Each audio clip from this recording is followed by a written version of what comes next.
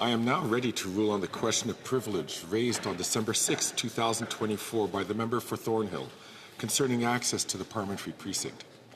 In her intervention, the member alleged that a protest in the lobby of the Confederation building on the morning of Tuesday, December 3, 2024, impeded her ability to access her parliamentary office and, more broadly, obstructed parliamentary business. She stated that, in some other instances, meetings had to be cancelled. Citing procedural authorities, previous rulings, and committee reports on past incidents regarding access to the precinct, the member noted that such matters typically constitute prima facie breaches of privilege. She further argued that media reports on December 5 suggested that members for Edmonton Strathcona, Hamilton Centre, and Winnipeg Centre joined the protesters in the lobby of the building and were thereby complicit in preventing other members from accessing their offices. She suggested that this was an intentional obstruction of Parliament and could constitute contempt. D'autres députés sont intervenus pour offrir. Other members intervened to provide their accounts of what transpired that morning, including the member for Battleford's Lloydminster, who stated that her safety and her staff's safety were jeopardized. For their part, the members for Edmonton Strathcona, Hamilton Centre, and Winnipeg Centre disputed the claims that they were involved in the organization in the protest.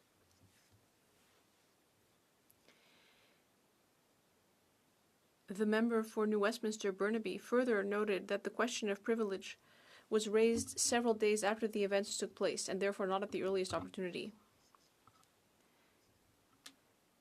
The chair must first clearly state that the safety and security of members, staff, and other visitors is always taken very seriously. Nobody should feel unsafe anywhere within the parliamentary precinct. Upon hearing the concerns raised by the member for Thornhill, I immediately inquired with the Sergeant-at-Arms and the Parliamentary Protective Service, known as PPS, to ascertain the circumstances of the protest. Their account of events shows that throughout the protest, the safety of individuals, including members, and the security of the precinct were never compromised. Furthermore, the appropriate level of resources, which were nonetheless significant, was deployed, and the situation was resolved in a timely and peaceful manner. In her submission, the member for Thornhill noted that media reports in the days following the incident led her to raise her question of privilege when she did, as they demonstrated an organized attempt to obstruct the business of Parliament. However, the Chair's view is that any obstruction to members, their staff, and guests would have been apparent in the moment, regardless of what media reports would subsequently reveal. As a result, in raising her question on December 6, when the incident occurred on the morning of December 3, the Chair is not satisfied that the member raised the matter at the earliest opportunity. Nevertheless, the Chair still wishes to address a question of privilege by assessing the merits of the matter. En l'espèce, on demande à la présidence In the case before us, the Chair is being asked to determine if the events of December 3rd impeded members in the discharge of their parliamentary duties, as stated in House of Commons Procedure and Practice, 3rd edition, at page 108, quote, "Over the years, members have regularly brought to the attention of the House instances which they believed were attempts to obstruct, impede, interfere, intimidate, or molest them, their staff, or individuals who had some business with them or the House." Unquote. It further states on the same page, quote, "Speakers have consistently upheld the right of the House to the services of its members, free from intimidation, obstruction, and interference." Unquote. This incident was disruptive and stressful. It was indeed regrettable, for instance, that one member's guest cancelled his visit because of security concerns. It is nonetheless important to the Chair to reassure members that PPS follow the necessary protocols for addressing these types of situations. They prioritize safety for all while allowing members to enter the building. During the protest, In the main entrance and lobby of the Confederation building, members, staff, and business visitors were redirected to enter the building through an alternate entrance while PPS dealt with the protest inside the building. Where warranted, PPS officers escorted members and their visitors to a secondary and secure door into the building. Dans son intervention, la députée In her submission, the member for Thornhill referred to previous cases where members were impeded in some way. Several examples involved a variety of events, such as protests or police security cordons that resulted in delays for members trying to access the precinct or the chamber.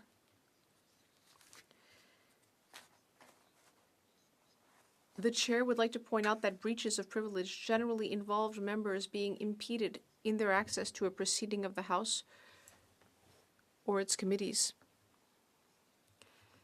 House of Commons Procedure and Practice, 3rd edition, states at page 109, quote,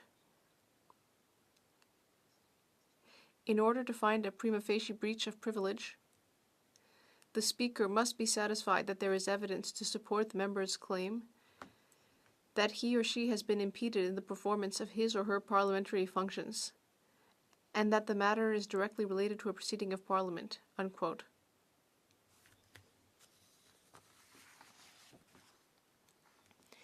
In a ruling on a similar matter involving a sit-in in a minister's office, coincidentally also in the Confederation building,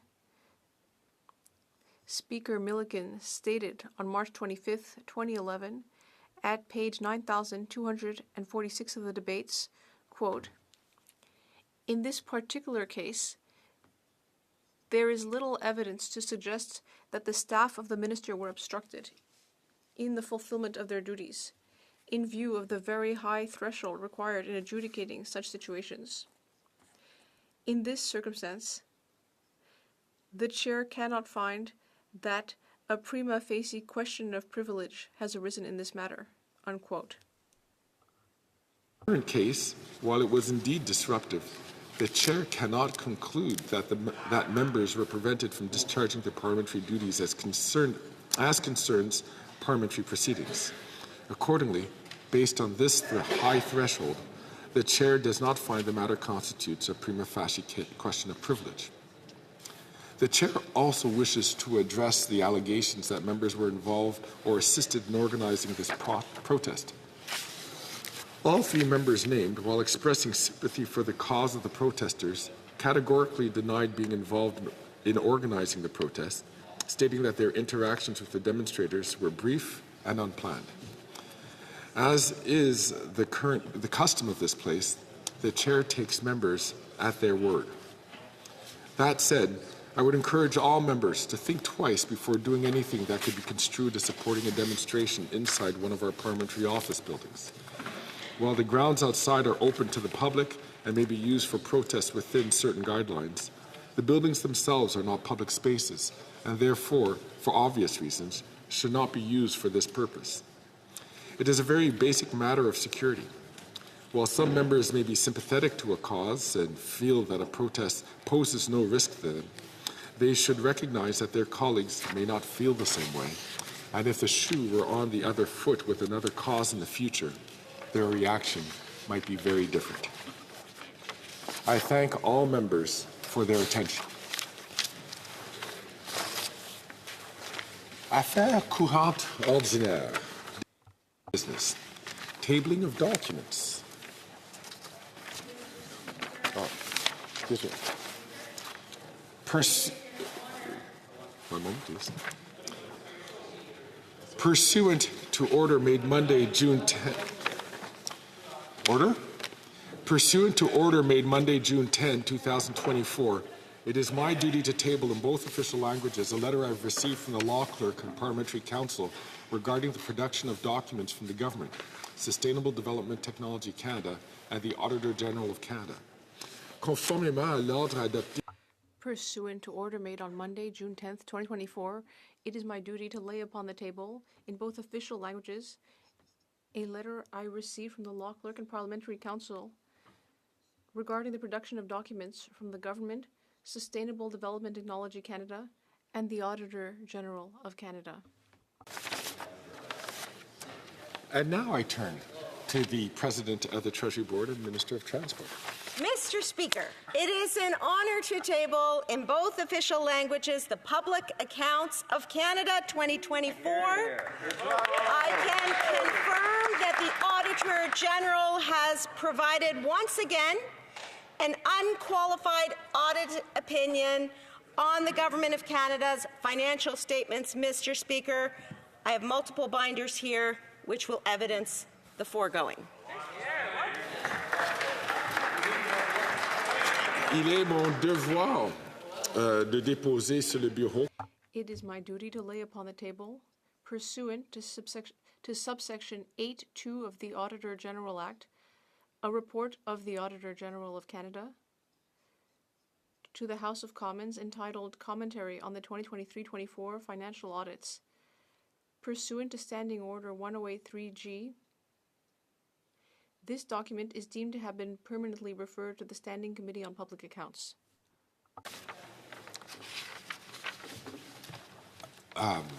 Madame President of the Treasury Board.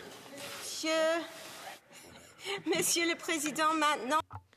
Mr. Speaker, it is a pleasure to table in both official languages on behalf of 87 departments and agencies the departmental results reports for 2023-24.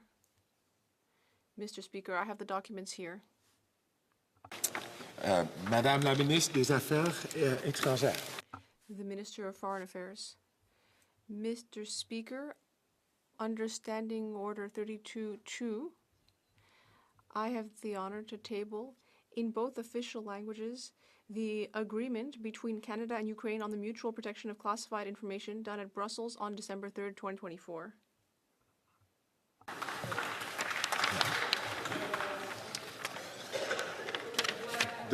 Recognize the Honourable Parliamentary Secretary to the Leader of the Government in the House of Commons. Yes, thank you, Mr. Speaker. Pursuant to Standing Order 36.8a, I have the honour to table in both official languages the government's response to 11 petitions.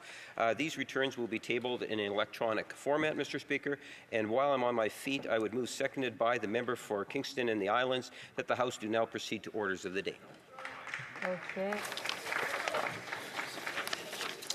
Mr. Lamoureux, seconded by Mr. Gerritsen, move that the House do now proceed to orders of the day.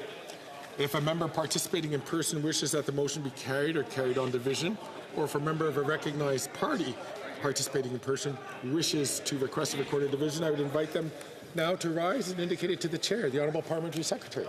Mr. Speaker, we request a recorded vote, please. Call in the members.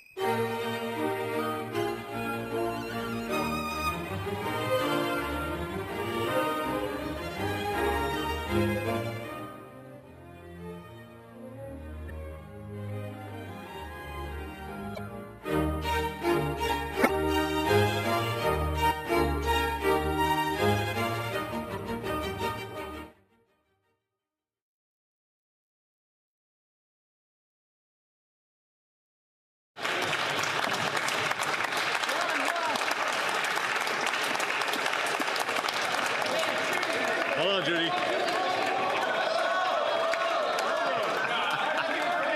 It's happy birthday.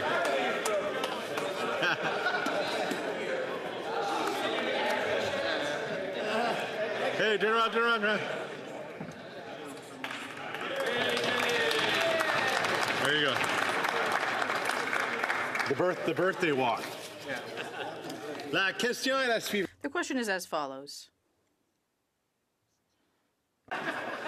Mr. Lamoureux, seconded by Mr. Garretson, move that the House do now proceed to orders of the day. The 10-minute period for members voting electronically has started. The House will now proceed to vote for members participating in person. All those in favor of the motion will please rise. Ms. Gould. Ms. Gould. Mr. Macaulay Cardigan. Mr. Macaulay Cardigan. Ms. Chagger. Ms. Chagger. Miss Murray. Ms. Murray. Mr. McKay. Mr. McKay. Ms. Scroll. Ms. Scroll. Mr. Casey. Mr. Casey. Madame Bibot. Madame Bibot. Mr. Ananda Sangre. Madame Ananda Sangri. Miss Jazik. Ms. Jazik.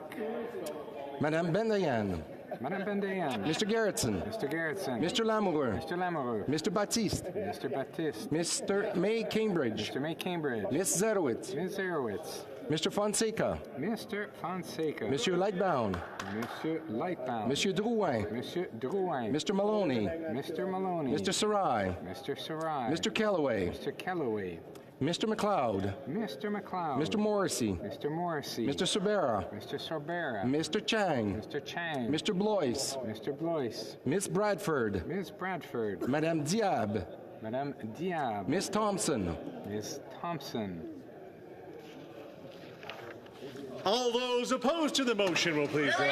Mr. Bazan, Mr. Bazan. Mr. Williams, Mr. Williams. Mr. Brock, Mr. Brock. Miss Lanceman, Ms. Lanceman. Mrs. Gray, Mrs. Gray. Mr. Ellis, Mr. Ellis. Mr. Kelly, Mr. Kelly. Mr. Baldinelli, Mr. Baldinelli. Mr. Kimmich, Mr. Kimmich. Mr. Jenis, Mr. Janis. Mr. Lawrence, Mr. Lawrence. Monsieur Bertol, Mr. Berthold. Mr. Workington, Mr. Workington. Mrs. Kuzi, Mrs. Kuzi. Mr. Seaback, Mr. Seaback. Miss Ferrari, Ms. Ferrari. Mr. Chambers, Mr. Chambers. Mr. Macaulay Edmonton West, Mr. Macaulay Edmonton West. Mrs. Goodridge, Mrs. Goodridge. Mr. Aitchison, Mr. Aitchison. Mr. Patzer, Mr. Patzer. Mrs. Gallant, Mrs. Gallant. Mr. Muse, Mr. Mew. Monsieur Généreux, Monsieur Genereux. Mr. Epp, Mr. Epp. Miss Rempel Gardner, Miss Rempel Garner. Mr. Tolmie, Mr. Tolmie. Mrs. Wagenthal, Mrs. Wagenthal. Mr. Allison, Mr. Allison. Mr. Nader, Mr. Nader. Mr. Weber, Mr. Weber. Mr. McGuire, Mr. McGuire. Mr. Shields, Mr. Shields. Mr. Falk Provencher, Mr. Provencher. Mr. Motts, Mr. Motts. Mr. Williamson, Mr. Williamson. Mr. Soroka, Mr. Soroka. Mr. Carey, Mr. Carey. Mr. Vierson, Mr. Vierson. Mr. Kitchen, Mr. Kitchen. Monsieur Perron, Monsieur Perron. Monsieur Barcelou Duval, Monsieur Barcelot Duval. Monsieur Lemire, Monsieur Lemire. Monsieur Sauvé, Monsieur Sauvé. Mr. Julian, Mr. Julian. Mr. Massey, Mr. Massey. Miss McPherson, Ms. McPherson. Miss Dance, Ms. Dance. Miss Blaney, Ms. Blaney. Miss Barron, Ms. Barron. Miss Kwan. Ms. Kwan. The House will now wait for the electronic voting period to end before resuming its proceedings.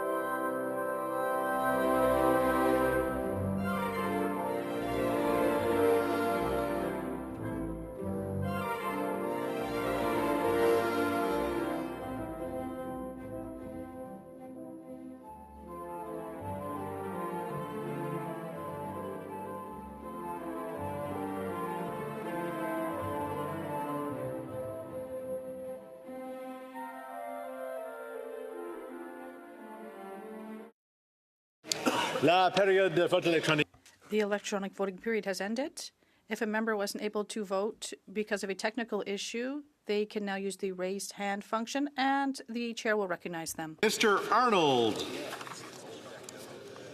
Mr. Speaker, my authenticator app would not allow me to vote or to vote virtually. I vote nay.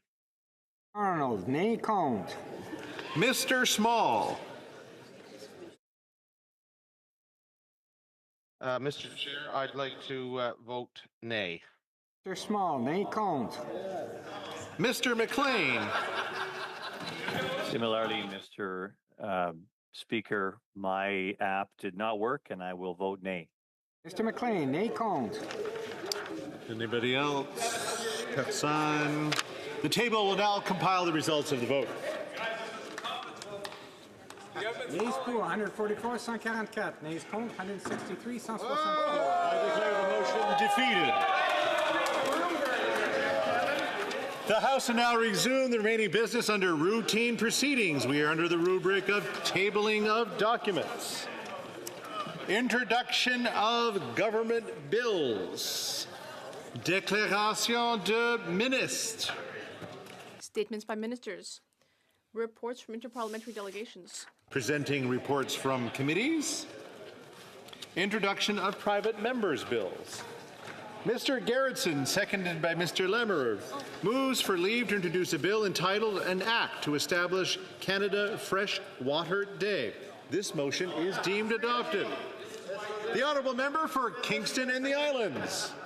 Yes, Mr. Speaker, it's an honour to introduce a bill entitled An Act to Establish Canada Freshwater Day. And while I'm on my feet, I move, seconded by the member from Winnipeg North, that the House proceed to first reading of Senate public bills. Good idea. Mr. Garrettson, seconded by Mr. Lamoureux, move that the House do now proceed to first reading of Senate public bills. If a member participating in person wishes that the motion be carried or carried on division, or if a member of a recognized party participating in person wishes to request a recorded division, I'd invite them to rise and indicate to the chair. The Honourable Deputy House Leader. Recorded division, please, Mr. Speaker. Good idea. So it's going to be that kind of thing. Call in the members.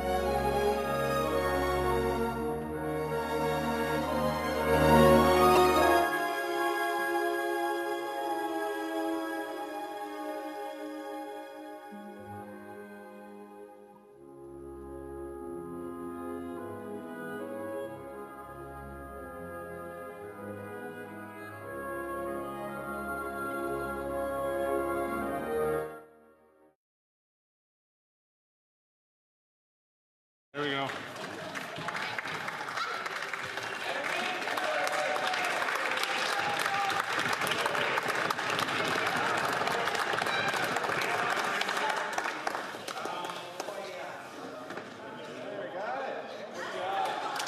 There you go.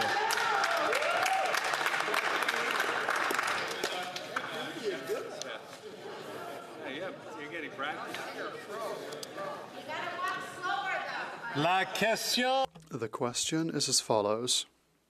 Mr. Garrettson, seconded by Mr. Lamoureux, moves that the House do now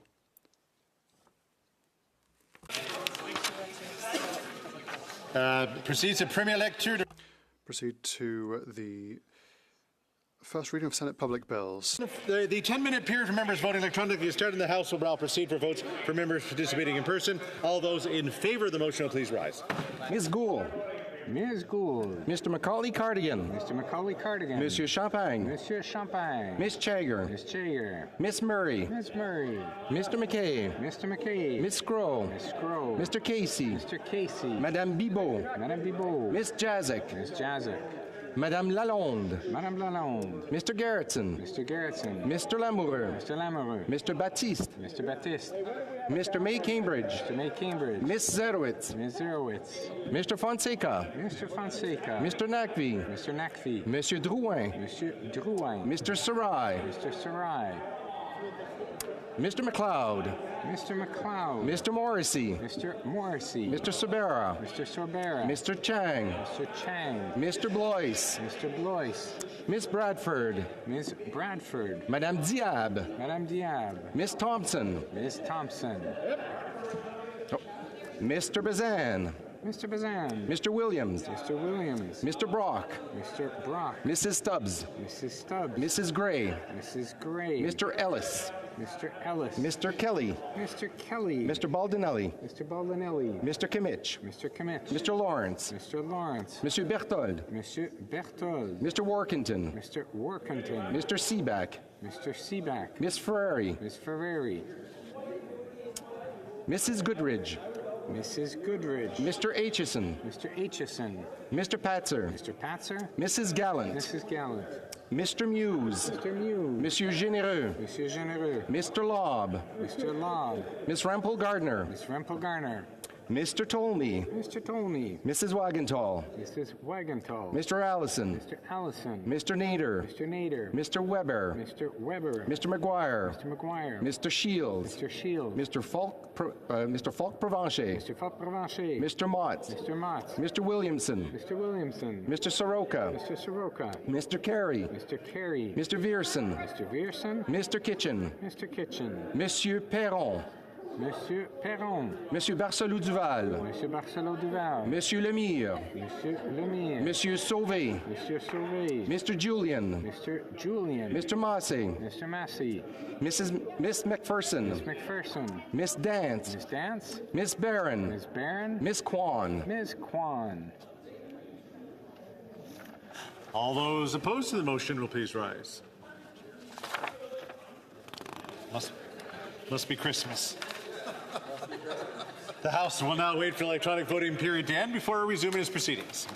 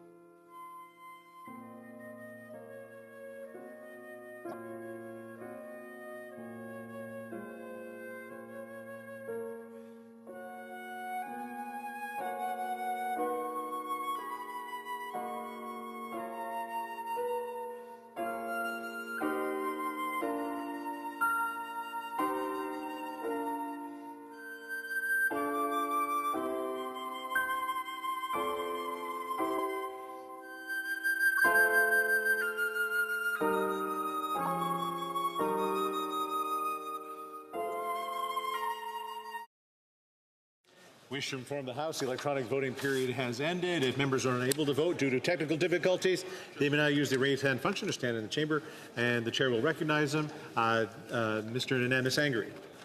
Thank you, Mr. Speaker. I'd like to register the vote as yes. Mr. Ananda Sangari, yay pour.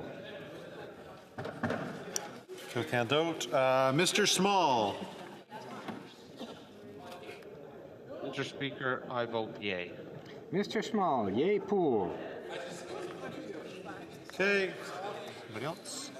The table will now compile the results of the vote. Yeas pour 296, 296. Nays contre 1717. I declare the motion carried. The House will now resume with the remaining business under routine proceedings. We enter the rubric of first reading of Senate public bills. What happened there? How did we win? Motions. Mr. Seaback, seconded by Mr. Williams, moves that the second report of the Standing Committee on International Trade presented on Thursday, October 27, 2022, be concurred in. Debate. The honourable member for Caledon, Dufferin-Caledon. I'll be splitting my time with the member for Bay of Quinte. This report is from October of 2022 on softwood lumber dispute. 2 years later, absolutely nothing accomplished by this incompetent Liberal government, who now is mired in even deeper chaos after the events of yesterday. So the chance of that getting resolved anytime soon is a distant memory. And in fact, last night, Mr. Speaker, the people of BC had an opportunity to pass judgment on this corrupt, incompetent Liberal government and their handling of the softwood lumber file. Tamara Jansen won Cloverdale Langley City by a whopping 50%. Not 50% of the vote, she won by 50%. I have a point of order. The honourable member for Humber River Black Creek. I know I'm new here and you don't always get my title ever quickly, but I just want to suggest we're here to talk about a very important thing, which is a concurrence motion on international trade. And if you're trying to keep people on a point, I would suggest that the comments that have already been made by my honourable colleague should move on to international trade. I will remind everyone to stick to, of course, stick to relevance. But I mean, the honourable member was 20 seconds in, or 40 seconds into his speech. The honourable member for Dufferin-Caledon. Well, I can understand why Liberals don't want to talk about the absolute thrashing they took in British Columbia, where softwood lumber is the big issue that the committee reported on, and the people of British Columbia have delivered their judgment on this corrupt, woke, incompetent Prime Minister with a resounding victory in Cloverdale Langley City by Tamara Jansen by 50% of the vote. And the NDP reduced to 12% with their... I think another point of order from the honourable member for Humber River Black Creek. Mr. Speaker, we are here to discuss international trade, and I recognize the importance of different things that went on yesterday. But if we are going to have a fruitful debate, and I know my vice chair and the other members are anxious to add their comments onto it, I would ask that you get ourselves focused on the issue at hand. Same point of order, the honourable for Calgary Rocky Ridge. On the same point, I don't know, I drew a straight line from the substance of the debate, which dealt with in international trade and the election results. So I'm quite interested to hear more about the connection between international trade and the election result last night. Software? As members know, we do give a lot of latitude on what we can bring forward. We know that we have specific amounts of time, and I will ask the honourable member to get to the point at hand. The honourable member for Dufferin-Caledon. Thank you much, Mr. Speaker. And of course, the NDP, for their continued cowardly support of this woke Prime Minister, got 12% of the vote. The costly coalition is delivering devastating electoral results for this government. And with that, Mr. Speaker, I conclude my remark. There you go. Questions and comments. The Honourable Parliamentary Secretary to the Government House Leader. Thank you, Mr. Speaker. You know, when it comes to international trade, technically no government in the history of Canada has signed off on more trade agreements than this government. And I think that speaks volumes in terms of to the degree in which, as a government, we understand and appreciate that Canada is a trading nation. And a part of being a trading nation supports Canada's middle class and those aspiring to be a part of it. I'm a bit surprised that the Conservative Party, in the most recent vote on a trade agreement that was with Ukraine, the Conservatives, including the member that just spoke, actually voted against a Canada-Ukraine trade agreement. Mr. Speaker, I suspect I'm going to get more time as we go on this morning. I look forward to being able to tell the Conservatives why it is that they are an absolute total failure when it actually comes to the trade file over the last year. My question to the member is, can he explain why he specifically voted against the Canada-Ukraine trade agreement? Senator Dufferin-Caledon. Simple. They tried to put a carbon tax in a trade agreement for the first time ever. It was desperate, it was pathetic, and we voted against a bad trade agreement. But to get back to the point at hand, on softwood lumber, $9 billion worth of duties now collected by the United States, tens of thousands of workers out of work, and the person who chairs the Canada Cabinet Committee for the Canada-United States just resigned, calling this government engaging in election gimmicks. So at a time when we're facing 25% tariffs from the incoming President of the United States, a 9-year dispute on softwood lumber going nowhere, their incompetence in this file is unrivaled. The only question I really have is, why is the NDP still supporting this terrible government, especially after getting crushed in BC with 12% in this by-election? Questions and comments. The Honourable Member for Abitibi-Témiscamingue. Thank you, Mr. Speaker. I would like to have talked about the motion with respect to international trade, but I would like to ask him a question about the by-election in Cloverdale, Langley City. The member that was elected, the Conservative member, is a former member of this House that is recognized, known for her very controversial opinions. I'd like to know what my Conservative colleague thinks about her arrival in the caucus. Does it strengthen his position? Controversial views he's talking about. What I do know is this. She got 66% of the vote, crushing the Liberals by 50%. Every member in that Liberal caucus now knows their seat is in danger. They've lost elections in Toronto, in Montreal, and now destroyed in British Columbia. And the other thing, though, that's so concerning for the NDP is they got 12%. 12% in British Columbia. The Roosters are coming home to roost for an NDP leader who pathetically and continuously supports this corrupt, woke Liberal government. They are getting served what they deserve in British Columbia, and they will when there's a carbon tax election as well. Questions and comments? The Honourable Member, New Westminster Burnaby. Very much, Mr. Speaker. I mean, the reason why Conservatives couldn't even muster a full speech on international trade is because their record has been so lamentable. I mean, we look at the CBSA cuts that they put into place during the corrupt Harper regime, actually eliminating almost 1,200 frontline positions, which have led, of course, to the kinds of problems that we're seeing now at the border. Now, they voted against the Ukraine trade deal as well. And we saw when the Conservatives were in place under the Harper Conservatives, the Harper regime had a terrible record when it came to selling out this country. And so that's why the Conservatives presented a concurrence motion and then couldn't even muster a 10-minute speech to actually talk about international trade. It's because their record has been so poor. So I'd like to come back to my colleague and simply ask him, why did they kill 1,200 positions in CBSA that has led to the crisis that we're seeing today? Member for Dufferin-Caledon. I am so glad that the NDP member brought up selling out, because what we're seeing in this country right now is the NDP leader selling out Canadians for his pension. And they're getting their just desserts on that. 12%. They almost didn't get their rebate in the by-election that just happened in British Columbia.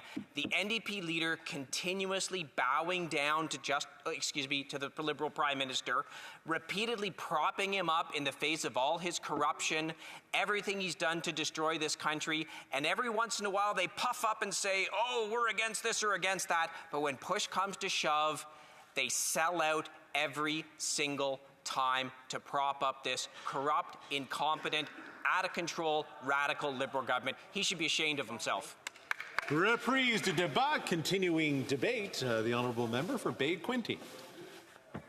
Mr. Speaker, Adam Smith is the father of modern economics, and he understood a timeless truth. Trade is wealth. When we talk about trade and trading nations do best when they sell the things that they produce the best and they trade for the rest. And Canada is a trading nation, or it should be.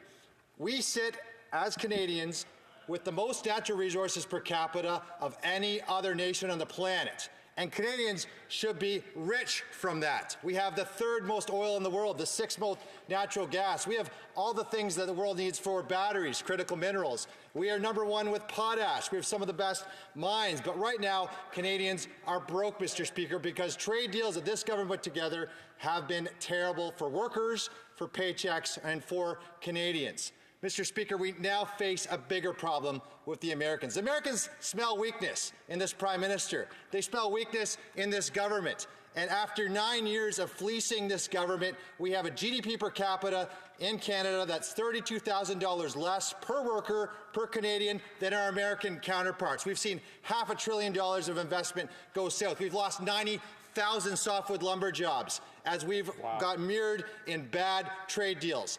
And so when we have a weak Prime Minister and we have a weak government, it means we need a strong opposition to formulate a trade partnership with our Trade Committee in order to study the upcoming CUSMA trade deal to make sure that we're tackling the weakness of this Prime Minister versus the strong President coming into the U.S. to ensure that we then have strength from this Parliament, because we certainly don't have it from this government. So, Mr. Speaker, we're asking for this Trade Committee to reconvene, to that we bring forth many witnesses to study the effects that a Donald Trump government will give to Canada and to Canadians and to their workers. So, Mr. Speaker, I'm going to read an amendment to our motion today, that the motion be amended by deleting all the words after the word that and substituting the following.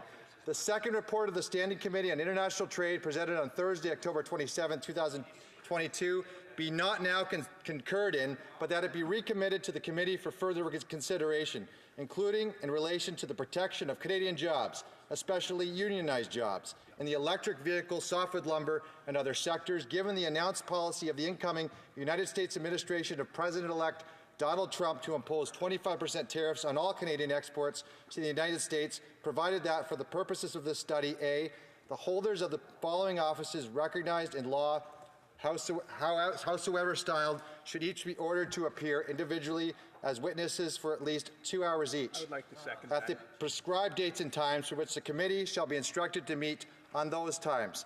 1. The Minister of Labour on Monday, January 6, 2025 at 2 p.m. 2. The Ministry of Industry on Tuesday, January 7, 2025, 11 a.m. 3. The Deputy Minister of Citizenship and Immigration on Tuesday, January 7, 2025, at 2 p.m. 4. The Minister of International Trade on Wednesday, January 8, 2025, at 11 a.m. 5. The Director of Canadian Security Intelligence Service on Wednesday, January 8, 2025, at 2 p.m. 6. The Minister of Foreign Affairs on Thursday, January 9, 2025, at 11 a.m. 7. The President of the Canada Border Services Agency on Thursday, January 9, 2025, at 2 p.m. 8. The Minister of Citizenship and Immigration on Monday, January 13, 2025, at 11 a.m. 9. The Ambassador of Canada to the United States of America on Monday, January 13, 2025, at 2 p.m. 10. The Minister of Public Safety and Emergency Preparedness on Tuesday, January 14, 2025, at 11 a.m. 11. The National Security and Intelligence Advisor to the Prime Minister on Tuesday, January 14, 2025, at 2 p.m. 12. The Minister of Finance on Wednesday, January 15, 2025, at 11 a.m. 13. The Commissioner of the Royal Canadian Mounted Police on Wednesday, January 15, 2025, at 2 p.m. And 14. The Prime Minister on Thursday, January 16, 2025, at 11 a.m. B, the committee shall hold such additional meetings as may be necessary during the weeks of January 6th and 13th, 2025 to hear from stakeholders, experts, union leaders, premiers, or other representatives of provincial and territorial governments and other witnesses who are proposed by the members of the committee. And C, if a new or increased tariff is imposed by the United States government during the week of January 20th, 2025, 1, the committee shall meet within 24 hours of any such announcement, and 2, the committee may order the reattendance of any minister named in paragraph A as the committee sees fit.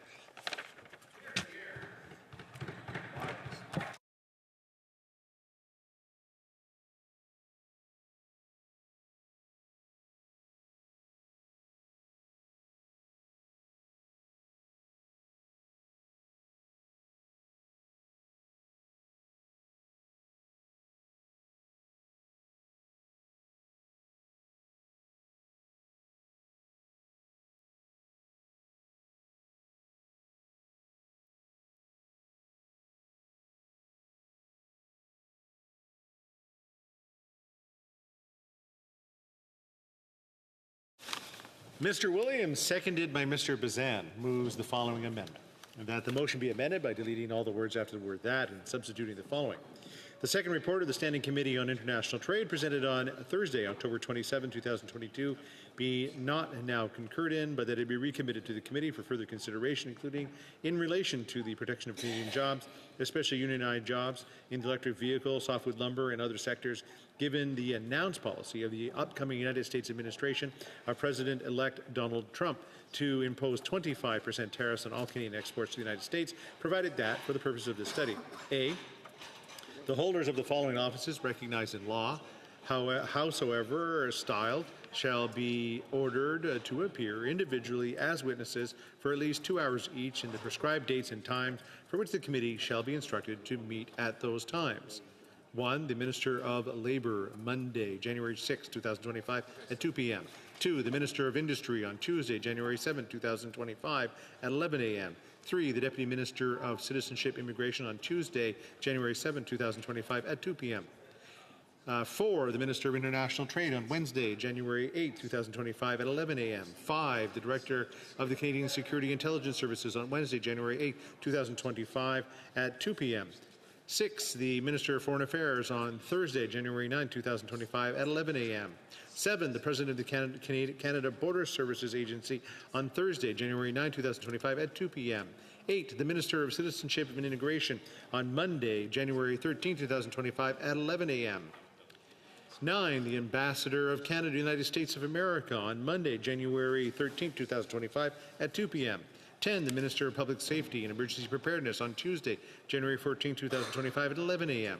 11, the National Security and Intelligence Advisor to the Prime Minister on Tuesday, January 14, 2025 at 2 p.m. 12, the Minister of Finance on Wednesday, January 15, 2025 at 11 a.m.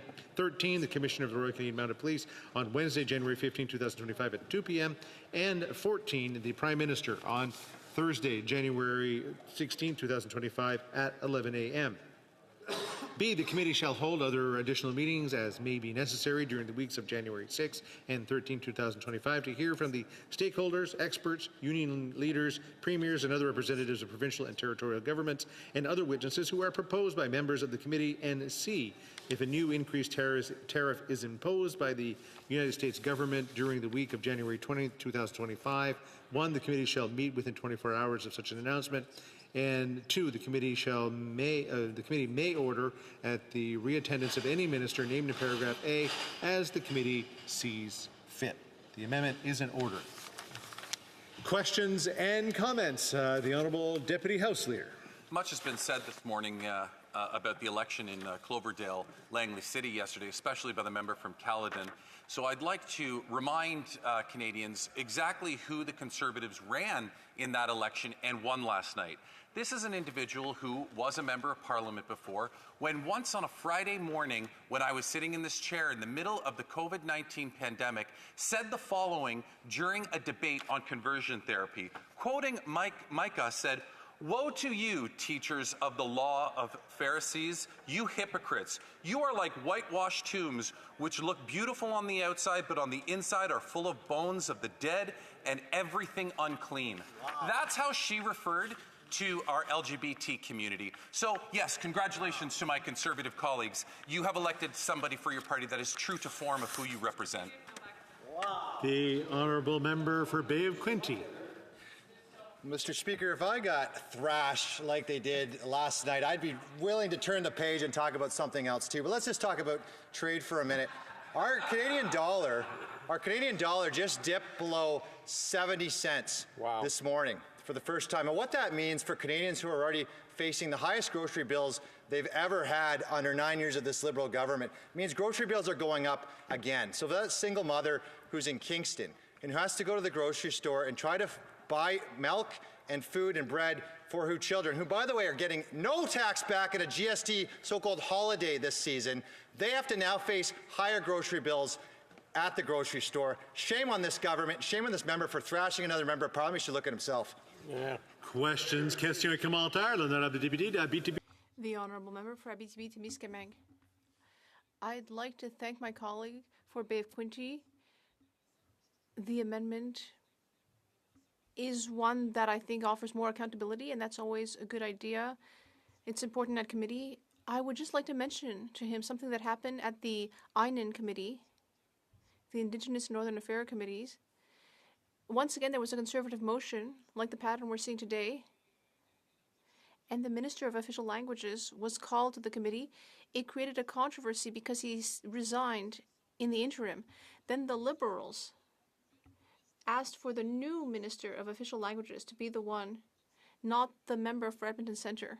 So all sorts of things happened. There was a whole bunch of going back and forth to the House. Did my colleague think about that? Did he think about the fact that when he tabled his motion calling on the Prime Minister that he might no longer be Prime Minister? Thank you. Of Quinte. Well, Mr. Speaker, merci beaucoup pour mon honourable colleague. We can only dream. I think Canadians right now are all unanimous. They agree that this Prime Minister needs to resign, that we need a new government. But we're forced on the reality right now that this Prime Minister isn't going anywhere, buoyed up by the NDP, who seem to think that everything is all is well.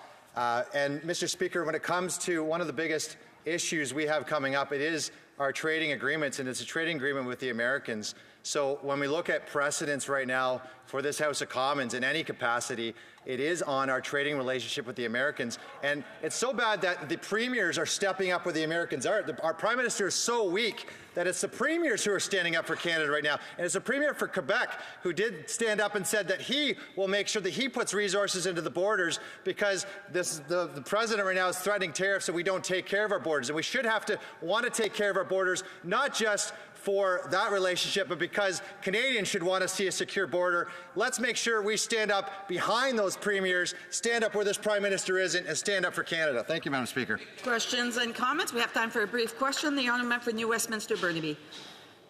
Well, thank you very much, Madam Speaker. I mean, the official opposition is supposed to be a government that's prepared to put in place policies. And tragically, the Conservatives have been absolutely lamentable when it comes to border security. I mean, they're the ones that devastated our CBSA staff. 1,200 officers eliminated under the Harper regime. Tragically, the Liberals haven't restored all of those positions, only part of them. And that is the nux of the problem, Madam Speaker. This Conservative inaction, Conservative cuts, have made our border less secure. Will a single Conservative stand up and apologize for what they did in devastating border security? Answer from the honourable for Bay of Quinte. Madam Speaker, if anyone needs to apologize, it's this opposition leader and this opposition, the NDP, asking Conservatives who 9 years ago made changes when there wasn't a problem with the border, had 9 years to fix it, and now are complaining about the border not being fixed. Madam Speaker, we're going to put the resources into the border. We're going to stop the problems that are occurring over the border. We're going to make sure that the fentanyl traffickers that this NDP government and the Liberal government allowed get put back and put behind bars. We're going to take care of the border because this government won't. Thank you, Madam Speaker.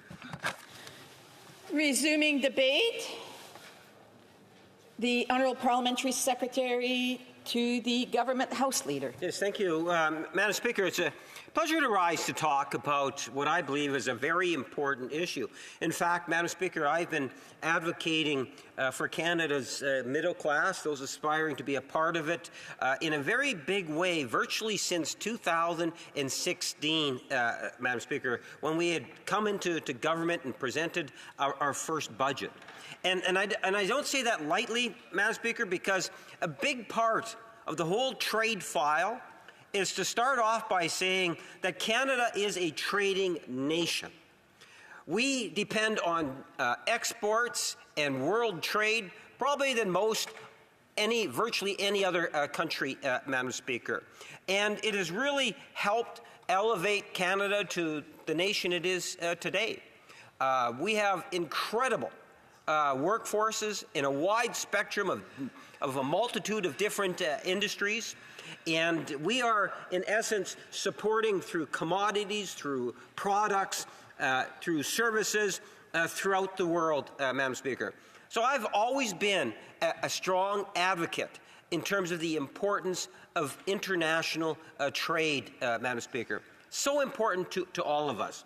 I find it interesting that the Conservative Party actually wanted to talk about trade today when you contrast the Conservative Party, especially over the last couple of years, and the policy positions that they have taken to what it is that we have done as a government.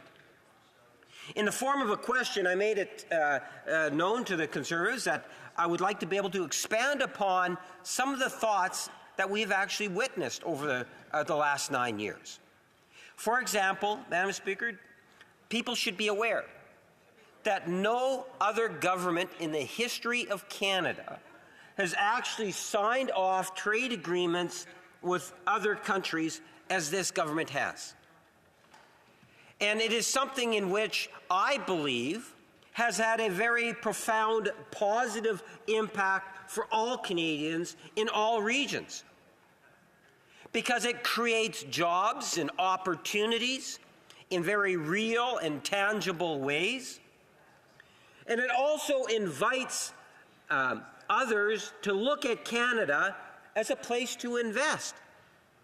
In fact, Madam Speaker, back in 2023, Canada was #1 in terms of the G7 on a per capita basis in terms of foreign investment coming into a country. #1. Worldwide, on the same metric, you'll find that Canada was #3, Madam Speaker.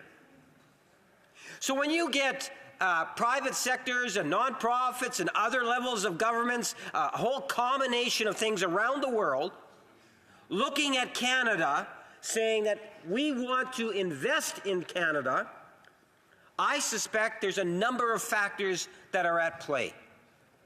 One of those is the fact that as a government over the last 9 years, we have been so successful in negotiating and getting signed trade agreements, Madam Speaker.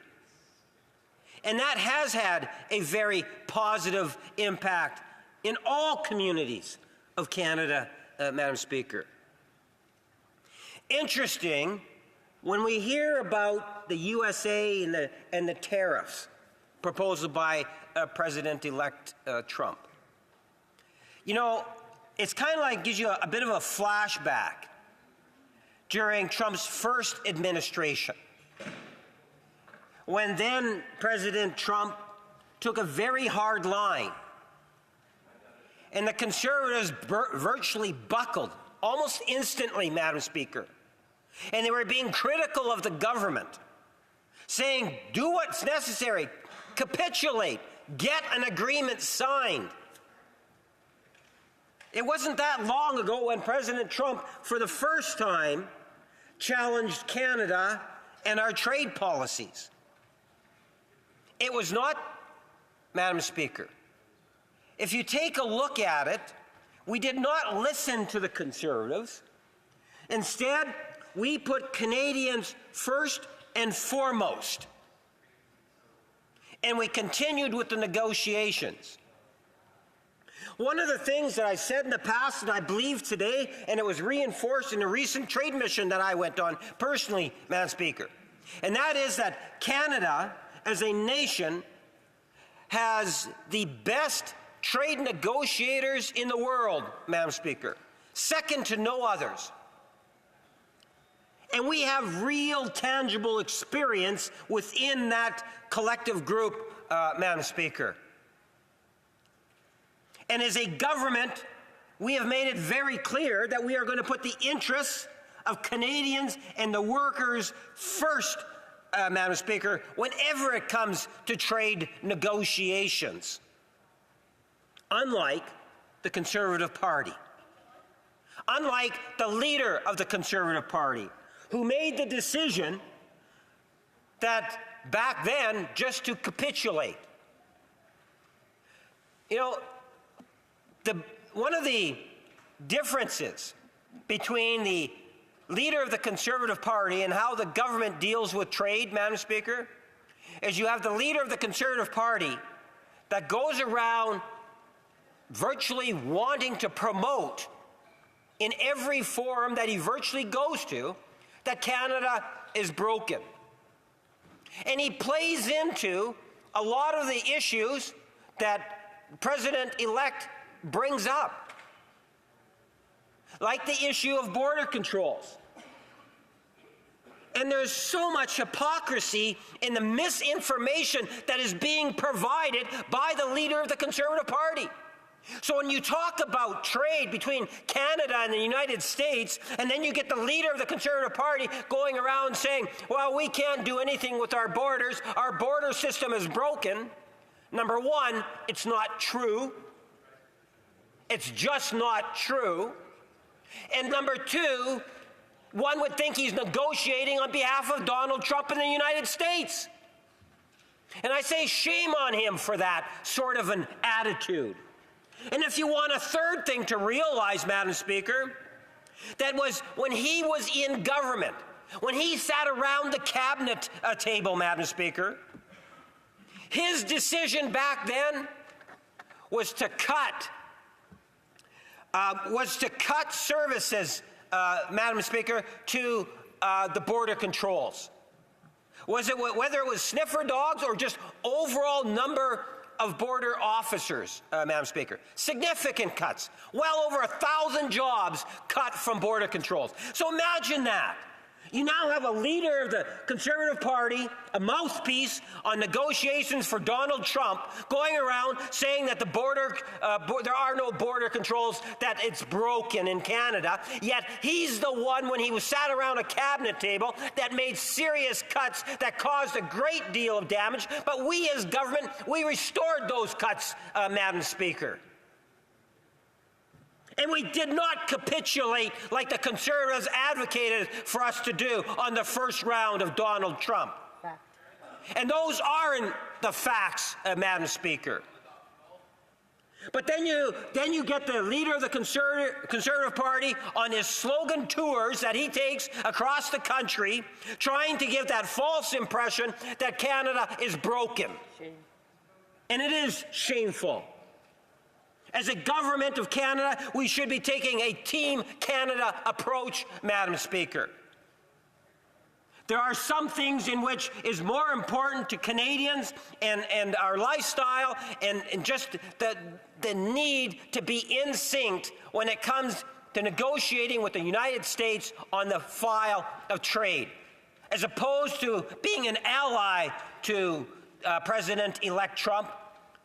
He should be looking at being an ally with Canadians in dealing with the need to have a negotiated agreement with the United States that is fair and good for Canadians and Canadians first, Madam Speaker. And the leader of the Conservative Party has not demonstrated that in real terms. He might have fancy slogans and they might be able to pump them out like there's no tomorrow, Madam Speaker, but at the end of the day, when it comes to serving Canadians in a very real and challenging, in a challenging way, the member from the leader of the Conservative Party is found wanting, I would suggest, Madam Speaker. And that is the reality of it. Why is trade so important, Madam Speaker? Because it means jobs and opportunities, whether it's in the service industry or the building, constructing of widgets. Food security. You know, I had the opportunity earlier this month to be a part of a trade mission to the Philippines, Madam Speaker. What a wonderful opportunity, and I'm grateful to have been with the Minister of International Trade, who did an outstanding job in terms of, through staff and diplomacy, we were able to bring what has been arguably, according to the President of the Philippines, President Marcos, one of the largest trade missions that he has seen in generations, Madam Speaker, in many years. Maybe not using the word generations, Madam Speaker, but in many years in the Philippines. And what happened, Madam Speaker? The point of order, the Honourable for New Westminster Burnaby. This is an important debate on international trade, but Conservatives are not showing up even though they provoked this, so I call quorum, Madam Speaker. I just want to remind member he can call quorum, but he shouldn't be saying how many people may be or not be in the chamber. I'm going to just double check on quorum.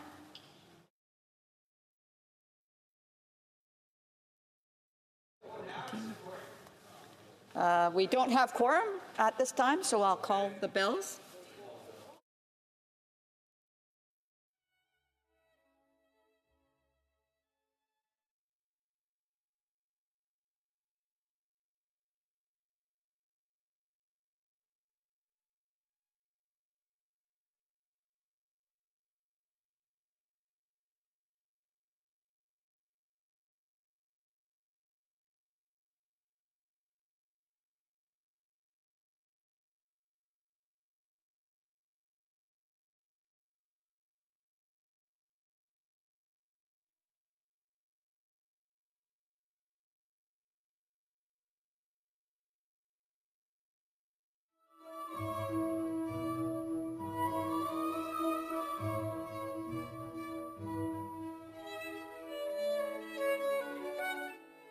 House Leader can resume.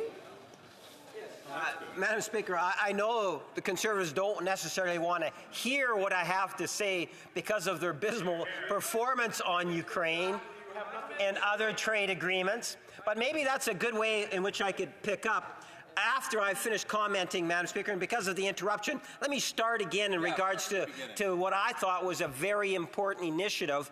For me, I've been advocating for better and encouraged trade relations between Canada and Philippines for many years. And that's the reason why I was so pleased to be a part of a trade mission to the Philippines where the Minister of International Trade was an absolute wonderful host to the degree in which even President Marcos commented on the size of the trade mission because it is the largest that he had seen in many, many years, Madam Speaker. We had, in essence, 800 participants, hundreds from Canada, hundreds from the Philippines. It was businesses and others coming together, and in essence, what I've described is almost like a speed dating between businesses as they were making connections, all for one purpose. What was it? To increase the opportunities of both nations to be able to expand upon trade, Madam Speaker. And there are a couple of things that really I would want to highlight. Through the trade mission and because of its success, the minister and the government ultimately announced that we are now entering into exploratory discussions for a trade agreement between Canada and the Philippines, Madam Speaker. That is good news, both for Canada and the Philippines. There are so many opportunities that are there. You know, earlier this year, back in February, I was in the Philippines with the Minister of Agriculture, where we actually opened up an office, an trade office, Madam Speaker, to recognize how Canada can actually play a strong role in the Philippines through its Manila office, and that office dealt with the Asian Pacific countries. 30-plus countries, Madam Speaker, all based on agricultural type of trade opportunities. So there is no doubt that the relationship between Canada and Philippines continues to grow and has never been better than what we have today with this government, Madam Speaker. And we're going to continue to push. I understand that those exploratory discussions could begin as early as this January, Madam Speaker. I can assure this House that I will continue to push and advocate for that trade agreement, much like I advocated for the Canada-Ukraine trade agreement. Let's have a flashback to the Canada-Ukraine trade agreement, Madam Speaker. You'll recall the heated discussions that were taking place on the floor of the House of Commons when we had the president of Ukraine at a time of war actually came to Canada to sign a trade agreement with Canada. It gives you the sense of urgency and why it is Ukraine wanted to be able to have this agreement signed off. It was such an important thing, Madam Speaker. And at the end of the day, when you stop and you think about it, every member of the House except for the Conservatives actually voted in favor of it, Madam Speaker. I think the community outside of Ottawa, outside of the Ottawa bubble, were shocked to see the very first trade agreement that the Conservatives ever voted against was the actual Canada-Ukraine trade agreement update, Madam Speaker. Incredible to see conservative after conservative stand in his or her place and say no to Ukraine, while at the same time we saw members of the NDP, all of them, members of the Green, the Bloc, and of course Liberals recognize the value of having that trade agreement with Ukraine, Madam Speaker. I cannot believe that the Conservatives voted against it. Why is trade important? Let me give you a tangible example, Madam Speaker. One of the industries that I often talk about inside the House is Manitoba's pork industry, Madam Speaker. It is such a wonderful industry. It has created literally thousands of jobs in the province of Manitoba. It has focused a great deal of concentration in the city of Winnipeg with thousands of jobs, Brandon, Neepawa, not to mention many rural communities, Madam Speaker, where we see the hogs being 4 minutes to go, Madam Speaker. I appreciate the heads up. I can tell you, Madam Speaker, that as an industry, the pork industry is very much wanting to see trade expand. It is an exporting industry in the province of Manitoba. There's many concerns in regards to it. But the bottom line is securing markets is absolutely critical to the pork industry, and it is something in which I will always stand up to defend and to advocate for, Madam Speaker. All one needs to do is take a look at the industry. I think it's 8 million hogs in Manitoba, or pigs will be born in Manitoba. We only have a population of just under 1.4 million, yet we have 8 million pigs. Well, Madam Speaker, I'm sure you can do the math and you can figure out that pork is being exported. Companies like High Life, who creates hundreds of jobs in the community of Neepawa, they are very much dependent on exports. When we had the trade mission in the Philippines, there were representatives from High Life, from Maple Leaf. Maple Leaf has a beautiful plant in Brandon, well over 1,000 jobs there. They have a beautiful plant in Winnipeg, well over 1,000 jobs there. And these are direct jobs, not to mention the indirect jobs. Madam Speaker, if you can give me a 1 minute warning, I would truly appreciate it. How much did she say? 2.5. Madam Speaker, these are all very important jobs. You know, take a look in the city of Winnipeg. We can talk about Flyers industry. World-class buses, Madam Speaker.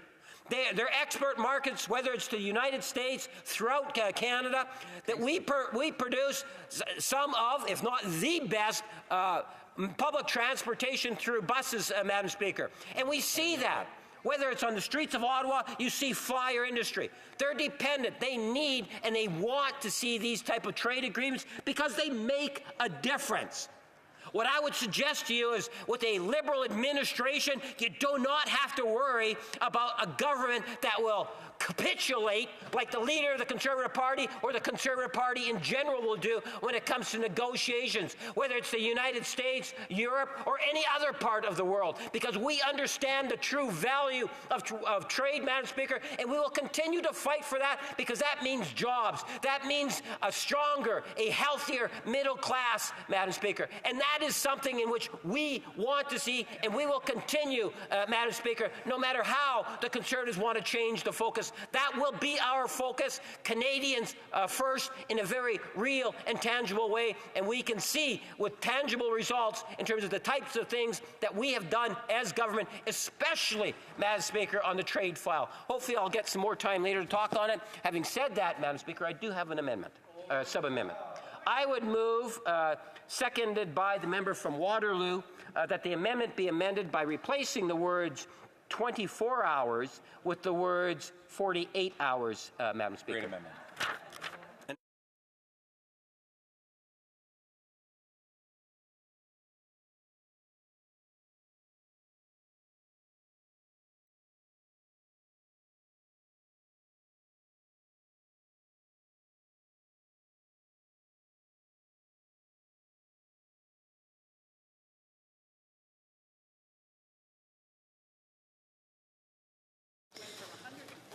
Mr. Lamoureux, seconded by Ms. Jagger, moves the following sub-amendment, that the amendments be amended by replacing the words 24 hours with the words 48 hours, and the sub-amendment is in order. Questions and comments? Questions et commentaires? The Honourable for Colonial Lake Country. Thank you, Madam Speaker. And in the intervention from the Liberal member, he talked about trade and he talked about a lot about jobs. And I wanted to ask him specifically about all of the forestry workers who have lost jobs in Canada, especially in British Columbia, where I'm from.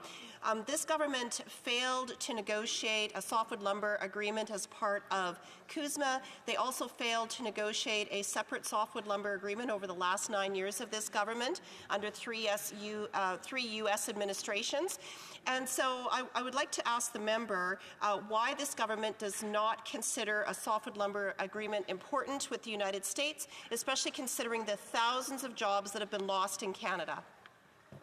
The Honourable Parliamentary Secretary. Yeah, seriously, Madam Speaker, the leader of the Conservative Party sat around a cabinet table with Stephen Harper when, in fact, he capitulated, as he suggested that we do on the trade agreement with the United States, in regards to the whole softwood industry. And as a result of his capitulation back then, we literally lost a significant portion of a potential industry that could have actually grown. They like to say that they got a deal. Well, anyone can score a deal, Madam Speaker.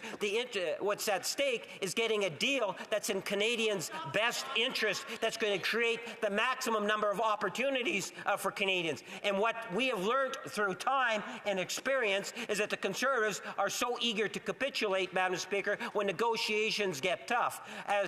Contrast that to us, Madam Speaker, we will continue to advocate as we have. As I've indicated, no other government in the history of Canada has signed off on more trade agreements than this government has. Hear, hear. Questions et commentaires, l'honorable. The Honourable Member for Pierre Boucher, Les Patriotes Verchères. Thank you, Madam Speaker.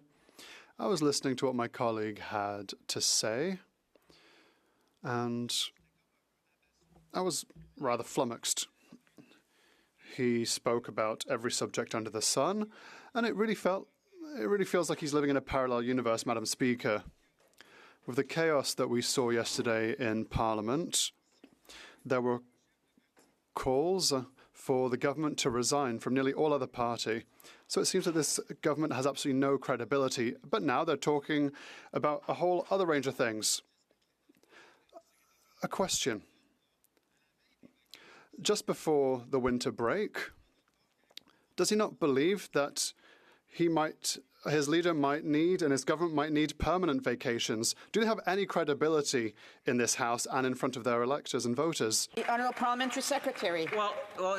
Madam Speaker, members opposite will excuse me for not necessarily wanting to focus in terms of what the desires of the opposition might be, but rather focus my attention in terms of what it is that Canadians want to see. And I can tell members opposite what they want to see is a government that continues to move forward on a number of different issues. I'm surprised the member did not ask about supply management. I always thought that the Bloc would want to highlight that particular issue, but given that they did not highlight that, allow me to highlight it, Madam Speaker. This is when it comes to the issue of supply management, it's been Liberals that have brought and introduced supply management here in Canada, and it's going to be a Liberal government that continues to protect supply management. And I'll tell you one thing, Madam Speaker, when we talk about negotiations with Trump, don't kid yourself. The Conservatives, under this leader, the Conservative leader, they will throw supply management out the door. They will. Canadians need to be concerned. If you want to protect issues like supply management when it comes to trade agreements, we got to be very careful not to ensure that the Conservatives never have the opportunity to be able to deal that away, because it's such an important issue. They will. Comments? The Honour from Nanaimo, Ladysmith. Thank you, Madam Speaker, and thank you to the member. Madam Speaker, I'd be remiss if I did not ask my colleague to consider some of the comments that have been made today by the Conservative Party, congratulating the newly elected soon-to-be MP for, Cloverdale Langley, who claimed, Cloverdale City, thank you for the correction.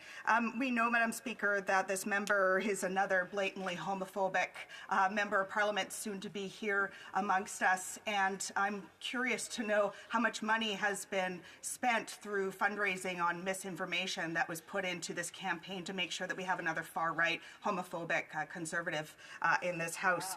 Madam Speaker, my question to the member is, we know that when Harper was in his position, there were so many positions lost. I have more details here, but I'm running out of time. 1,100 to 1,200 positions from CBSA, frontline officers that were lost. We lost 100,000 jobs in mills across Canada. Why did the Liberals not put us in a better position today so that when Trump's coming in, we're not in the same position? Thank you. The Honourable Parliamentary Secretary.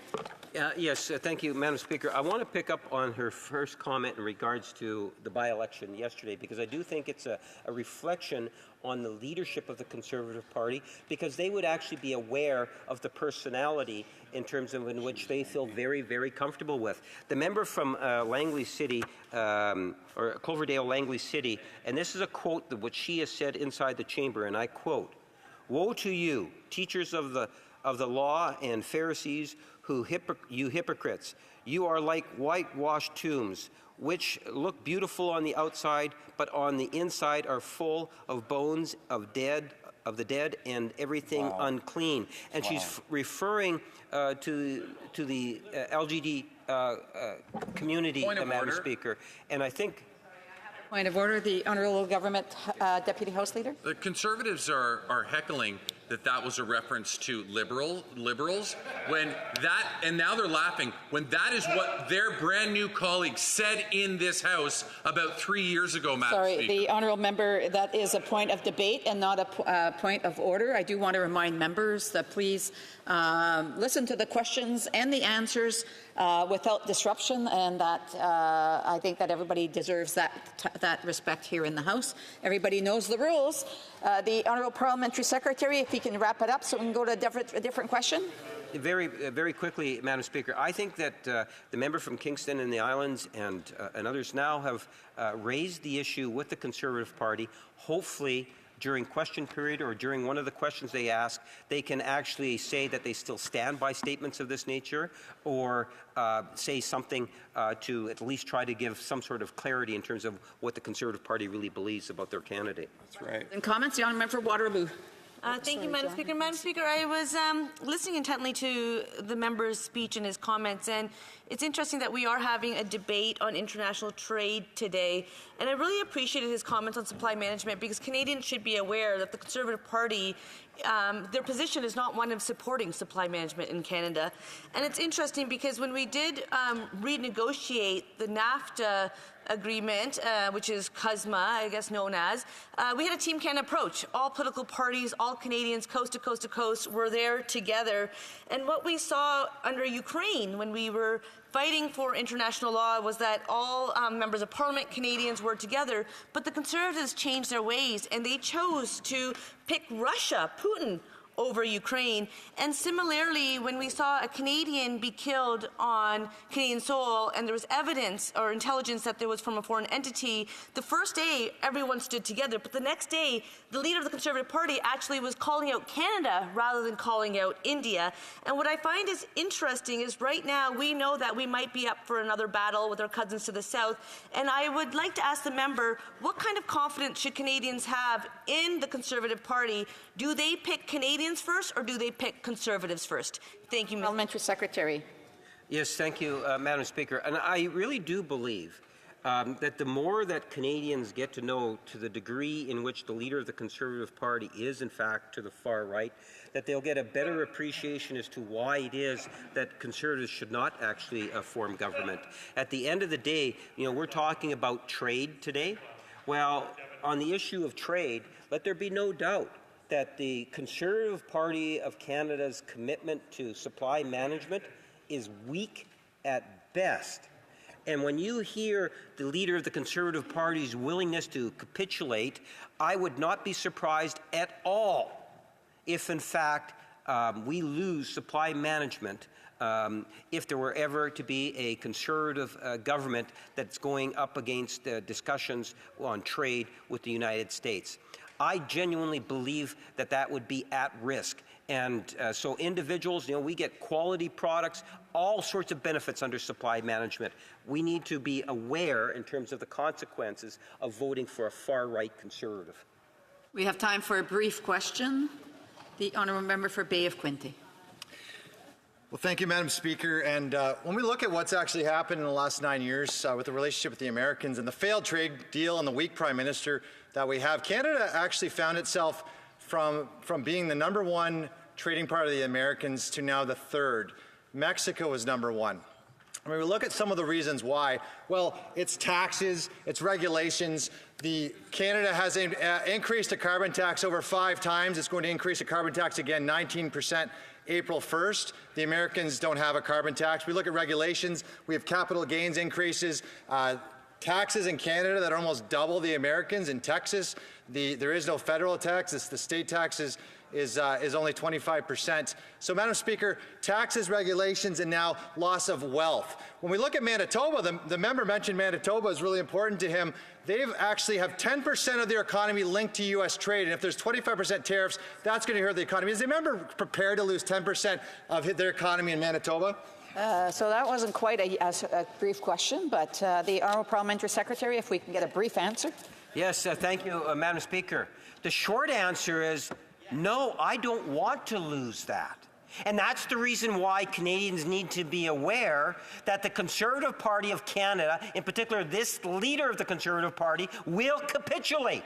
He will sell out Canada in order to get any form of an agreement with Donald Trump, Madam Speaker. That is the reality of it. And I believe that the more that Canadians become acquainted with the person of the leader of the Conservative Party, that they will also adopt the same conclusions that I have come to, and that is that the Conservative Party is the greatest threat to trade here in Canada in protecting certain industries, including supply management.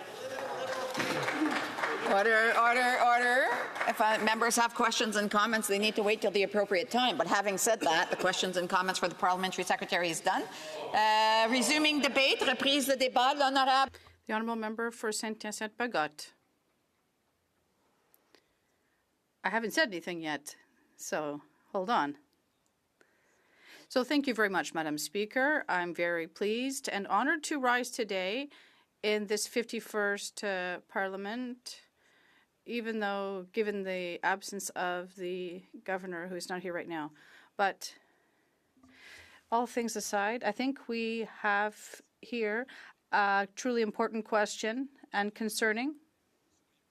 And let's be clear, we can't put our head in the sand or freak out yet. we're talking about these tariff threats. Right now, it's still hypothetic. We're basing this on one tweet that was sent, and then it was seen like an announcement as if on January 20th, as soon as Mr. Trump became the president of the United States, these tariffs would come into effect. But when you read the whole message, though, it says, unless there are deep changes established at the borders by Mexico and Canada, unless. So also, I think when you look at Mr. Trump's business background in particular, and when you look at his vision that he's always had as a candidate and also as a president during his first term, if I'm not mistaken, I don't think he will change his policy too much. His overall vision of international relations is rather traditional. It's globalization from the 1990s, when we thought that there was a world order and global citizenship and rules would end all national interests and nations.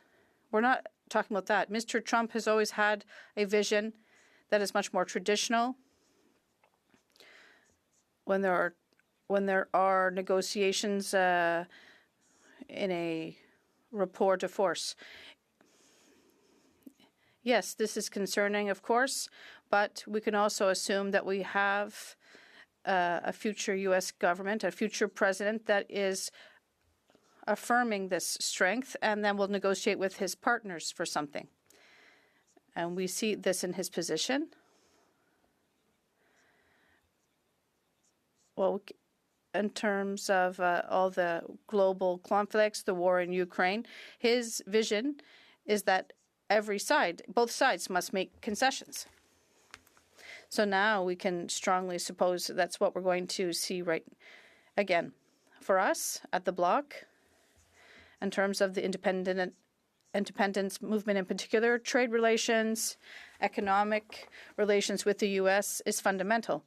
And there was a historical calculation that was done, a wager made by the independence movement, by our economists, that involved Jacques Parizeau and Bernard Landry before they both became premiers in 1994. But well before this, when the question with Brian Mulroney and free trade arose, under the context of U.S. protectionism, President Reagan wanted to sign a free trade deal with Canada, and it's thanks to Quebec's support and the independence movement that we were able to do so. And now today we see, of course, we went too far in some respects. Maybe we became too dependent on free trade. And then after, in the 90s, we crossed the fine line between facilitating trade and signing very binding agreements when all our lives have become commercialized. We went too far. But that was the calculation at the time. Even though we just lost a referendum in the 90s based on economic fear, many irrational fears, the independence movement was that they would never depend on Ottawa's changes in humor or face Ottawa's threat, because now we'd be able to do trade on a north-south basis and not east-west. But when we look at things today, the U.S. is Quebec's main trading partner. We have 12,000 Quebec companies that do business there. Some of them are particularly successful. Couche-Tard, Saputo, Miraless, many of them. There are many examples. They're roughly 50% of Quebec's GDP that is based on exports to the U.S. We are an exporting nation. So of these 50% of exports, 70% of them go to the U.S.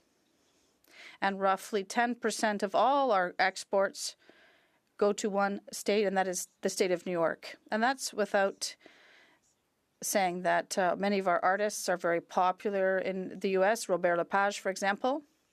So the U.S. obviously has a capital importance for Quebec. So what do? We need to acknowledge, as I said in my introduction, the fact that the U.S. power has changed in the 90s. The U.S.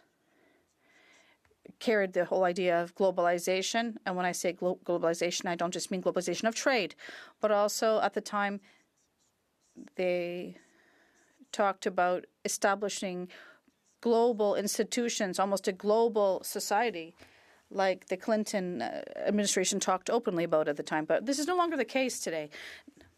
And after years and decades even of Western naivety with respect to the power of China, and we woke up and we realized that globalization now benefits China and no longer the U.S. like it was initially the case. And that's, the institutions that were established that were created by the U.S. after the Second World War, like the World Bank, and in 1995, like the WTO, they lost a lot of weighting. Today, we see this with the Shanghai Organization and the BRICS. There's a reestablishment of regional agencies, and now there's no longer a U.S. hegemony, and Washington is not even striving for this anymore. Washington no longer wants to be a superpower or the world's police. Washington has stepped back from this, and the first thing we have to do is to recognize that. But we shouldn't think either that the U.S., like we thought when we believed in the myth of globalization, well, even in the 90s, the free trade supporters under Reagan, well, they still established punitive tariffs on cars from Japan, and they forced relocalization of the car industry to the North American continent. So there was a new re-centralization of powers to regional levels, and it was no longer the U.S. that was the only superpower. And yes, we cannot change the world by ourselves. We can only influence it positively, they said. And you have to really see things clearly. And if we want to rebuild a North American supply chain, no one can do that alone. The U.S. cannot do that alone. Mexico cannot either. Canada can't either, nor can Quebec. But we can do it all together. Obviously, there are many files where the U.S. or the Americans will need us. For example, most of the trade irritants that exist with the U.S. could probably be fixed or even lessened if everyone had a greater understanding of their mutual interest. For example, with electrification of transportation, the U.S. established the Inflation Reduction Act, and unlike what Ottawa thinks, this doesn't mean all tax credits go to this. It applies to all North American production. I remember that when President Biden said that here, I saw a lot of people stand up and applaud. They didn't really read this or understand it, because the credit only applies to batteries that will be created not in North America, but only in the U.S. So while most of the battery factories will be made in China, almost all of them, and that they have a very aggressive control in China to get their hands on critical minerals throughout the world, it's thanks to the U.S. that we'll be able to succeed. There is a housing crisis in the U.S., and we do have wood here in Canada. So that would be a good argument to end the softwood lumber crisis, which has created headlines. So once again, I'm not afraid to say this, that we have supply management. It's not only something we want to defend, it's also a model that the U.S. could take inspiration from. This model guarantees food autonomy and land occupation. It guarantees development of rural communities and of villages. Also, aside from these files, Canada, clearly, regardless of what government was in power,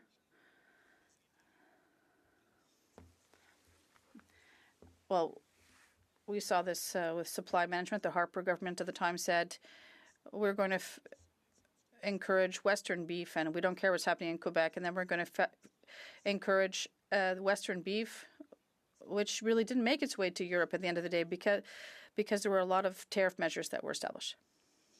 And the same thing when we renegotiated North American free trade.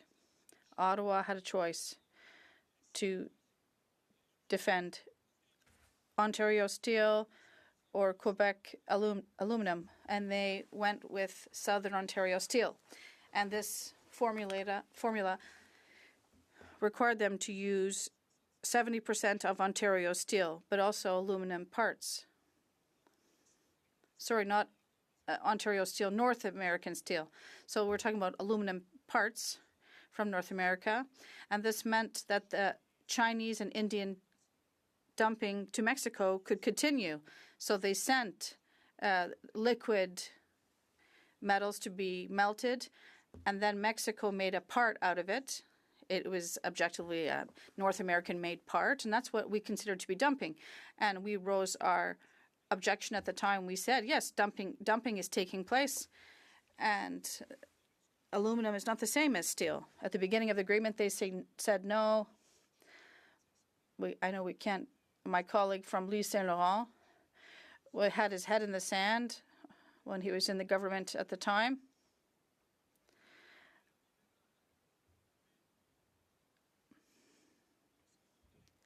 At the time, they were putting their heads in the sand by saying that, and then they said it's not true, that there's a double standard that being offered. And then the government recognized it after because they reached an agreement with Quebec. You remember that, my friend. There was an agreement with the Bloc at the time to promise that if they recognized the dumping that was taking place, that there would be statutes established. And the same thing with respect to the U.S. and Mexico, that both ended up recognizing this dumping that took place afterwards. But aside from all of these files that we saw, Ottawa, like the Supreme Court always, or the Tower of Pisa that compared them to that. There are many files, well, where Washington is absolutely legitimate in asking for, what it is. In terms of the U.S. border, there are immigrants that are sent to Canada. And we saw this with control over merchandise from forced labor. There is a Uyghur region in China, and the U.S. has billions in products that are seized. On the Canadian side, I think it's around 6 containers. We're far from the same amount. So the U.S. is right to suspect Canada, not its 51st U.S. state, but perhaps they think that it's China's backyard. It has no control over its borders. Not only, as we said rightly, in terms of smugglers and gangs and criminals, but also in terms of trades and merchandise that come from forced labor. And in the budget from March 2021, the government said that there would be a law to ban forced labor in supply chains and better control at borders before the end of 2023. And now it's the end of 2024, and in this year's budget, it was the same thing. They're pushing it ahead. And now the session will end later, and we haven't still seen any hint of such a bill. So the U.S. are right to look at Canada that says proudly that it's a post-national state, but they really don't understand what this strategy is, what geopolitics are. They need to understand things nationally and internationally, but we are really a laggard in this respect. It's the same thing in terms of control and surveillance of investment. The same thing. The U.S. has very strong networks to control and surveil. And in Ottawa, we have a total laissez-faire situation. So obviously, we understand their choice. They have a new president in place and possibly a new prime minister. We have to follow that. But there will be an election because Ottawa is not at all legitimate with respect to Washington. We have a very fragile government. But at the end of the day, I think as a Quebec independent supporter, that Quebec, since the 1960s, we have adopted strategic laws and investment in Quebec that understands what national economic situation is, and we've made a very strong wager, and we are much in a better position than Canada. Questions and comments? The Honourable Government Deputy House Leader. Thank you, Madam Speaker, and I thank my colleague for his intervention today. I listened quite attentively, and in particular to the geopolitical lens that he puts on this issue. And I don't disagree with him on actually a lot of what he said, in particular about a North America plan or what Canada's role is in that as it relates to the United States and Mexico. But he must agree, in particular in the last round of negotiations with the Americans in what produced CUSMA, he must agree that I'm not sure if he was in the House at the time, but it was quite adamant from Conservatives at the time that we make a deal at all costs. The deal needed to come, and it needed to come immediately. We were staring down the barrel of tariffs. We had retaliatory tariffs on the U.S., and it was very clear all that they cared about was a deal, regardless of what was in that. Does he think that if Conservatives have the opportunity to negotiate that deal, that they're going to be as successful as this government was last time? L'honorable député de Saint-Hyacinthe-Bagotte. The honourable member for Saint-Hyacinthe-Bagotte. Well, no, but I would say that there is a difference. Well, I see both sides, in summary. Yes, it's better to have an agreement than not. But sometimes it's better to have no agreement than a bad one. That's clear. Now, that said, I think one of the possible ways forward, if we're talking about lumber, think about the National Miller Association, who are telling us that it's making construction costs skyrocket. Americans need housing. We need to do something about this. So there are voices standing up in the States as well against this. But I think we might need to diversify and transform the sector so we could gradually reduce our dependence on the U.S. We could diversify. For example, there's Europe, Asia. Aside from China, there are many options. In Asia, the Indo-Pacific strategy could be an option, but of course we need to fix things with the Americans. Port Moody Coquitlam. Thank you, Madam Speaker, and I thank the member for their speech today. And obviously, my riding of Port Moody Coquitlam is very close to the American border, but also has a very busy and important port. And I know that the government is going to make some announcements today about investments in the port, but I wonder if the member could share their experience of loss of funding in policing around ports and the border over the last even 10 years, the last two governments. L'honorable député de... The honourable member for Saint-Hyacinthe-Bagotte. I have a great deal of respect for my colleague, for Pierre Boucher, as you almost said, Madam Speaker, but better to keep our own identities and have two of us. That way we can accomplish more. Now, when it comes to borders, ports are part of that. I'm not familiar with my colleague's writing and the case there, I'll say that openly, but there has been a real problem of auto theft at the Port of Montreal, for example, so we know that there is a lack of monitoring at ports and at borders. And those two problems are interrelated. The honour for Bay of Quinte. Thank you, Madam Speaker. And when we look at trade and we look at the Americans, and of course there's big deals.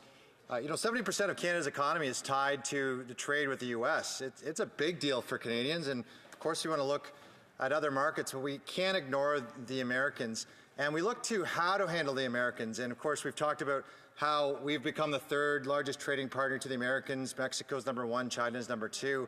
And when we have a new president coming in and talking tough to Canada and acting like he does, we have not the Prime Minister standing up for Canada, but it's actually the premiers. The Premier of Alberta, the Premier of Ontario, the Premier from Quebec have stood up to say either to talk tough to the Americans or to ensure they are taking care of the borders, which is the question. So my question to the member is, since we have these other premiers standing up where this weak Prime Minister isn't, how much do we need a strong Prime Minister to stand up for Canada? The honourable member for Saint-Hyacinthe-Bagotte. Madam Speaker, first of all, the fact that it's the premiers who are doing the work here may be telling us something. It's certainly not at all discouraging me from my own political beliefs, on the one hand, and on the other, starting from our rather poor Confederation agreement, where we agreed that international relations should be under federal jurisdiction, well, that certainly tells us something. Now, if I'm not mistaken, the only time that Quebec and Ontario were represented or had representatives in trade negotiations was during negotiations with the European Union. Now, it wasn't perfect.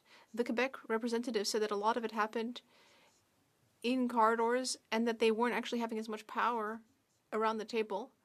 But at least it happened, and that's not because Ottawa insisted on it. It's because of the way the EU wanted things. We need a great deal more transparency and a lot more of an important position for the provinces in international relations and trade negotiations. That would be the lowest possible bar until Quebec has its own voice abroad. The honourable member for La Salle-et-Mar-Verdun.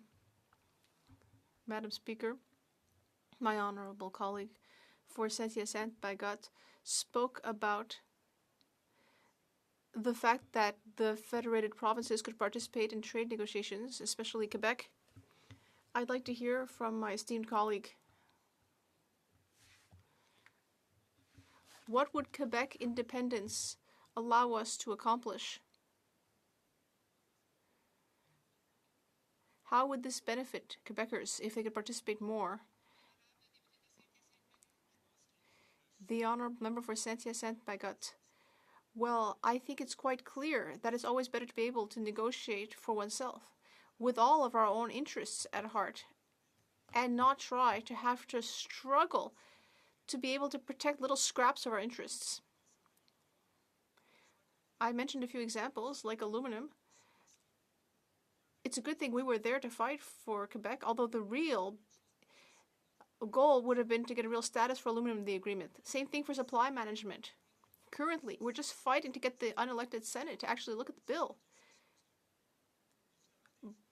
But we wouldn't have that issue if Quebec were independent. Of course, we would have to make concessions and failures in negotiations, and sometimes we might have poor negotiators because independence also means we can make our own mistakes.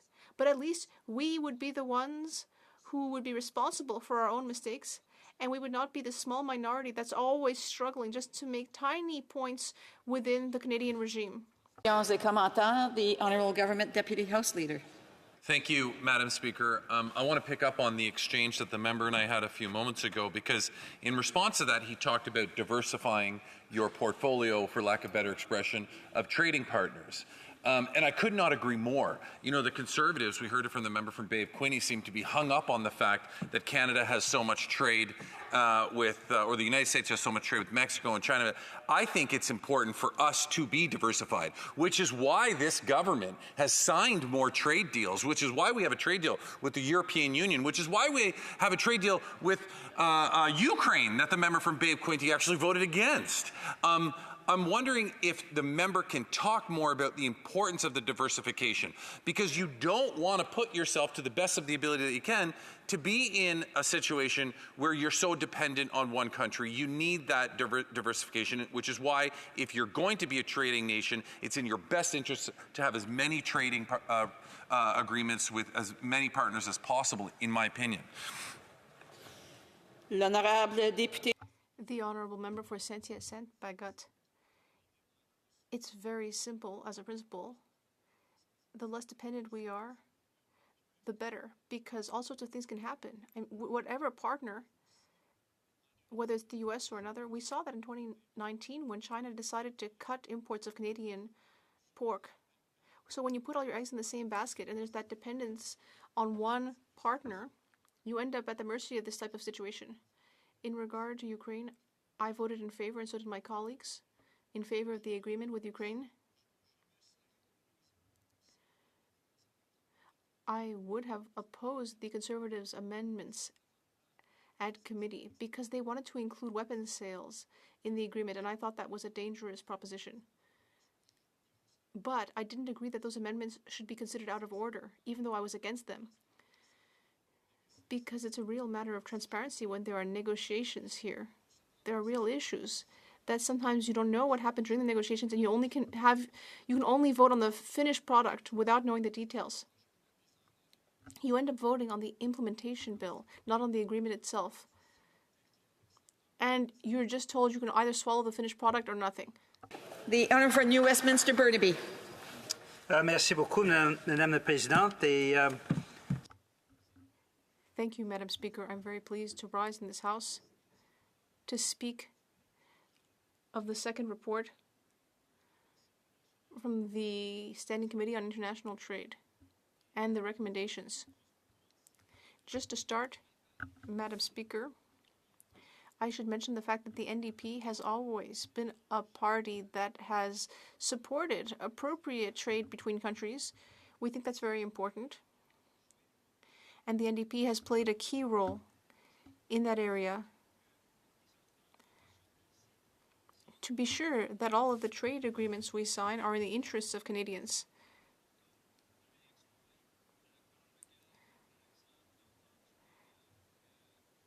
And so when we look at the softwood lumber agreement that was signed by the former Harper regime, that was an agreement that ended up being devastating for the softwood lumber industry in Canada. Hundreds of thousands of jobs were lost. We can't trust the Conservatives based on their record. It's been a disaster. These bad agreements, ill thought out, and that actually end up undermining Canadian sovereignty. So we don't take the Conservatives seriously on this, even though they're the ones who asked for this debate. We know that the Conservatives actually did not take the time to even fill out a 10-minute speech on international trade just now.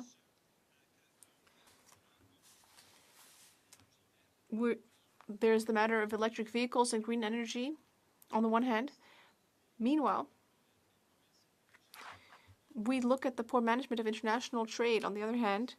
Well, we really see that the Conservatives have acted poorly as a government. The Liberals are slightly better, but not that much. And later, I will speak about their lack of understanding of how we should invest. For example, the fact that we have lost almost 1,200 jobs in border services. These are agencies that protect our borders. And yet the Liberals simply replaced a little more than a third of the positions that were lost under the Harper government. So after 9 years of the Liberal government, they only have managed to replace about a third of the cuts. It shows a lack of political will to creating appropriate investments in international trade. And Madam Speaker, when we look at green energy, we have seen how that's increased very sharply under the Biden administration. There are American towns and cities that only use green energy. But unfortunately, the Harper government has a disastrous record on this. But the current government has also not made appropriate investments to catch up from the losses under 10 years of Harper. And so today, we're not actually seeing as many jobs as we should in the green energy field.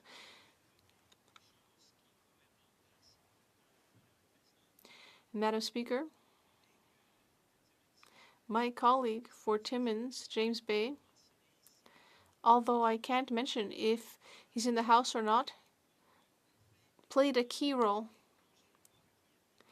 in ensuring that in the end a bill was adopted about green energy and good unionized jobs.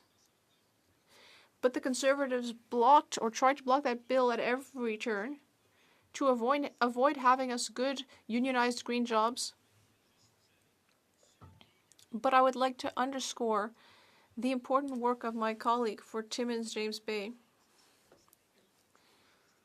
and the entire NDP caucus that supported that during the months where the Conservatives were blocking everything and trying to prevent the bill from being carried. But it has been carried, but unfortunately, the Liberals are not making the necessary investments to end up having those good jobs, and that's a real problem in this government. We saw the chaos yesterday, and it's continuing today. The government doesn't seem to understand how important it is to invest. Speaker, I mentioned my colleague from Timmins, James Bay, because of the terrific work that he did on that bill. But I want to underscore that the NDP's approach is quite different from that of the other parties. The Liberals have been lax, we have to say, in terms of border security, in terms of investments in international trade. We got the bill through that allows for clean energy investments and good unionized jobs, and the Liberals have done virtually nothing to make the investments that actually make that bill, which was put into place under the leadership of my colleague from Timmins, James Bay, with the collaboration of the labour movement. The work was done, and Liberals have again dropped the ball on this. Now, this is one of the reasons why Canada is not creating the jobs that it could create by making those meaningful investments. And Madam Speaker, I like to come back to the CBSA cuts, because that is another example of how short-sighted both Conservative and Liberal governments have been over the last 20 years. We saw under the Conservatives a massive cut to CBSA frontline agents along the border, protecting the longest undefended border in the world. Is also a border that needs to be protected. It's a border where you need to make those investments. And the Conservatives under Stephen Harper, while they were cutting and slicing and dicing pensions and health care and services for people, destroying veteran services in the most egregious way, the most profoundly disrespectful way possible, they were also cutting border protection agents. The CBSA agents protect us, protect our border, ensure that the border is is not porous, that there is a strategy and security in place. And the Harper Conservatives killed nearly 1,200 frontline jobs. Wow. Unbelievable that they would do that. Just in the same way that they slashed veteran services, forced seniors to work years longer. I mean, it was the most mean-spirited and corrupt government in Canadian history. And Conservatives have never apologized for their years in power where they did all of those destructive things. Never had a Conservative MP stand up and say, we apologize to our border officers across the country for axing 1,200 jobs. You don't have a single Conservative MP standing up and apologizing to veterans for axing veteran services in the most cruel way that they did, denying tens of thousands of Canadian veterans even a proper burial. Unbelievable how mean-spirited Conservatives were. And they've never stood up to apologize for axing health care or forcing seniors to work 2 years longer. But you would think in this debate, since they provoked this debate, that they would take the opportunity at least to apologize for gutting our border security. I mean, they would at least apologize for that, you would think. We have issues that are coming up around the Trump tariffs. This is real. It will have a dramatic impact. It could threaten hundreds of thousands of jobs. And Conservatives have never stood up and apologized and admitted that they created the problem, that they, when they slashed those jobs so long ago, that they were wrong to do that. And Liberals have never apologized for not fully reversing restoring the cuts. Now, Liberals will say, well, we went a third of the way. That's not enough. And an NDP government will be restoring those positions and making sure that we do have in place adequate border security across the country. Now, Madam Speaker, this report as well, the second report on the Standing Committee of International Trade, also deals with softwood lumber. And I want to come back to the issue of softwood lumber because it's very relevant. In this day and age, it's coming back. We have, I think, legitimate concerns about what's going to happen to the softwood lumber sector. Now, we know that the Conservatives have the worst record in history in Canada in terms of softwood lumber. And Madam Speaker, as a new member of Parliament, when Stephen Harper took control and the Harper regime was put into place, Canada had actually won at every level, at every trade tribunal, at every single level, and had just one final hurdle, one final trade tribunal decision that would have given Canada a complete victory. Now, this is something that people from across the country, people in softwood communities across the country, including in my province of British Columbia, and I've had a number of members of my family working in the softwood industry. I mean, we know softwood, and yet, despite the fact that we were so close to the finish line, winning that final victory that would have allowed unimpeded trade across the United States, the Harper regime snatched defeat from the jaws of victory. Instead of going to that final decision, it would have been the ultimate victory for softwood lumber.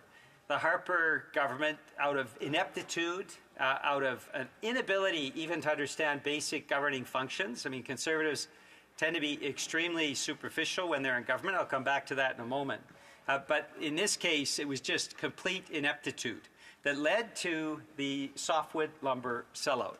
Now, Madam Speaker, that decision, rather than finalizing that final trade tribunal judgment that would have given Canada complete and total victory, that decision, that ineptitude, that inability to even understand the industry led to the giving up of $1 billion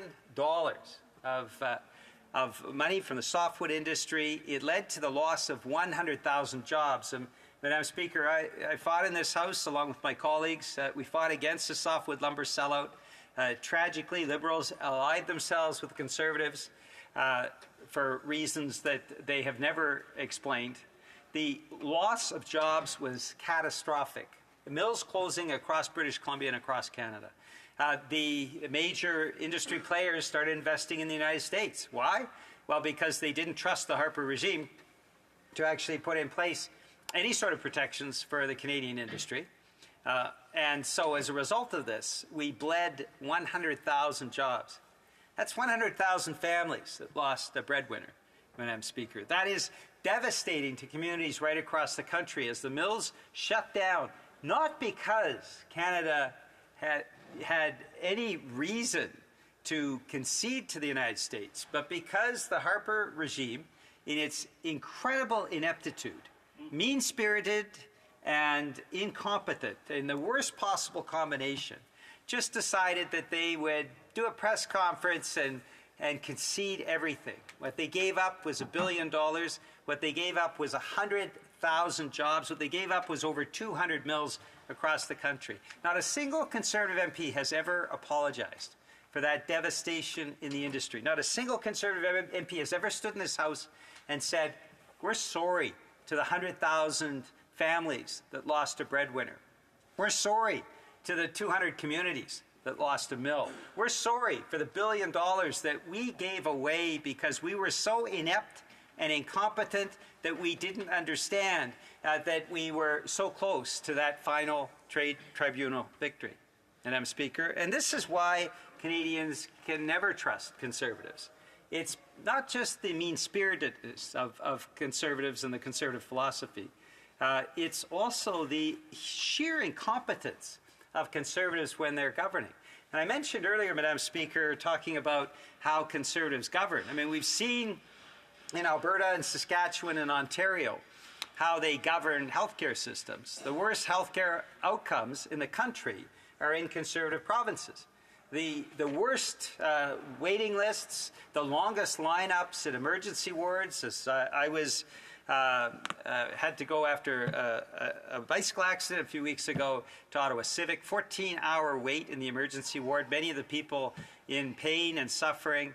The Conservatives in power in Ontario don't seem to care about that.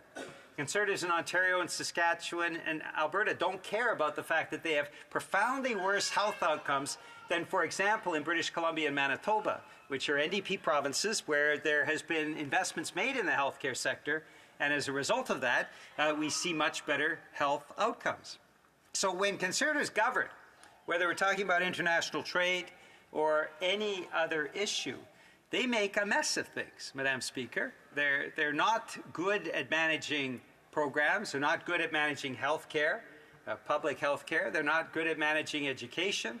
They're not good at making the kind of investments that make a difference. And Madam Speaker, the real kicker here is that they're terrible at managing money. And this is the thing that strikes so many Canadians across the country. When you look at Conservative governments, Madam Speaker, as you're well aware, the fiscal period returns actually show how both provincial governments and federal governments, how they manage Canada's money. The party with the best record, we haven't yet formed a federal government, but we have formed provincial governments. And the party with the best record through the fiscal period returns that are compiled by the federal Ministry of Finance, which isn't a hotbed of New Democrats, Madam Speaker, so it's quite obvious that this is impartial and nonpartisan. Those fiscal period returns over the last 40 years have revealed that NDP governments are best at managing money.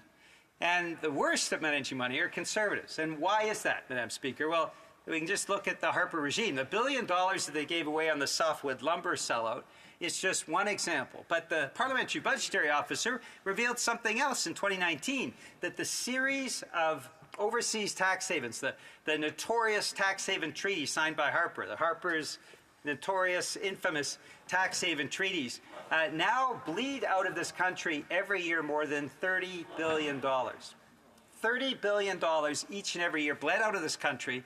These are very profitable corporations, very wealthy individuals that can take their money out, tax money. That's money that belongs to all of us. That's money that could be providing better seniors' pensions. It could be providing better health care. It could be ensuring that we're investing in jobs. It could provide benefits for people with disabilities. All of those things. Well, under Harper, these sellout infamous tax treaties with overseas tax havens, notorious overseas tax havens. You can even look them up. I mean, it's not like it's something that's hidden. These are entities that are often on blacklists in terms of laundering money and being tax havens, and yet Harper and the Harper regime repeatedly signed these agreements. The net result is over $30 billion each and every year.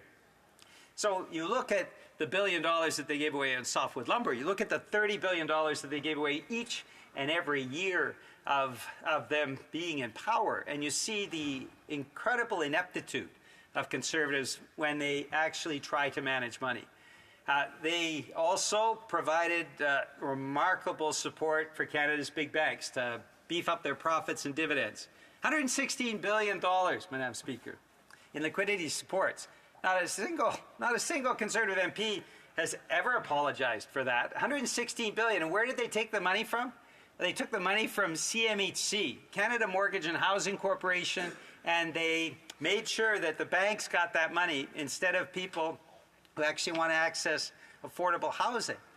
So, Madam Speaker, the history of Conservatives in power is that they are incompetent when it comes to managing the nation's money. That they will give massive amounts to overseas tax havens, to the banks, to oil and gas CEOs, tens of billions, if you look at the cumulative amount, hundreds of billions of dollars that they will give away.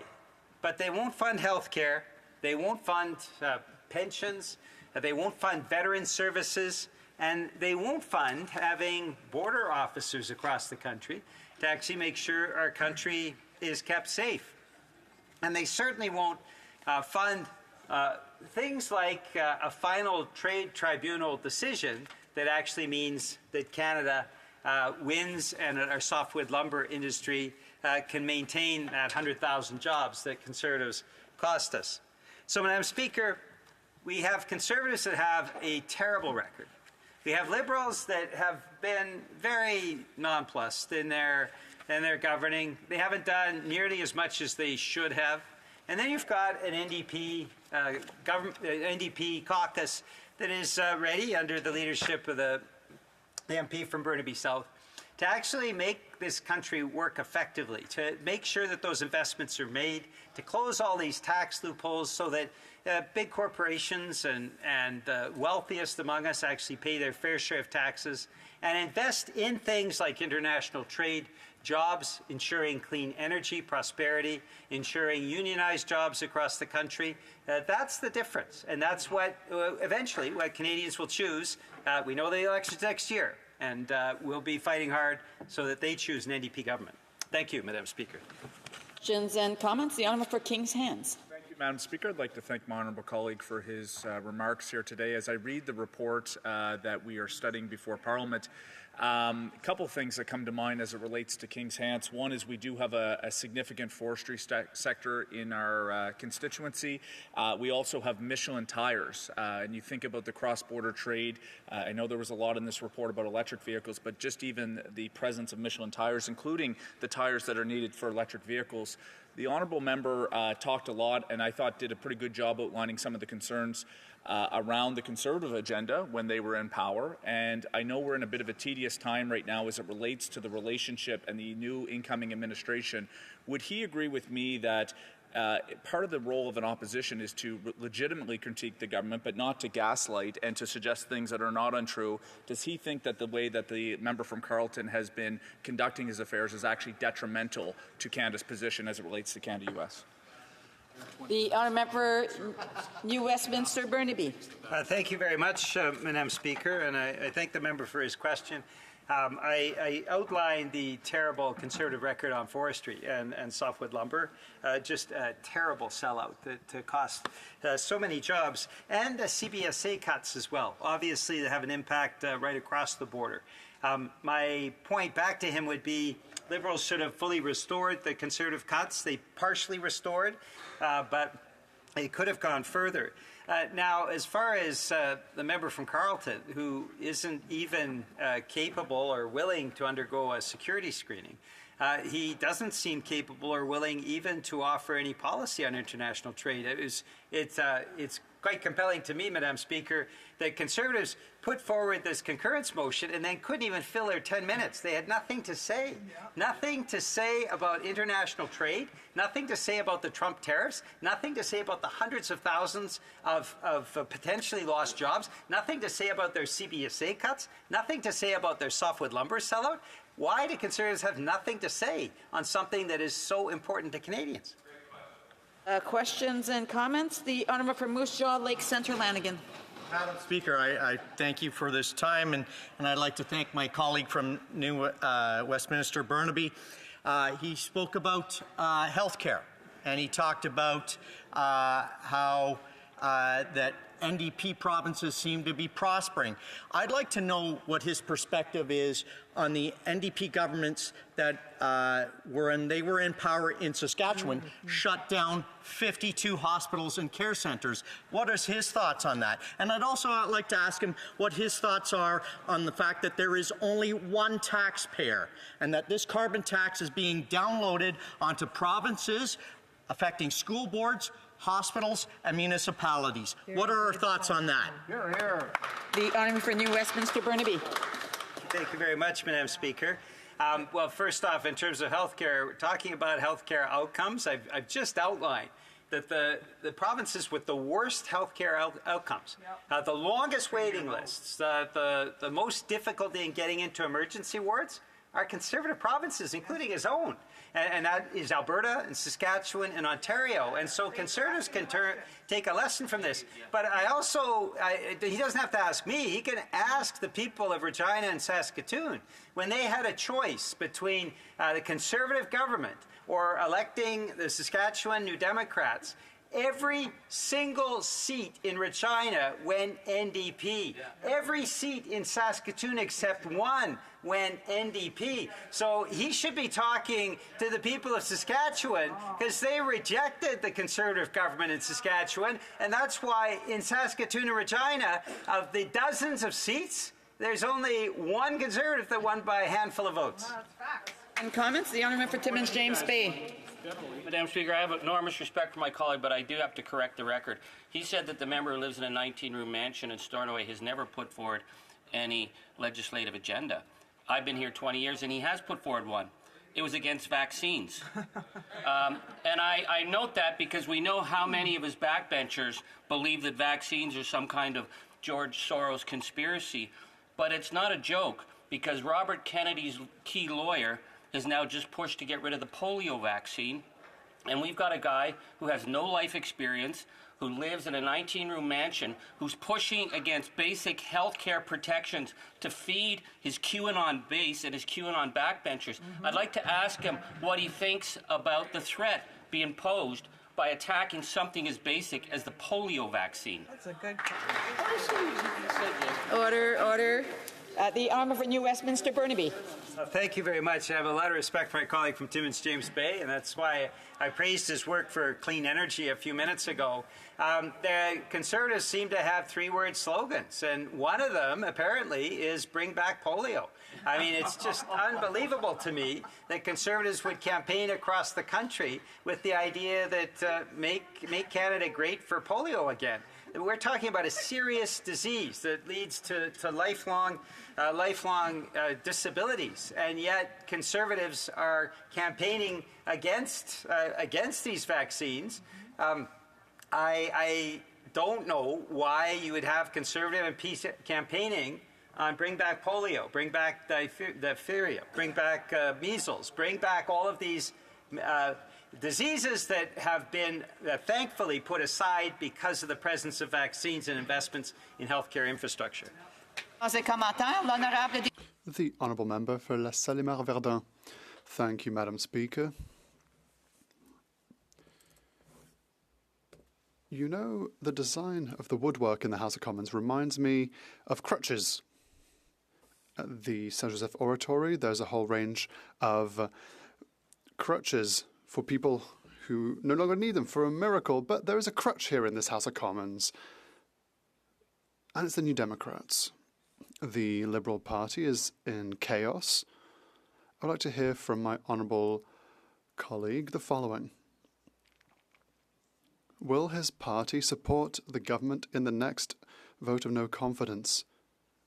They want the Prime Minister's head, but will he vote for or against confidence?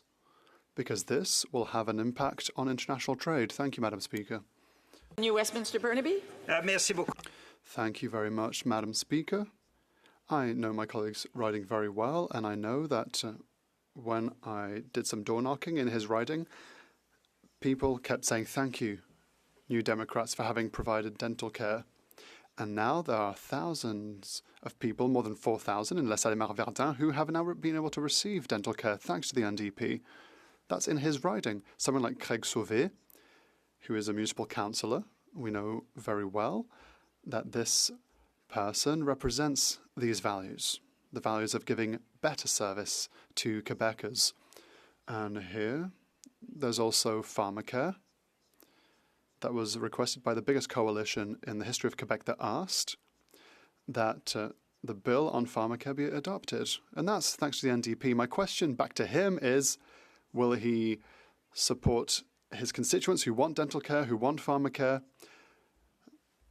the people who want things that the NDP have provided? Government House Leader, a brief question. Oh, sorry, he has a minute to ask. Like the member from Timmins, James Bay, I also have a lot of respect for the member from Burnaby, so I would like to offer a correction to him as well, which is that Conservatives did actually talk a little bit this morning about this issue, but they focused the majority of their comments on celebrating their electoral win last night. And it reminded me of exactly who was elected last night. Somebody who in this chamber said the following during a debate on conversion therapy in asking the member from Don Valley West, an openly gay man, a question about conversion therapy. She said, quote, "Woe to you, teachers of the law and Pharisees, you hypocrites. You are like whitewashed tombs, which look beautiful on the outside, but on the inside are full of the bones of the dead and everything unclean." That is the quality of candidate that the Conservatives put forward in last night's election. My question to that member is very simple. If you were to say something like that... Hey, order. I have a point of order. The honourable for Timmins, James Bay. There, abusing the House, taking photographs. No. So I would ask the honourable member that to delete the photographs that he took, whether he's outside of the House or not. If he's taken pictures in the House, of the House, that he needs to delete. Order. That he needs to delete them. And I'm asking him to please delete them.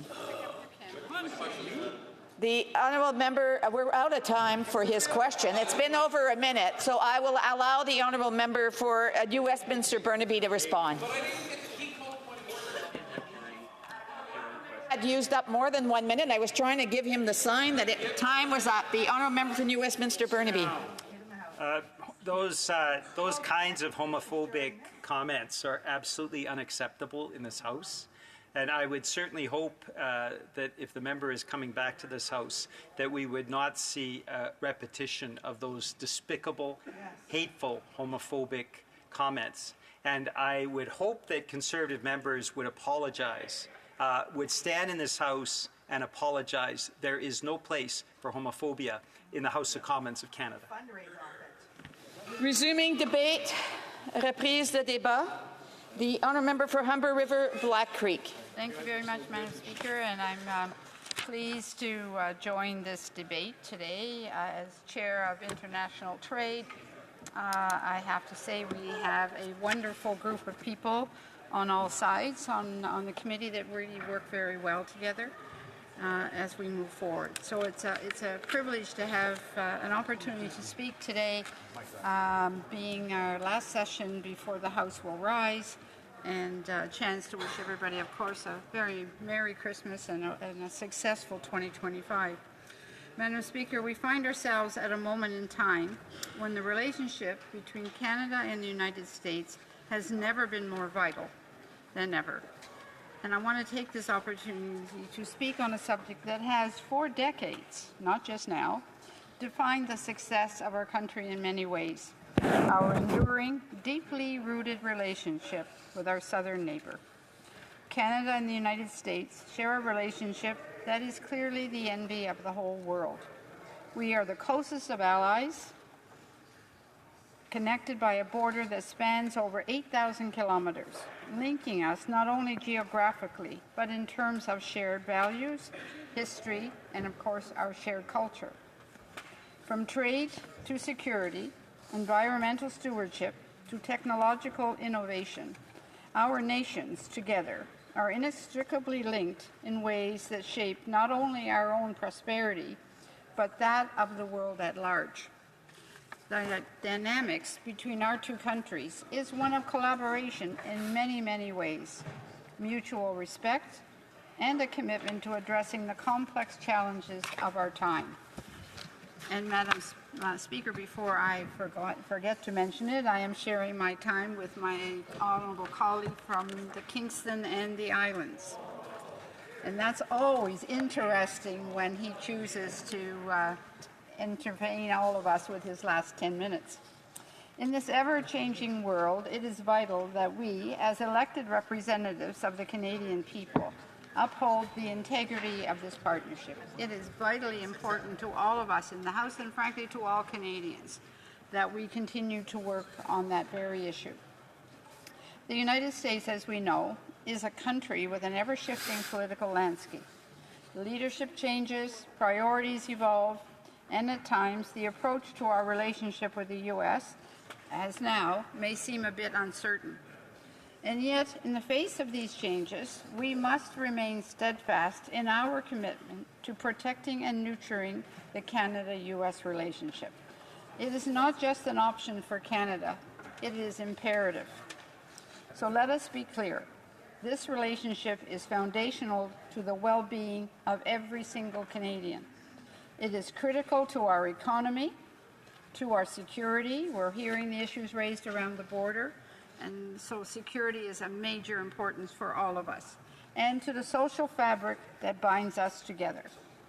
Our relationship with the U.S. is the bedrock upon which our shared prosperity is built, and the Liberal government has always recognized that, as do the previous governments in the U.S.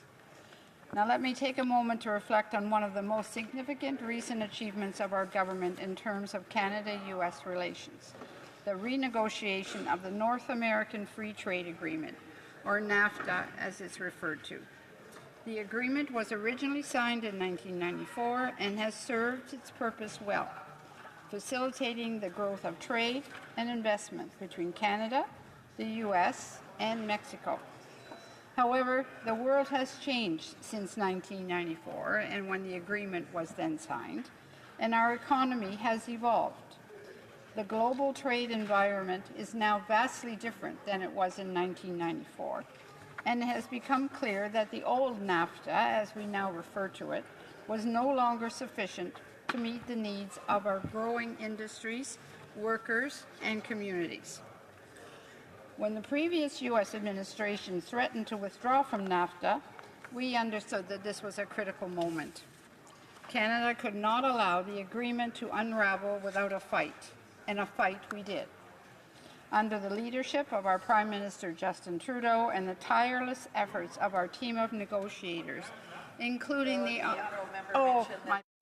Prime Minister by name, so she knows that she's not to do that. The Honourable Member for Humber River Black Creek, and I would just encourage members to please not make any noise right now. The Honourable Member. I'm sorry, I'll make sure that not have that in my notes in the future, right? I was actually going to mention also the former finance minister and the wonderful job that she has done as well on the negotiations at that time. And I am sure she will be involved in the future as we renegotiate these agreements. But we knew that our ability to secure a new agreement, one that would not only preserve but enhance our trading relationships, was paramount to Canada's future. The negotiations were intense, and there were moments when it seemed as though our position would be tested to the limits. But as always, we stood firm in defense of Canadian workers as a united Canada. Farmers and businesses were heard, and also respected as that negotiation went on. We ensured that the environment and labor standards were prioritized, and we secured a modernized trade agreement, the Canada-United States-Mexico Agreement, referred to as CUSMA. That is more than just a trade deal. It is a testament to our commitment to fair rules-based trade, critically important for our future and the future of the U.S. and for all of the people who work in both countries. The CUSMA agreement is a historic one that will benefit Canadians for generations to come, as we have seen. It preserves preferential access to the U.S. market while modernizing and expanding provisions on areas like digital trade, intellectual property, and dispute resolution. It strengthens protections for our cultural industries, ensures better access to U.S. agricultural markets, and provides new opportunity for Canadian businesses, especially small and medium-sized enterprises. It is a deal that clearly works for Canada and has worked for Canada for many years. Now, some of my colleagues in the opposition may argue that the CUSMA is a result of a mere luck, or that it could have been negotiated differently, but they didn't appear at the time. But let's be clear, this agreement is the result of tireless, strategic negotiations led by this government. We could have chosen to back down, to accept a bad deal, or not a deal at all. But that is not the Canadian way and was not in the best interests of Canadian businesses. But that was never an option for consideration. We knew what was at stake, and we understood that Canada's future was clearly on the line. Our negotiating team, led by our former finance minister, stood firm and delivered. That is what the Liberal government does. We stand up for Canada and Canadian interests, even when the road ahead is certain and challenging.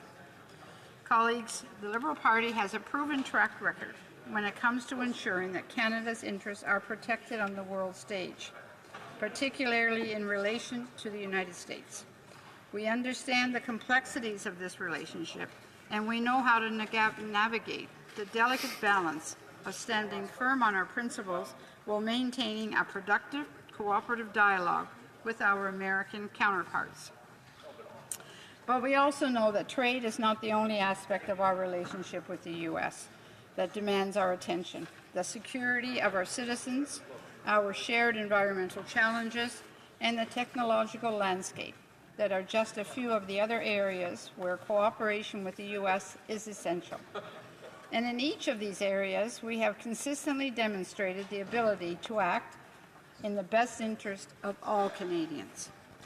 On security, Canada and the United States share one of the closest and most comprehensive defense relationships in the world. Our partnership through NORAD ensures that our skies are protected, and we work side by side to combat threats like terrorism and organized crime. Our intelligence sharing agreements ensure that we are prepared for any security challenge, and we have consistently stood together in support of peace and stability around the globe. On the environment, we share an obligation to protect our natural shared resources. We have committed to working closely with the U.S. on initiatives to combat climate change, reduce carbon emissions, and ensure that both our countries transition to a greener, more sustainable future. Madam Speaker, thank you for the opportunity to comment on behalf of our trade and all of our colleagues. Great speech. Great speech. Questions and comments? Questions et commentaires? The honour for Timmins James Bay.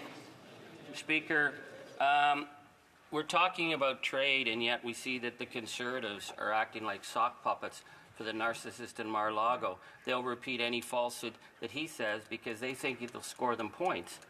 We need a vision of a nation at this time that stands taller than this high school cafeteria juvenile behavior, because the threat of 25% tariffs are very, very serious. Yep. So our leader has offered the very challenged front bench the issue of a war room, of bringing together business leaders, labor, leaders from across the country so that we have a unified position, because otherwise we are standing here looking like fools while the guy down in Mar-a-Lago is pushing us around. I'd like to ask my honourable colleague what she thinks. Good question. The honourable Humber River Black Creek. Thank you very much, Madam Speaker. And Thank you to my honourable colleague for that question. And I also want to acknowledge the fact that my honourable colleague has contributed tremendously to this House. He has made the debates in this House very interesting, quite comical at many times.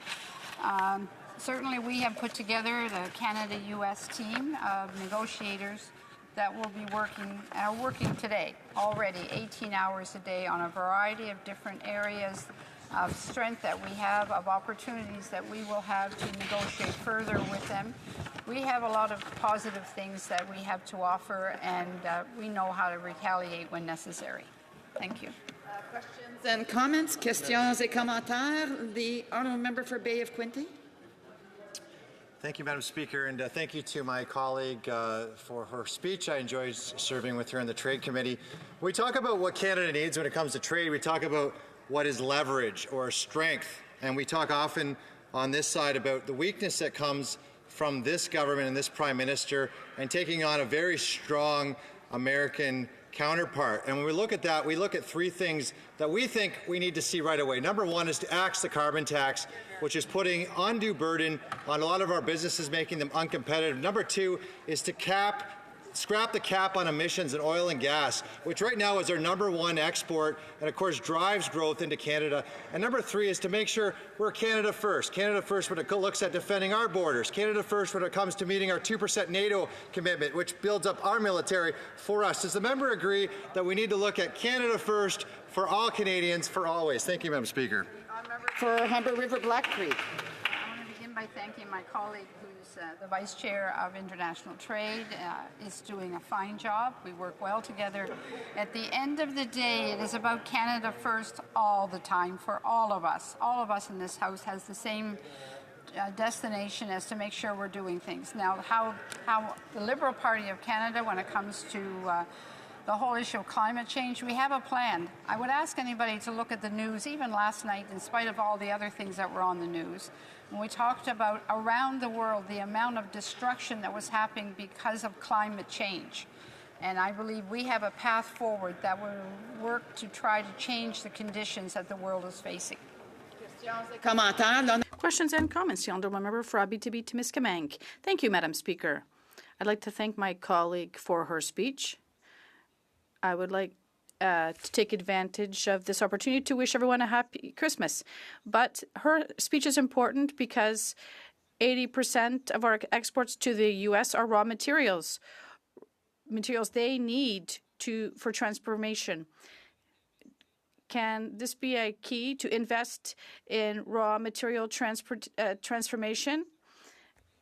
I would like to see this happen near mines in my region with respect to strategic minerals. Also, in other areas, we can transform our wood instead of just sending softwood lumber to the U.S. It would create wealth and protect our economy. What does the member think of this? The honourable member for Humber River Black Creek, a brief answer, please. Thank you very much to my colleague for his best wishes, but also for his question.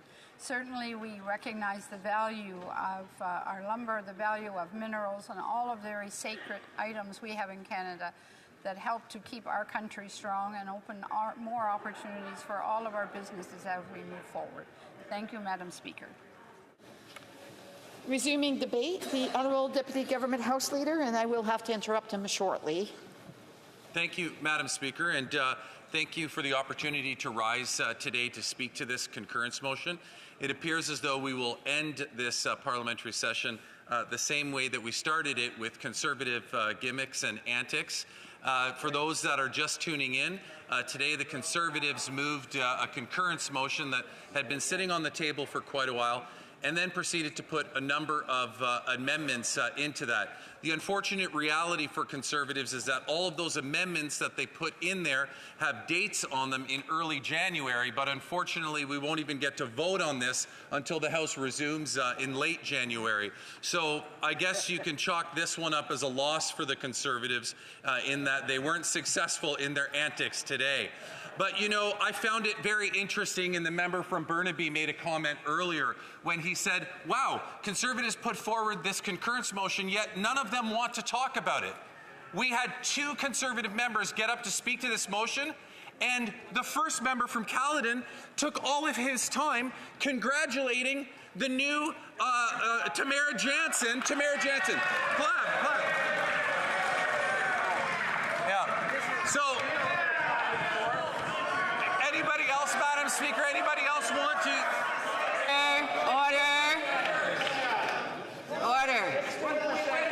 Order. Canada must be terrible, Mark. One would hope that MPs would actually be behaving themselves. Christmas is coming, and I'm sure that Santa has been taking note about all of the disorder here in the House, and he's going to save himself a lot of trips this year. The Honourable Member, Deputy Government House Leader. Madam Speaker, I'm happy to go out the same way that I came in September, which is Conservatives heckling me. I'm happy to leave for the break on the same terms. But just for those in the gallery and perhaps those who are watching this right now, all of those cheers that you just heard from Conservatives were in support of a former colleague who used to sit in this House. And do you know what that colleague said during a debate on conversion therapy, Madam Speaker? This is what she said in response to the member from in asking the member from Don Valley West a question about conversion therapy after his debate. She quoted scripture, and she said, "Woe to you, teachers of law and Pharisees, you hypocrites! You are like whitewashed tombs, which look beautiful on the outside, but on the inside are full of the bones of the dead and everything unclean." That, ladies and gentlemen, is the caliber of candidate that the Conservative Party of Canada puts up today. That is who is put on the ticket for the Conservatives. So for those who might wonder about what a Conservative future government could look like for the LGBTQ community, you need look no further than the results of last night's election. I was trying to ask the member from Burnaby a question earlier, specifically about what would happen in his caucus if one of their MPs had done that. I can tell you that if a member of the Liberal Party had made a comment like that and it wasn't immediately retracted. Of order, the Honourable Member Selkirk Interlake Eastman, and I hope that members will be quiet, because I know that the Honourable Parliamentary Deputy Government House Leader can speak quite loudly, but I'm having a hard time hearing him because of the disorder. So the Honourable Member Selkirk Interlake Eastman. Madam Speaker, the tone of the member from Kingston and the Islands, as he's quoting scripture, is nothing more than anti-Christian bigotry. So this is actually a point of debate. It's not a point of order. The Honourable Member for Timmins James Bay is also rising on a point of order. Well, Madam Speaker, as someone who was an altar boy, I find it very offensive that people use witch burners as examples of what Christians should be. Are not points of orders, they are points of debates. The Honourable Deputy Government House Leader has 1 minute before I interrupt him. And so, Madam Speaker, all I was saying is that if somebody in this party had said that in the Liberal Party, I'm sure the NDP and most likely the Bloc Québécois too, they not only would not be allowed to run in a future election under our banner, but they would probably be immediately removed from caucus. Not the Conservatives, though, Madam Speaker. They embrace individuals who teach, preach, and participate in the action of conversion therapy, and they have no problem with absolutely going after a marginalized community, a community that needs the support of Canadians, a community such as the LGBTQ community, that this side of the House will always stand with. And so the Honourable Member just ended his speech before I interrupted him, so he will now have 5 minutes of questions and comments the next time this matter is before the House. Il est de mon devoir d'interrompre maintenant les délibérations sur la motion. It's my duty to now interrupt debate, and the division will be deferred. I'd like to take this opportunity to thank everyone and wish them happy holidays. Great holiday season, and be safe. Statements by members, déclaration de député, the Honourable Member for Nepean. Madam Speaker, I stand today to advocate for fairness, unity and recognition. Christianity, embraced by millions of Canadians, has shaped the moral and cultural fabric of our great nation. Many of Canada's foundational values, institutions, and tradition reflect Christian principles. We have months dedicated to Sikh, Islamic, Jewish, and Hindu heritages, but there is no such recognition for the Christian faith. December, a month already steeped in Christian traditions of hope and giving, is the perfect time to honor this legacy. Let us celebrate the values, contribution, and diversity Christianity has brought to Canada and to the mankind. I urge the government to designate December as Christian Heritage Month. I wish everyone Merry Christmas and a very happy, healthy, and prosperous New Year. Thank you, Mr. Speaker. The Honourable Member for Yorkton Melville. With Christmas, Christians celebrate the hope and love that God provides through the birth of His Son, Jesus Christ, who lived, died, and rose again so that we can choose His free gift of eternal life beginning right here on earth. When I was accused of allowing my Christian faith to impact how I engage in this place, my response was, everyone in this place has faith. The difference between us is where and in whom we put that faith. Secularism seeks to conduct human affairs without religious involvement, expunging the values and morals of those who believe in God from the public square. This is contrary to the intent of the term separation of church and state. On January 1, 1802, Thomas Jefferson penned a letter assuring a specific church community that it is the church that is protected from state control under the First Amendment. In Canada, our Bill of Rights and Charter of Rights and Freedoms protect the church from state interference. Wherever you choose to place your faith, I wish you a heart full of thankfulness and wonderful memories with family and friends during this Christmas season.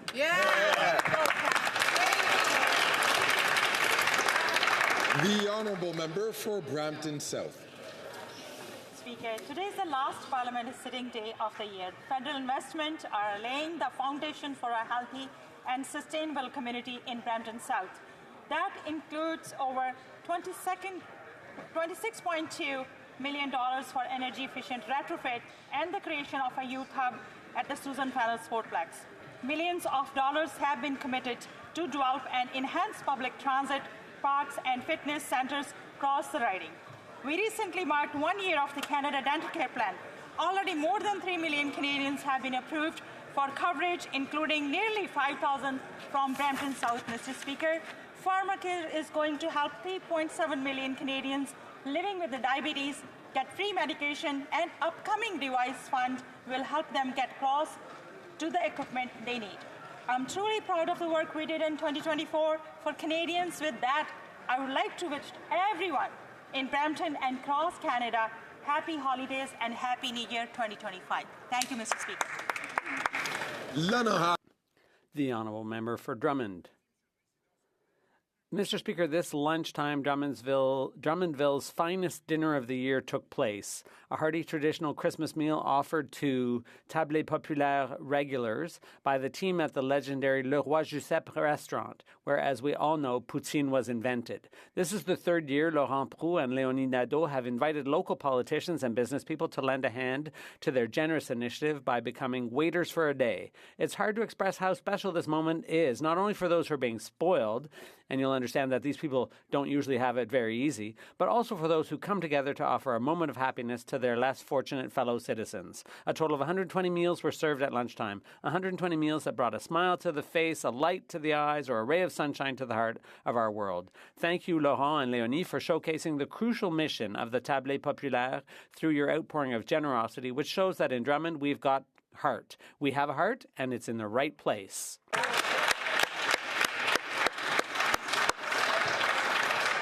The Honourable Member for Richmond Centre.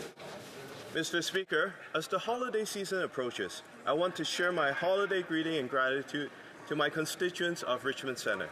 This holiday season in Richmond, we celebrate the diversity and the richness of our shared culture, where Canadians from all backgrounds come together to share this holiday joy with one another. As we celebrate the holidays, let us reflect on the importance of family, compassion, and the connection that unite us all. This year's holiday season is extra special for Canadians. With a GST tax break for the holiday, we are helping everyone to focus on what matters most, spending time with families and friends. To my constituents of Richmond Centre and all Canadians, I extend my warmest wishes for a joyous holiday season and a happy new year. May this holiday season bring peace, hope, and happiness to you and everyone. Thank you, Mr. Speaker. L'honorable député de The Honourable Member for Montmagny, Lilley, Kamouraska, Rivière-du-Loup. Mr. Speaker, it is with great sadness that we learned yesterday of the passing of former Conservative member and minister Monique Vézina, an exceptional woman who left a profound mark on Quebec and all of Canada. Elected in 1984 as the member for Rimouski-Témiscouata, she distinguished herself through her remarkable commitment to Brian Mulroney's progressive Conservative government. She held key roles, including Minister of External Relations and International Development and Minister responsible for La Francophonie. Throughout her career, Monique Vézina was a true pioneer. She was deeply devoted to improving the living conditions of women and seniors while paving the way for many women in politics. And her legacy goes far beyond her political achievements. She also contributed to the social and cultural development of her native region, the Lower St. Lawrence, inspiring generations to come with her dedication and vision. Our thoughts are with her family, friends, loved ones, and all those who had the chance to meet her and witness her leadership. A great lady has left us, but her influence and memory will remain with us forever. Thank you, Mr. Speaker. The Honourable Member for Mississauga, Erin Mills. Mr. Speaker, as we come to end of another session, I am delighted to wish neighbours in my riding of Mississauga, Erin Mills, and all Canadians a very happy holiday season. This is a time for reflection, gratitude, and to celebrate the values that unite us in kindness, hope, and the spirit of generosity. We also recognize that for many, this time of year can be challenging, and it's crucial that we come together to support one another. I want to express my sincere thanks to my incredible team whose hard work and commitment continue to make a positive impact in our community. We've made progress this year, and we're ready to work even harder in the new year to support the people of Mississauga, Erin Mills, and all Canadians. To members in this House and... I'm going to interrupt the Honourable Member because unfortunately her camera shot was interrupted. I'm going to invite the Honourable Member... I'm going to invite the Honourable Member to start from the top for her statement. Thank you, Mr. Speaker. As we come to the end of another session, I am delighted to wish neighbours in my riding of Mississauga, Erin Mills, and all Canadians a very happy holiday season. This is a time for reflection, gratitude, and to celebrate the values that unite us in kindness, hope, and the spirit of generosity. We also recognize that for many, this time of year can be challenging, and it's crucial that we come together to support one another. I want to express my sincere thanks to my incredible team whose hard work and commitment continue to make a positive impact in our community. We have made progress this year, and we're ready to work even harder in the new year to support the people of Mississauga, Erin Mills, and all Canadians. To members in the House and to all Canadians, I wish you a very Merry Christmas, Happy Hanukkah, and all the joy for the season. Thank you, Mr. Speaker. The Honourable Member for Eglinton Lawrence. Mr. Speaker, today I rise to pay tribute to His Eminence Cardinal Francis Leo of the Archdiocese of Toronto, who was recently elevated by Pope Francis to the College of Cardinals in the Vatican.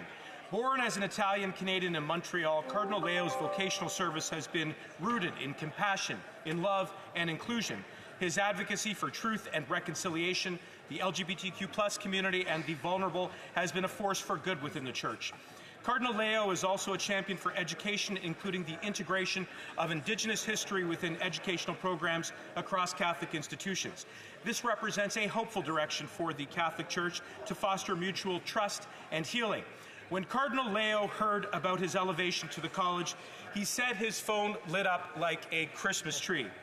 It may have been an early gift from the Pope, but the true present is Cardinal Leo's service to his community.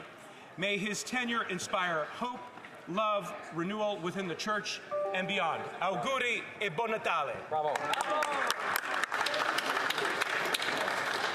The Honourable Member for Central Okanagan, Similkameen Nicola. Mr. Speaker, I would like to begin by congratulating Tamara Jensen on her by-election victory last night. The people of Cloverdale Langley City have sent a powerful message message to this Prime Minister and his partner, the leader of the NDP. The only question we must ask, are they listening? After 9 years of this NDP Liberal Prime Minister, housing prices and rents have doubled. People struggle to afford food and heating. The Prime Minister has lost control of the border, immigration, and now the finances. Following his former finance minister's departure, this Prime Minister hobbles along only with the support of his former babysitter for adult supervision. Recently in Halifax, the Prime Minister stated, "The moment when Canadians actually get to make the choice about the kind of country we are and the kind of solutions we are going to put forward in the coming years." Last night, the people spoke clearly. They rejected a government that denies citizens their democratic right to choose who can best lead us through these times of turmoil. Mr. Speaker, Canadians need and deserve a carbon tax election. I'm calling on the NDP leader to stop his shameful propping up of this Prime Minister who is way past his best before date. We need an election now.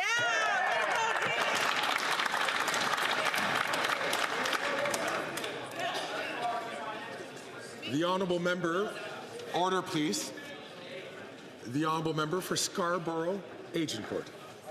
Last week, I was honored to host Christmas on the Hill. We welcome constituents with heartfelt personal reflections and joyous music from the All Nations Full Gospel Church Ottawa Choir. We shared the warmth of the Christmas spirit, spoke about the importance of caring for others, and celebrated the birth of Jesus. I also had the opportunity to formally introduce my motion M171 to designate December as Canadian Christian Month. I want to wish my fellow parliamentarians and Canadians from coast to coast, especially residents of my riding of Scarborough Agincourt, the happiest of holidays. Happy Hanukkah, Happy Kwanzaa, and a very, very Merry Christmas. Hey.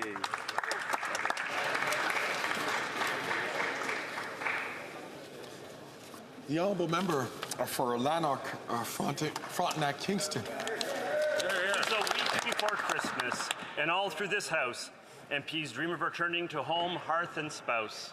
Our stockings are hung by our chimneys with care. But what of the homeless? Who put them out there? There's fingers to point, random people to blame. But mostly I think of one person I'd name, and that's Rideau Cottage's middle-aged Swiftie, who through taxes, inflation, and budgets unthrifty, has crushed housing starts and caused rents to double. Perhaps in the end, he's one source of our trouble. His modest proposal to ease Canada's pain reads like Jonathan Smith: no more tax on champagne. But what if instead we stop taxing new houses? Might that build more homes for our kids and their spouses? If housing officials weren't paid to say no, would that cause the supply of housing to grow? And if that can be true, then of hope there's a token, and that Canada soon will be much less broken.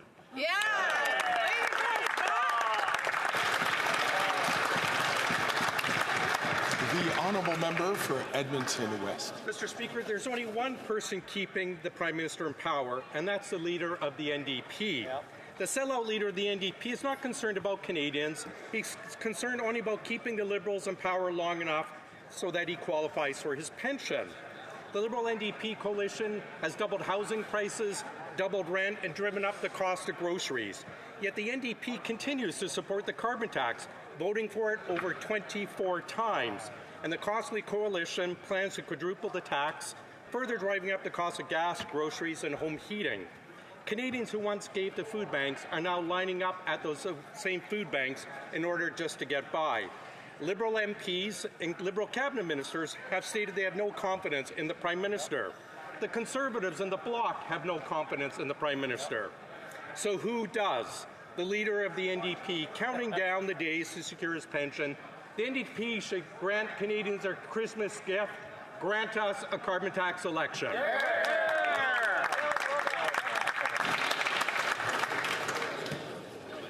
The honourable member for Winnipeg South. Well, thank you, Mr. Speaker. On November 30th, our government signed the first ever modern treaty with the Métis government, the Manitoba Métis Federation. It was a historic day of celebration, reflection, and progress, a day that honored Louis Riel and all he fought and gave his life for. This achievement would not have been possible without the exceptional leadership of President David Chartrand, the greatest Métis leader since Riel. Today, we acknowledge the pivotal role of the Red River Métis in bringing the province of Manitoba into Confederation, Today we recognize the rights and self-government of the Red River Métis Nation, as well as affirm our commitment to reconciliation and collaboration. Working together, this agreement demonstrates the power of partnership, benefiting everything from housing to healthcare to cultural preservation. Finally, I want to acknowledge Canada's Minister of Crown Indigenous Relations and the Minister of Northern Affairs who worked tirelessly to move this treaty forward, marking a victory for the Red River Métis Nation, for Manitoba, and for Canada. Merci. Thank you, Mr. Speaker.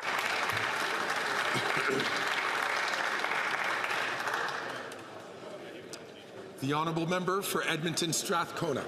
Mr. Speaker, as this year comes to a close, I want to take a moment and send my warmest wishes to everyone in Edmonton, Strathcona, and across Canada this holiday season.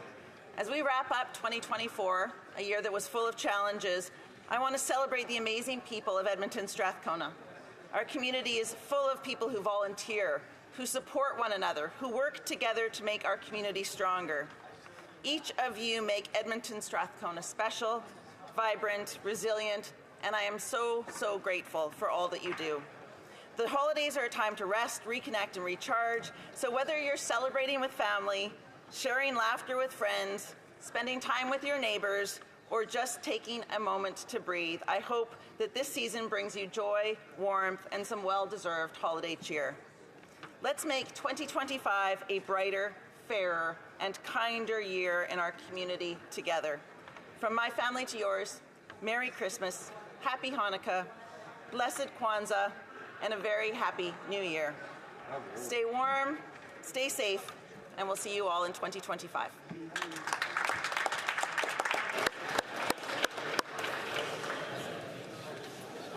À l'ordre, s'il vous plaît. Order, please. The Honourable Member for Montcalm. Mr. Speaker, it's with great sadness that I rise today to acknowledge the sudden passing of Darlie Pierre-Louis, a town councillor in Mascouche. The whole community is mourning the loss of this kind-hearted lady who went through life with a smile and an infectious joie de vivre. Committed and involved in humanitarian causes, Darlie made the difference in people's lives.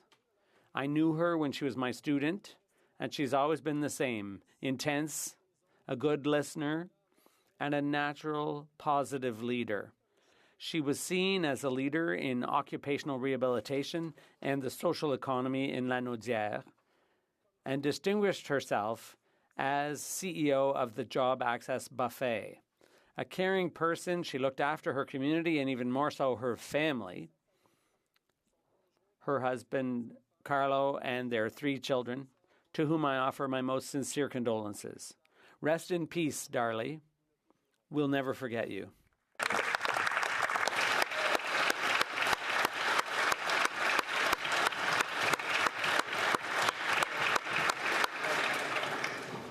The Honourable Member for Battleford's Lloydminster.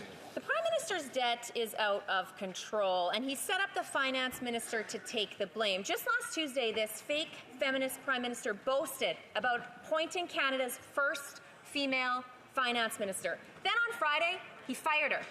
But first, he expected her to deliver Mark Carney's fall economic statement. But why?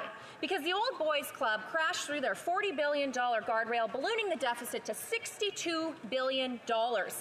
This recklessness threatens our fiscal stability just as we face a possible trade war.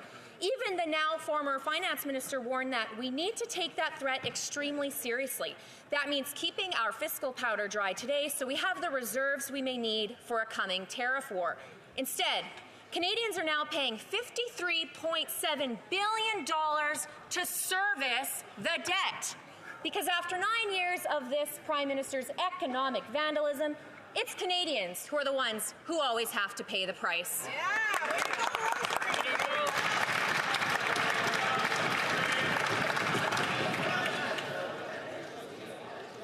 The Honourable Member for Davenport. Mr. Speaker, I love this time of year. As a child, I have fond memories of tobogganing down my local park in downtown Toronto, eagerly counting down the days to Christmas. It's a magical time of the year with caroling, gift-giving, and gatherings where we share food and drink with those we love. It's also time to reflect and be thankful. I want to thank all the organizations who are on the front lines and work so hard to support our communities right across our country. Thank you. I want to thank the residents of my constituency of Davenport and my team and family for their ongoing love and support. Thank you. And I'm thankful most of all for this amazing country that we are all blessed to call our home. Thankful for our freedom, our care for each other, and our hopes and dreams for our future. To all my colleagues and all those in this house, wishing you a Merry Christmas, Happy Hanukkah, Happy Kwanzaa, and wishing for all peace and prosperity in the year to come. Thank you, Mr. Speaker.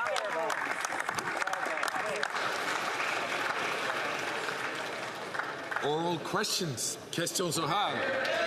The honourable member for Regina Capel.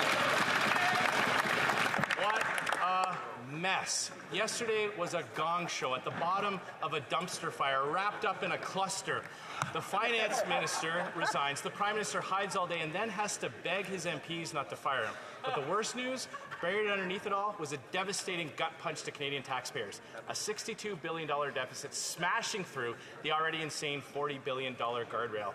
Canada is a serious G7 NATO partner staring down the threat of 25% tariffs. We deserve a strong leader with a new mandate. Why not let Canadians decide by calling a carbon tax election? The Honourable Minister of Finance and Public Safety. Mr. Speaker, I want to start by thanking the Opposition House Leader for his heartfelt congratulations on my new role.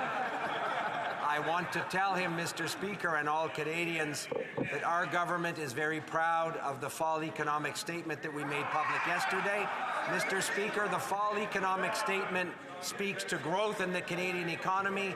It speaks to supporting Canadians with serious affordability challenges. It speaks to a declining debt to GDP ratio, the best in the G7. And Mr. Speaker, we haven't finished supporting Canadians, something the Conservatives aren't interested in doing.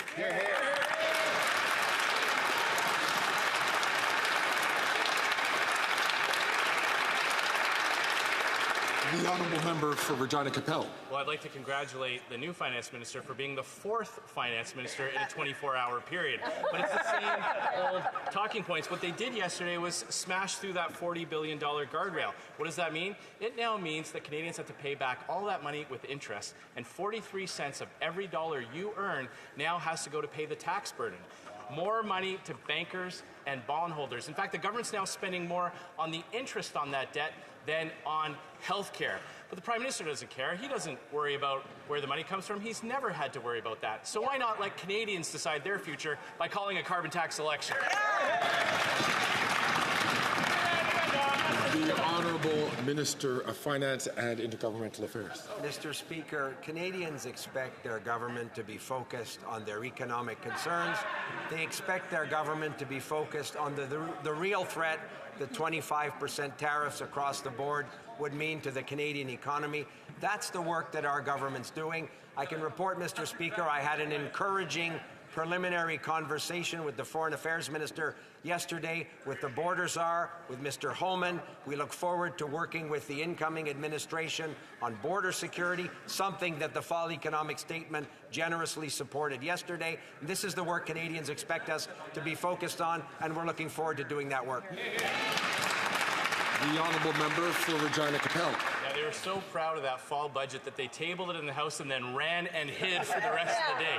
Well, let's recap. The Prime Minister announced $250 checks and then had to cancel them. He announced a 2-month GST tax trick that businesses say they want to implement, and the Prime Minister now says is optional. A broken immigration system, Parliament seized with a $400 million corruption scandal, all the while 2 million food bank visits, doubled housing costs, record high consumer debt, the dollar below 70 cents, and the Prime Minister raising prices by quadrupling the carbon tax. Yes. Again, why not let Canadians decide their future by calling a carbon tax election? The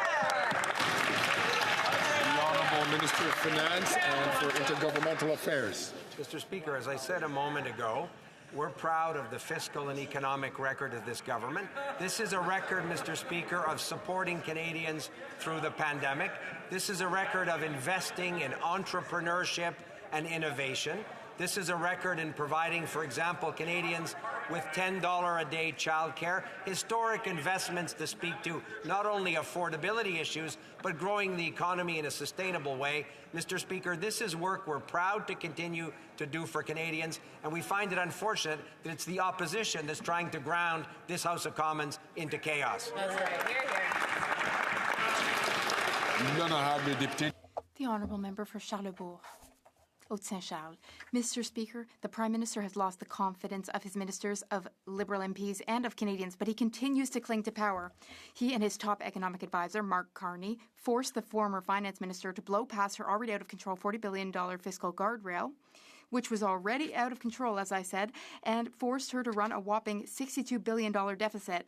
This Prime Minister has added more to the national debt than all Prime Ministers before him combined. This profligate spending contributes to inflation. People are suffering. When will he call an election? The Honourable Minister of Finance. Mr. Speaker, the fall economic statement was tabled in the House of Commons yesterday. It is an economic statement which talks about economic growth and supporting Canadians through difficult times with a high cost of living. The economic statement also discusses our responsibility to use taxpayer money and responsibly, to spend it responsibly. And, Mr. Speaker, that is exactly what we will continue to do, all while keeping an eye on exactly what support Canadians need from their national government. The Honourable Member for Charlesbourg, Haute-Saint-Charles. How can we believe the new finance minister? How can we have confidence in what he is saying when yesterday he wasn't even able to answer a journalist's question, what is the national debt of Canada?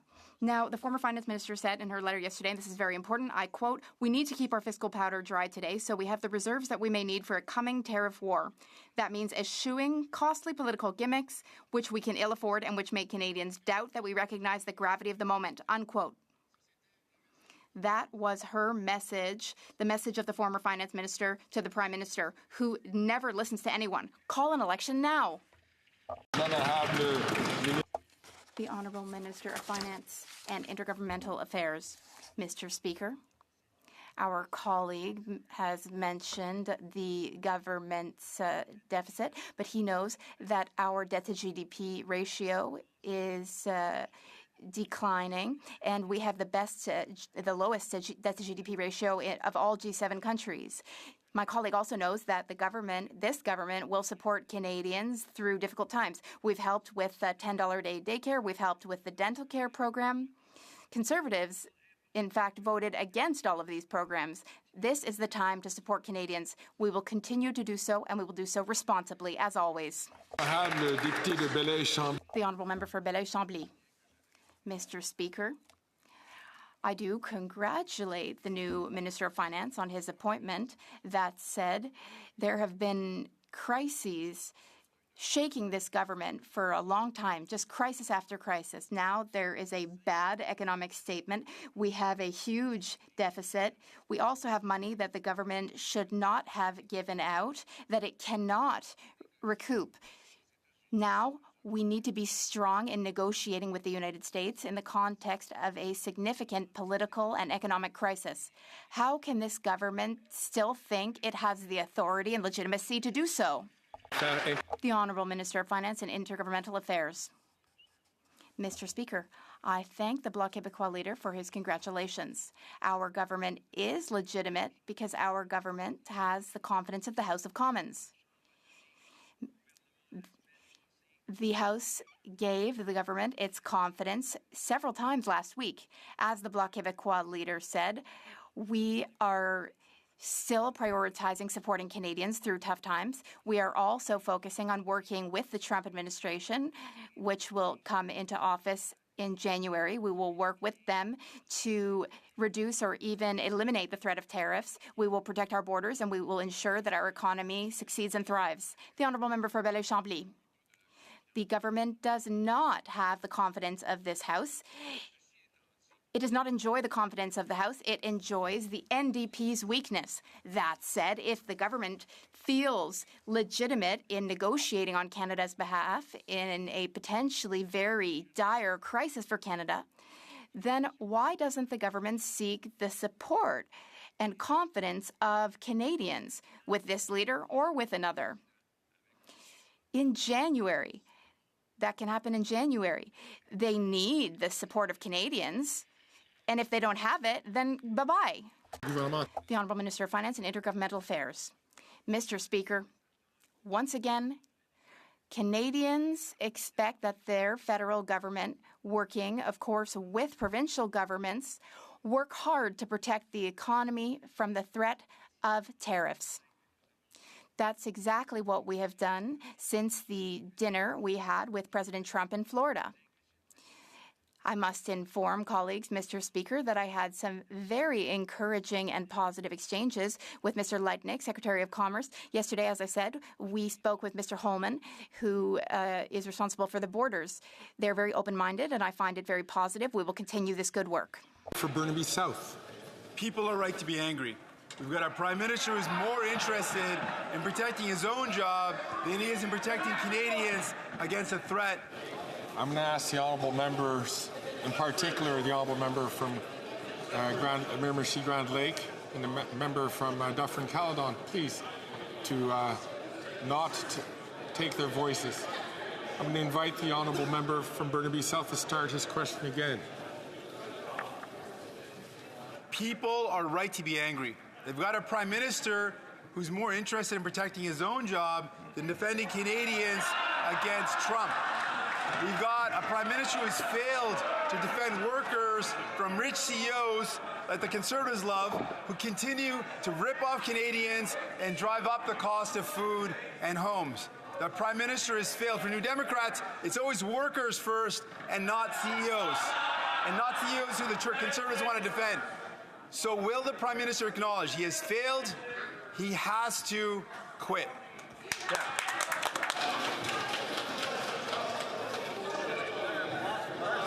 Order, please.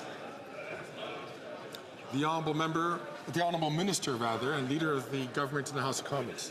Thank you, Mr. Speaker. Mr. Speaker, this House voted in confidence of this government just last week on multiple occasions. Mr. Speaker, we have important work to do on behalf of Canadians. We have a very important relationship to manage with the United States at a pivotal time, Mr. Speaker, and that is exactly what this government is focused on doing. Thank you, Mr. Speaker. L'honorable député de Burnaby Sud. The honourable member for Burnaby South. On protecting CEOs to the harm of workers. The Prime Minister is working harder to defend his own job than to defend Canadians from Donald Trump's threats.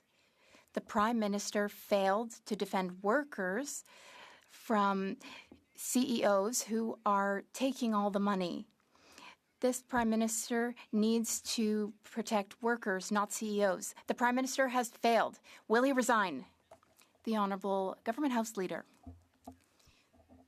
Mr. Speaker, the NDP leader knows full well that last week we earned the confidence of this House on several occasions. Our government always works to protect Canadians, Canadian jobs, and the Canadian economy. Now, we're focused on that.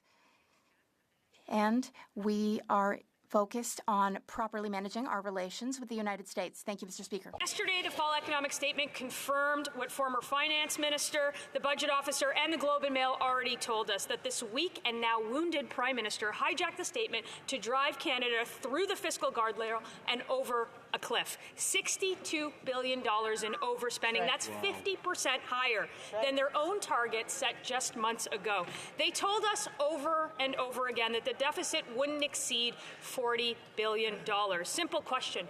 Why did they mislead Canadians again? Yeah, way to go, The Honourable Minister of Finance and for Intergovernmental Affairs. Mr. Speaker, far from misleading Canadians, the government thinks it's important to be transparent in terms of the fiscal picture of the government. That's why, Mr. Speaker, based on legal advice and accounting practices, the government booked contingent liabilities that increase the initial deficit projection to the level that my colleague referred to. Mr. Speaker, this is about righting historical wrongs with Indigenous peoples, something the previous government, Conservative government, ignored. And Mr. Speaker, we think the responsible thing to do is to be transparent with Canadians. That's exactly what we did. That's right.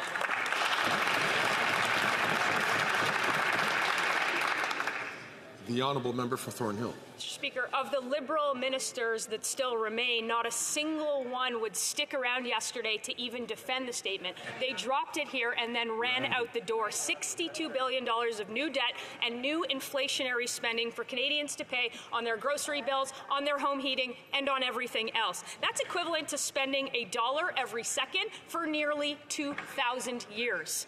The Prime Minister has clearly lost control of his caucus. He's lost control of his cabinet. He's now lost control of spending. So when will he give Canadians the chance to weigh in and call a carbon tax election? That's right. The honourable minister for innovation. Mr. Speaker, we have no lessons to learn from the Conservatives, Mr. Speaker. On the eve of Christmas, what we presented to Canadians, Mr. Speaker, it's no time for slogan. It's no time for smiles, Mr. Speaker. This is time for us to be serious. What the Minister of Finance presented yesterday was a fall economic statement which is focused on growth, investment in our workers, investment in our industry, and investment in Canada. Mr. Speaker, you know what? Because confident countries invest in themselves, something that the Conservative could not understand. We'll stand for Canadians. We'll stand for Canada on this side of the House.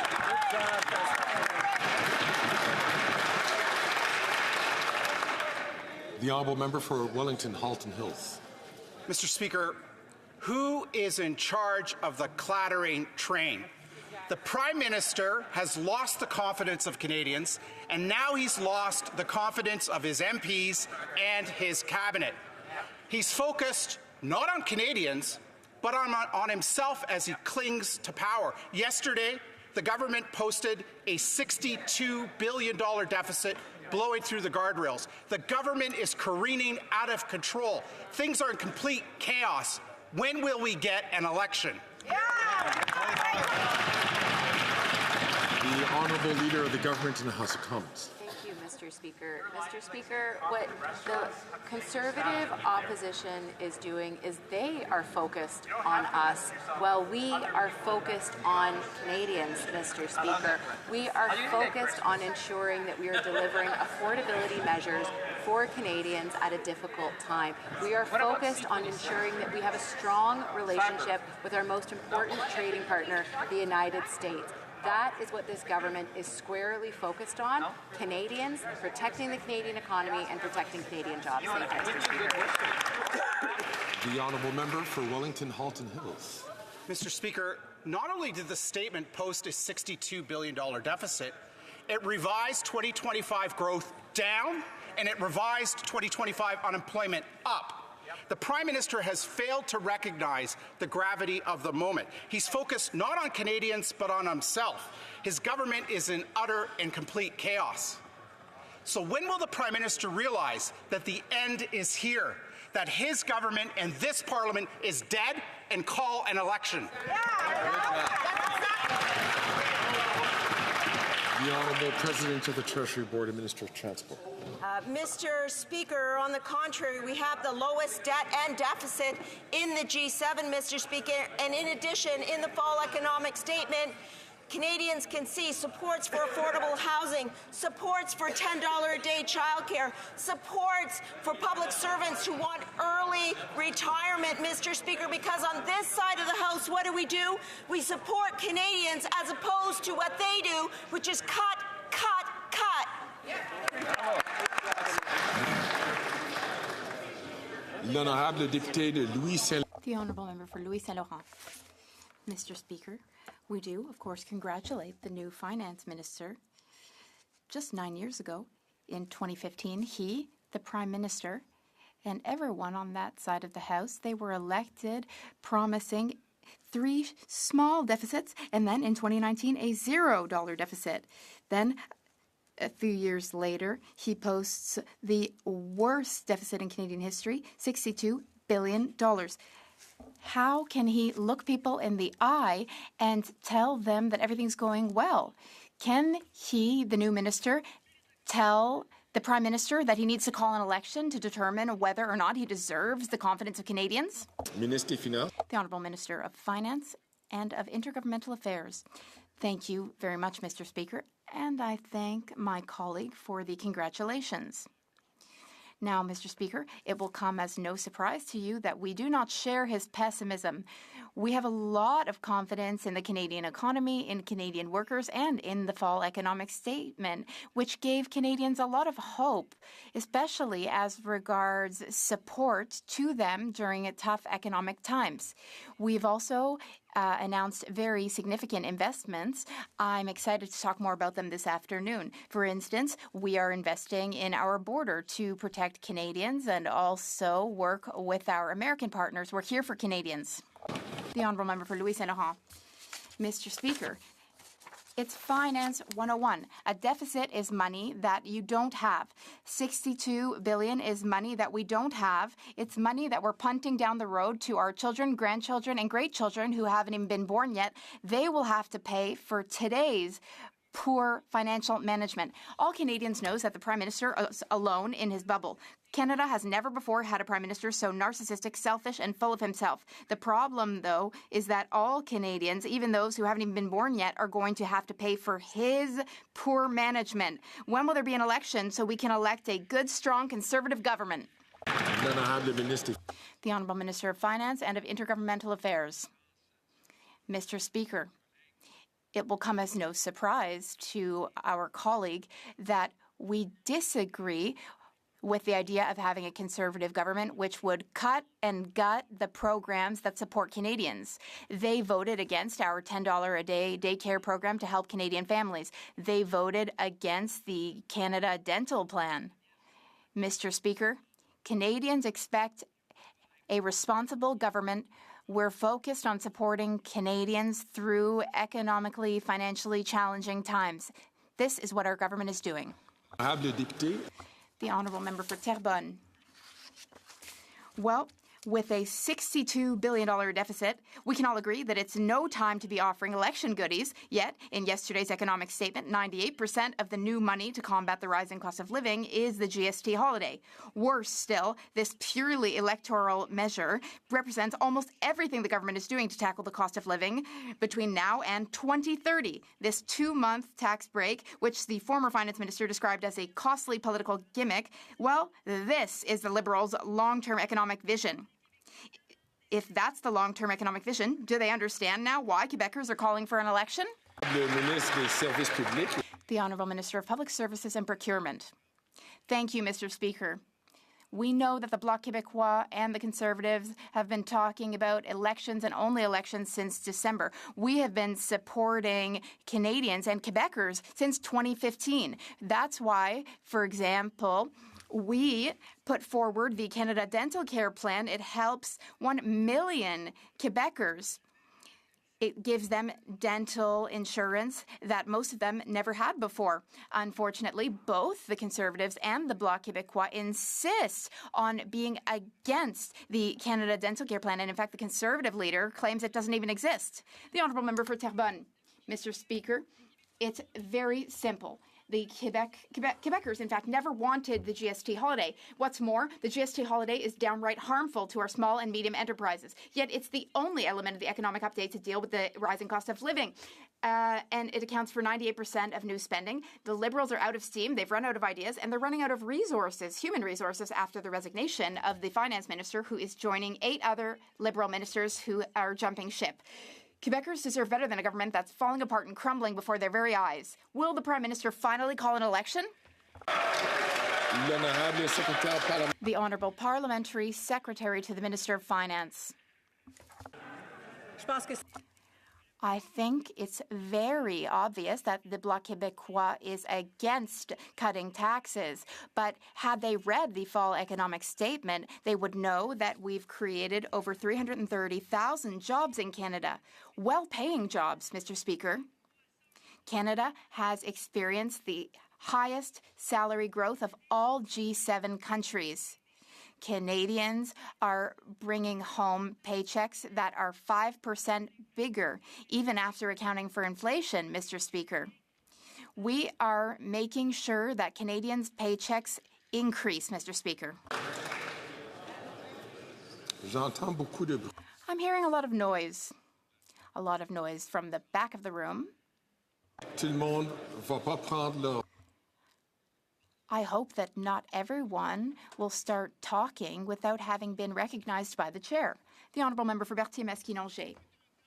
Once upon a time, economic statements contained measures. Today, they just contain bad news. What a contrast between the enthusiasm of 2015 and the cynical electioneering deficits of 2024. What a contrast between the solidarity of 2015 and the ministers who are jumping ship one by one. What a contrast between the Prime Minister who was a superstar in 2015 and the Prime Minister who tonight will struggle to get people out for his Christmas party. Mr. Speaker, it's over. That's it. That's all. It's over. Will the Prime Minister call an election?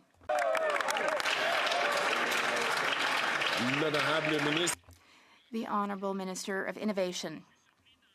Mr. Speaker, I'm surprised to hear my colleague talk like that. In the fall economic statement, if he had in fact taken the time to read it, there are significant investments for Quebec in the statement. For example, artificial intelligence, which will be at the very heart of the 21st century economy. As you know, Montreal has the most startups of anywhere in Canada, and in the statement there are investments for Quebec, for industries, for workers. Mr. Speaker, we expect each and every member of Parliament to celebrate Canada. It's time to celebrate Canada. Thank you. Member for Calgary-Midnapore. The Prime Minister has lost the confidence of his caucus, of his cabinet, and of Canadians. The Deputy Prime Minister resigned because the Prime Minister said that he had lost confidence in her. A minister must speak on behalf of the Prime Minister, and with his full confidence in making your decision, you made clear, I no longer credibly enjoy that confidence. Just last week, Mr. Speaker, the Prime Minister was talking about how Americans have lost the ability for females to lead in that country. But the Prime Minister only uses females when it's useful for him. Isn't that right, Mr. Speaker?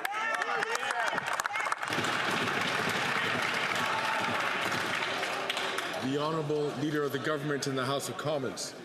No. Honourable Member for Calgary-Midnapore. Mr. Speaker, the Prime Minister has lost the confidence of his cabinet, of his caucus, and Canadians. He blew through the $61.9 billion deficit over the $40 billion guardrails that he had set. The finance minister, she tried to warn him, and he fired her for trying to warn him. He offered her another position, and she refused. Why is it that this Prime Minister only has confidence in women until they question him? Exactly. Wow. The Honourable Minister for Women and Gender Equality. Mr. Speaker, the Conservatives keep bandying about the word feminism, but let's talk about tangible policies that are offered in the fall economic statement for women. $50 million to build more shelter spaces across this country, Mr. Speaker. $15 million for women's organizations whose goal it is to end gender-based violence, as well as permanent funding for the Sexual and Reproductive Health Fund. This is what it looks like to have the backs of women. Conservatives know nothing about that.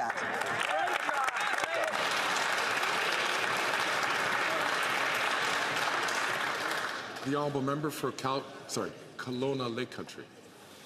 This Prime Minister has lost confidence of his cabinet, of his Liberal MPs, of Canadians as he clings to power. Hours before she was set to release the fall economic statement, the former finance minister quit, saying, quote, on Friday you told me you no longer want me to serve as your finance minister and offered me another position in cabinet, unquote.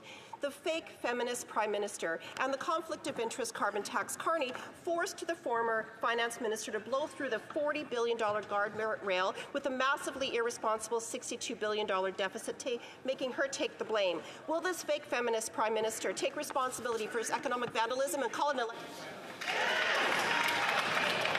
The Honourable Minister for Women and Gender Equality. Mr. Speaker, if Conservatives want to talk about feminism, then let's look at some facts. Let's look at some policies that actually support women across this country. Policies like $10 a day childcare. Policies like the National Action Plan to End Gender-Based Violence, which was actually supported in our latest economic statement, Mr. Speaker. The Conservatives, by the way, opposed every single one of these measures. On this side of the House, we will always support women. Who knows what's going on over there? Bravo. The honourable member from Kelowna Lake Country. Well, this Prime Minister has lost confidence of his cabinet, his Liberal MPs, and Canadians as he clings to power. The former Finance Minister said, quote, "To be effective, a minister must speak on behalf of the Prime Minister and with his full confidence. In making your decision, you made clear that I no longer credibly enjoy that confidence and possess the authority that comes with it. It is clear that this fake feminist Prime Minister threw the former Finance Minister under the bus, just as he did with other women who previously stood up to him. Will this fake feminist Prime Minister take responsibility for his economic vandalism and call a carbon tax election?" The Honourable Minister for Small and Medium-Sized Enterprises. Mr. Speaker, the Conservatives are distracting from the fact that the Bank of Canada has cut interest rates 5 times down to 3.25%. Yesterday, our government published the fall economic statement, and I'm happy to share, Mr. Speaker, that it is an investment of $189 million into the Black Entrepreneurship Program that has already helped 16,000 Black entrepreneurs across this country. We are going to be investing in digital adoption for small and medium-sized enterprises of $500 million. We're going to reduce red tape. And, Mr. Speaker, while we're shopping during the GST holiday, let's support local. Thank you, Mr. Speaker.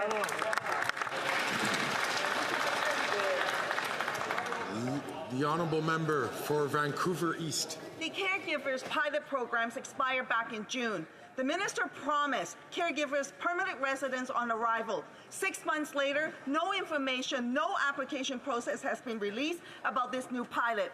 Given the Liberals' about-face on regularization and scapegoating of migrants for their failures, caregivers are really concerned that their hard-fought promise of landed status on arrival will be forgotten. Will the minister deliver on this promise and open the pathway for applications by January 1st, 2025, or will this be another Liberal broken promise?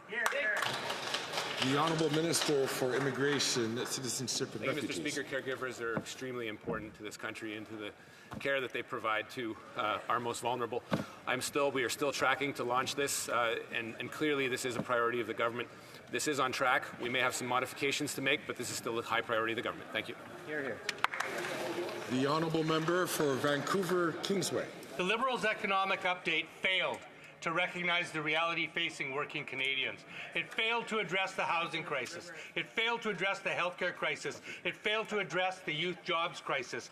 Instead of fighting for Canadians, Liberals are fighting with themselves. And Conservatives only propose cuts that will hurt workers while big business gets tax breaks and handouts. Budgets reveal who governments are really working for. Why are Liberals, like Conservatives, working for CEOs while ignoring everyone else? The Honourable Minister of Health. Well, thank you, Mr. Speaker, and that honourable member would know because we worked very well together to create a national pharmacare plan that's going to make sure that Canadians everywhere have access to the medication they need. And it builds upon a Canadian advantage that we need to maintain, an advantage that sees Canadians not only living longer, but living 6 years more in health than they do in the United States. The lifespan that we enjoy is every bit as important as every other measurement. And the advantage that we have in health cannot be lost. We must continue to drive forward and transform our health system from one based in illness to one based in prevention. The Honourable Member for St. John's East. Mr. Speaker, last week the government of Newfoundland and Labrador and Quebec announced a historic agreement on Churchill Falls, as well as an agreement to develop the Gull Island project and upgrade other hydroelectric assets. This deal has the potential to transform Newfoundland and Labrador, create tens of thousands of jobs, and sweeping economic spin-offs. Can the Minister of Rural Economic Development inform Canadians how our government helped create the economic conditions to make this deal possible? The Honourable Minister for Rural Economic Development. Speaker, after After decades, Newfoundland and Labrador and Quebec have signed an historic agreement that will have huge benefits for all. Our government is working towards a net zero electricity grid and provided Newfoundlanders and Labradorians with assistance on rate mitigation. That, along with the investment tax credits for net zero projects, help create the conditions for this agreement to make Newfoundland and Labrador an economic and energy powerhouse. I congratulate both premiers on this historic deal, and I can't wait to see the shovels in the ground. Hear, hear. The honourable member for Brantford Brant. Mr. Speaker, this Prime Minister has lost confidence of his cabinet, his caucus, and all Canadians as he desperately clings to power. Yesterday, the Liberals dropped their fall economic statement and literally ran out of the House. A $62 billion deficit, missing their target by a whopping 55%. The end result? Canadians are now paying more on debt interest charges than on health care. When will this Prime Minister end the misery, call a carbon tax election, so Conservatives can finally fix what they have broken? The Honourable Minister of Justice and Attorney General. Mr. Speaker, I want to take the opportunity to inform the Justice critic that, in fact, in that fall economic statement, he would have seen a series of measures that address community safety in our communities across the country. He would have seen measures that crack down on auto theft. He would have seen stricter bail and sentencing provisions. He would have seen provisions in the sex offender registries to get tough on child sex predators. He would have seen securing our borders to provide confidence to our American counterparts, cracking down on money laundering and terrorist financing. These are all measures that we all have an interest in promoting, passing, and getting funded in this country to keep Canadians safe. The honourable member for Brantford Brant. After 9 years of this Prime Minister's economic vandalism and inflationary spending, he has added more to the debt than all previous Prime Ministers combined. Now Canadians are paying more. Our national debt now sits at $1.24 trillion, an astronomical number that our future generations will have to deal with. Canada's promise of powerful paychecks, affordable housing, safe streets have all been shattered under the NDP Liberals. This Prime Minister has lost confidence of his caucus, the House, and Canadians. When will he call an immediate carbon tax election? The Honourable Minister of Justice and Attorney General. Mr. Speaker, that member is a former Crown Attorney. He knows, in terms of keeping communities safe, it starts with addressing the prolific amount of guns that are in our communities. What's in that fall economic statement? $597 million to take weapons off of our streets. What else is in there? Mr. Speaker, that member knows that organized criminality is a problem in Canada from coast to coast to coast. What we are doing with organized criminality is ensuring tougher penalties for financial crimes, cracking down on money laundering, and cracking down on terrorist financing. You get at the cause of the problem when you address the money flow. That's what we're doing in the fall economic statement. We wish we could have their support.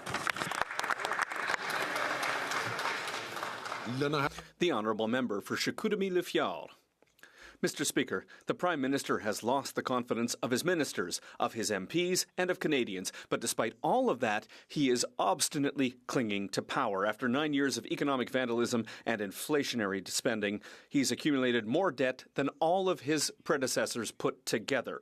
Result, Canadians are now paying $53.7 billion in interest on the debt. That's more than they pay every year for health transfers, Mr. Speaker. I'll say it again, more than for health transfers. Can the Prime Minister set his ego aside, think about Canadians, and call an election?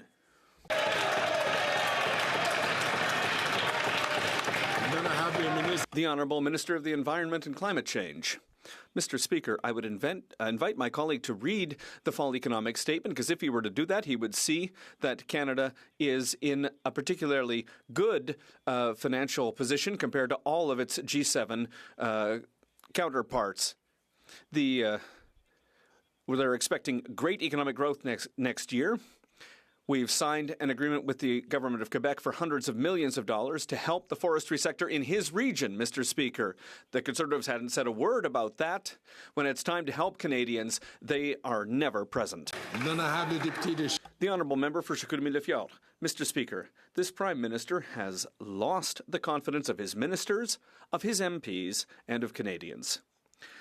As if the $40 billion guardrail wasn't enough, well, they've given us a fall economic statement with a deficit of $62 billion. So much for the guardrail. Canadians are paying more in interest on the debt than they're paying for health care. He is desperately clinging to power. Enough is enough. When's the election?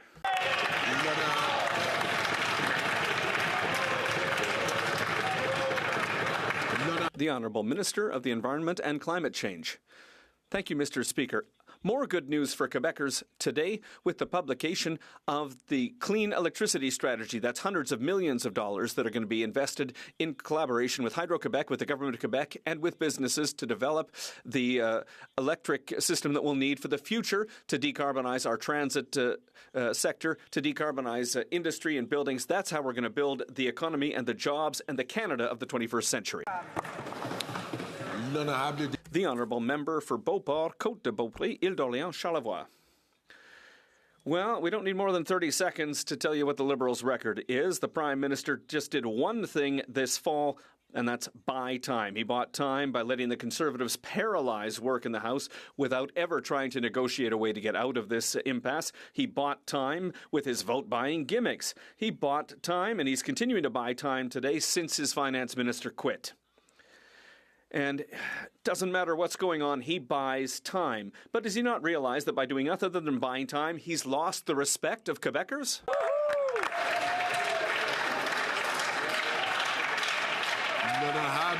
The Honourable...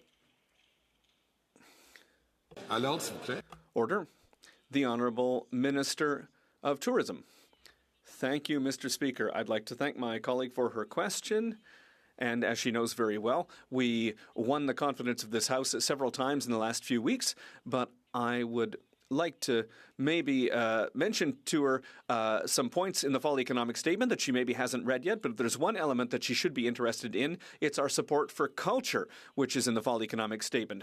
Our support for tourism to bring more conventions back to Canada. And Mr. Speaker, we should be proud of the investments that we've made in culture. The Honourable Member for Beauport, Côte-de-Beaupré, Île-d'Orléans, Charlevoix.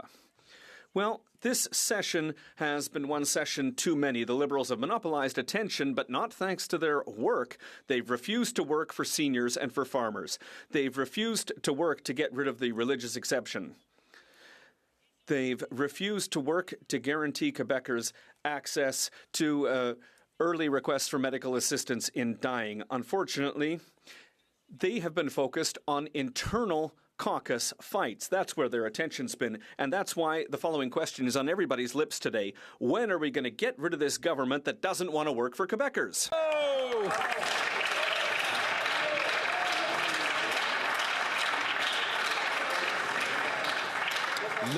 The Honourable Minister of Tourism.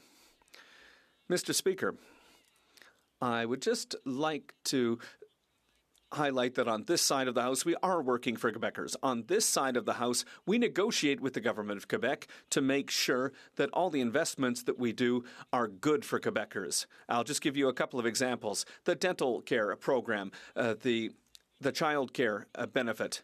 In the fall economic statement, there are rental help because the federal government pays to help renters. There's also investments in AI, housing, and, Mr. Speaker, it's this government that has done the work.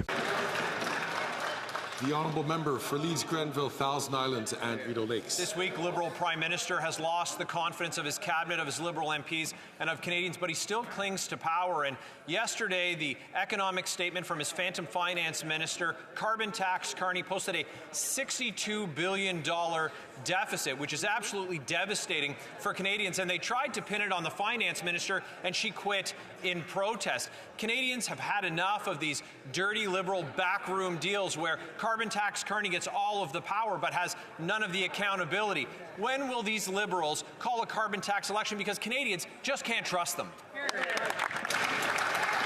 The Honourable President of the Treasury Board and Minister of Transport. Mr. Speaker, rather Rather than talking down Canada, let's stress the facts. Inflation has come down to 1.9%, Mr. Speaker. Exactly. We have the lowest debt and the lowest deficit in the G7. In the fall economic statement, we put forward numerous measures to support businesses and families in Canada, including $10 a day childcare, which is going to give rise to 300,000 jobs, Mr. Speaker. On this side of the House, we believe in supporting Canadians while maintaining a prudent fiscal outlook, something the Conservatives could never claim to do. Vive le Canada! The honourable member for Leeds, Grenville, Thousand Islands and Rideau Lakes. Just like the 9 years of failures of this NDP Liberal government, Canadians have lost confidence in this Prime Minister, and they showed it last night with the overwhelming majority election of Tamara Jansen in Cloverdale, Langley City. The Phantom Finance Minister posted a $62 billion devastating deficit that Canadians are going to be paying for generations. These Liberals have absolutely lost control, and this flailing Prime Minister doesn't have the confidence of his cabinet, of his caucus, of Canadians. When's he going to call a carbon tax election?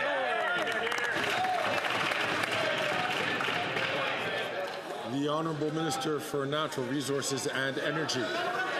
Thank you, Mr. Speaker. In the fall economic statement yesterday,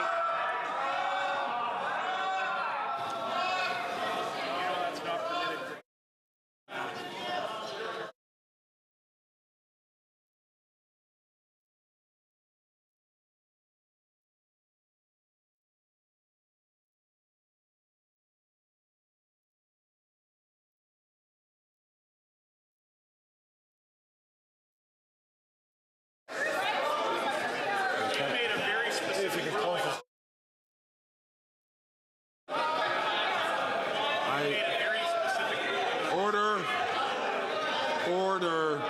I remember it.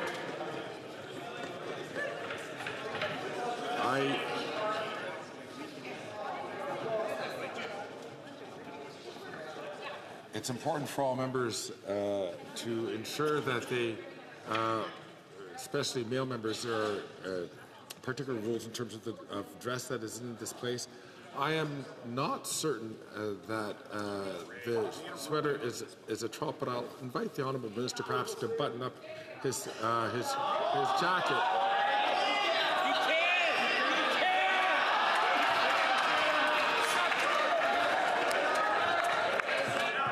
Today, Mr. Speaker, we actually celebrate the 125th anniversary of the Canada Forest Service, which is something that I think all parliamentarians should be able to support. Mr. Speaker, in the fall economic statement were investment tax credits related to electricity production. It is part of building an economy for the future that will create jobs and economic prosperity across this country. It will ensure affordability for consumers. It will ensure reliability of the grid. And today, I am very pleased to say we are launching Canada's first clean electricity strategy across the country and the clean electricity regulation. It is an important day for Canada.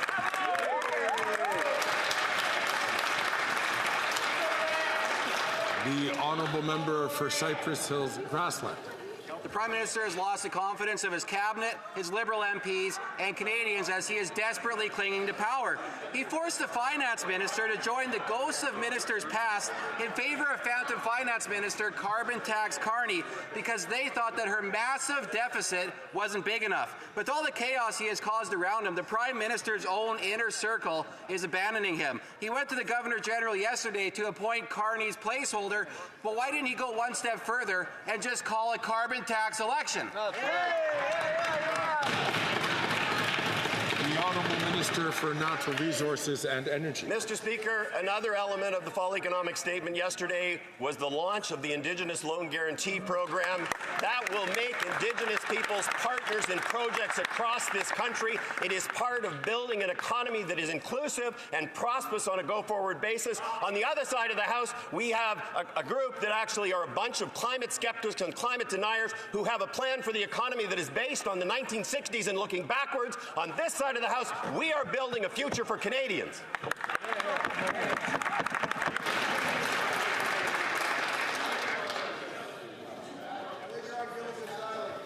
The Honourable Member for Aurora Oak Ridges, Richmond Hill. Thank you, Mr. Speaker. We live in an increasingly virtual world, and it's our job to ensure that this online space is safe for our children and all Canadians. That's why our government introduced a plan to do exactly that in the Online Harms Act. Unfortunately, the Conservatives are blocking this important legislation. Their obstruction means that children, women, and minority groups remain in danger. I'm appalled that the Conservatives won't put Canadians before partisan politics and work with us. Can the Minister of Justice explain the consequences we face by not passing the Online Harms Act? Thank you. For the second time today, I'm going to ask the honourable members from Grand Lake, Miramichi, Grand Lake, and from Dufferin-Caledon to please not take the floor unless the Speaker recognises it. The Honourable Minister of Justice and Attorney General. Mr. Speaker, last week in this place, the Conservatives blocked the child protection measures in the Online Harms Act from advancing. Worse still, the Conservatives have vowed that if we succeed in passing this legislation with the help of the Bloc and the NDP, they will actually reverse it at the earliest opportunity. What does this mean? That means if we get child sex abuse material off of the internet, if they took power, they would put it back on, Mr. Speaker. I wish I could make this up. That position is morally bankrupt. What I would say is that when you claim to care about victims of abuse, you need to stand up for victims of abuse. I would ask them to please do that. I'd like to apologize to the honourable member from Miramichi Grand Lake. Apparently he was not the person who had spoken out, not recognised by the term. The honourable member from St. Albert, Edmonton. Mr. Speaker, the Prime Minister has lost all control. Not only has the Prime Minister long ago lost the moral authority to govern, the Prime Minister has lost his ability to carry out the basic functions of governing, with the shambolic spectacle of his finance minister resigning hours before she was scheduled to deliver the government's fall economic statement. This is a government in complete and utter chaos. When will the Prime Minister admit that he has lost all control and call a carbon tax election?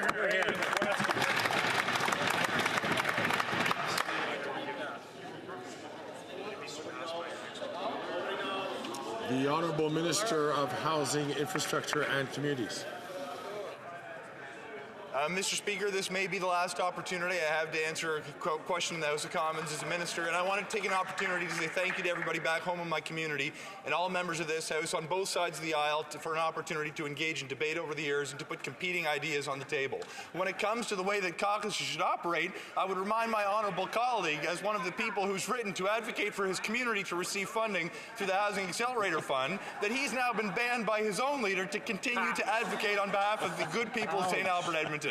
Mr. Speaker, it has been an honour to serve. I look forward to what the future may hold, and I want to say congratulations to a term well served by all colleagues.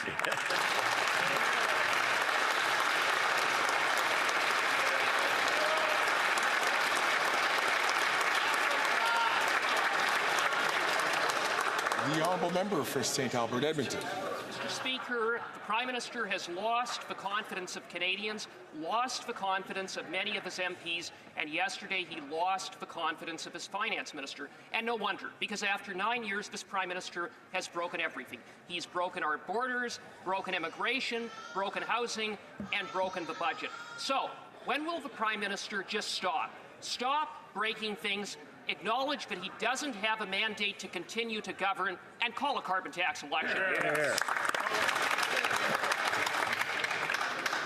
Yes. The Honourable Parliamentary Secretary to the Minister of Finance. The fall economic statement that we tabled yesterday, Mr. Speaker, is about growth, and it's about investing in our business community and in our economy, Mr. Speaker.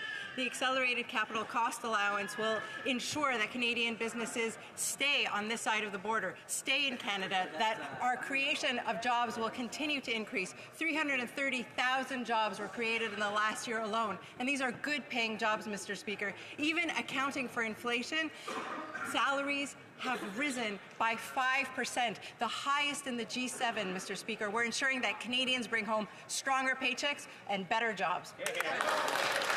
The honourable member for Calgary, Rocky Ridge. Mr. Speaker, the Prime Minister has lost the confidence of his cabinet, his Liberal MPs, and of Canadians while desperately clinging to power.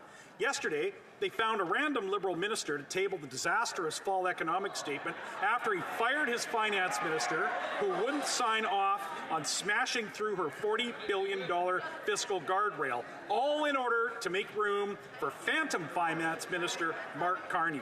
Will the Prime Minister has lost control of his own government. Will he call a carbon tax election today? The Honourable Minister for Mental Health and Addictions. Thank you, Mr. Speaker. Mr. Speaker, on the other side of the House, they're big on outreach, but they're really weak on facts. When we talk about Canadians, we want to show that we support them and invest in them. We have the lowest ratio of GDP to debt in the G7. Interest rates have gone down. We've been investing in Canadians. That's what you do as a government, Mr. Speaker. You invest in childcare. You invest in national school food programs. You invest in pharmacare because we invest and fight for Canadians. They will cut and they will talk Canadians down. On this side of the House, we are proud to fight for Canadians every single day. The Honourable Member for Vaughan Woodbridge.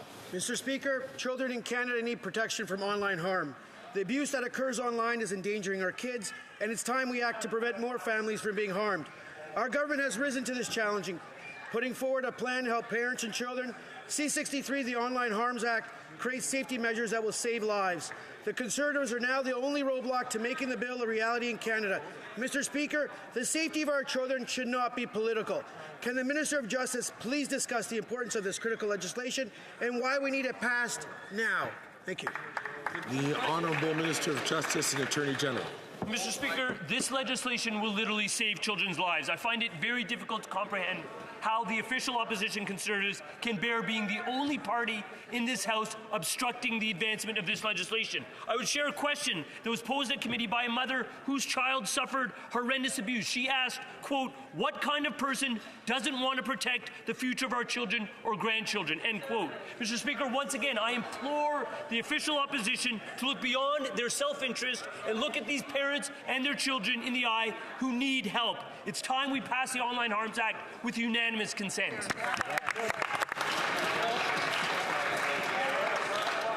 Order. The Honourable Member for New Westminster Burnaby. Mr. Speaker, Canada has a shortage of family doctors. It's an acute crisis that is getting more and more severe each and every day. The Liberals seem to be focused on their own internal problems while parents are looking to get care for their sick kids. The former Deputy Prime Minister said as much yesterday when she resigned. And the Conservatives, sadly, just want to cut health care, cut health services and destroy public health care. Given the emergency, what is the Liberal government's plan to address this shortage and make sure we have more family doctors now in Canada? The Honourable Minister of Health. Well, Mr. Speaker, what we have done is signed agreements with every province and every territory. We saw in the CIHI baseline data last year that nearly every jurisdiction in the country saw more doctors, more nurses. It's not enough, but provinces have to do their part and have to be responsible for this health transformation. But I'll tell you, there's something huge this Parliament can do, and that's pass Bill C-72, which is a connected care legislation. Just one example of allowing something like AI Scribe to be used in our system would create the equivalent of 1,000 new doctors in a very short period of time. Connected care can open up new avenues of care, and that's something this Parliament can do. The Honourable Member for Timmins James Bay. Well, thanks to this Prime Minister, our nation has become the laughing stock of the narcissist at Mar-a-Lago. Our country is facing an unprecedented level of political coercion, and Canadians deserve a strong and proud defence of our values and our jobs. We're not going to get that from the Liberal gong show or from the predatory and pusillanimous Conservatives who'd sell us out in a second. Our NDP leader called for a war room, bringing together Labour, business, leaders to defend Canada. So will the Liberals stop their squabbling? It's time to drop the gloves, go over the boards, and fight for our country instead of fighting amongst themselves. Here. The Honourable Minister for International Trade. Mr. Speaker, I want to thank the Honourable Member for that question. Yesterday, we tabled the Fall Economic Statement, and I think this is an area where the Honourable Member and I would agree. The Canada-U.S. relationship is extremely important, and in the Fall Economic Statement, we are strengthening the regime to prohibit force labor in our supply chains, something that is really important for workers in our country and to strengthen this trade relationship with our allies in the United States. Thanks so much, Mr. Speaker. And so brings to an end a question period. I recognize the honourable member for Berthier-Masquinongé, who is rising on a point of order. Thank you very much, Mr. Speaker. The Bloc Québécois wishes, before the House rises, to wish a Happy New Year and a Merry Christmas to all Quebecers, to colleagues and their staff, to all the staff of the House of Commons, to the clerks, the analysts, the pages, the Parliamentary Protective Service, the welcoming team at the cafeteria, the custodial team, the Sergeant at Arms and their team, and, of course, the interpreters with whom we have a very privileged relationship. Merry Christmas, Mr. Speaker.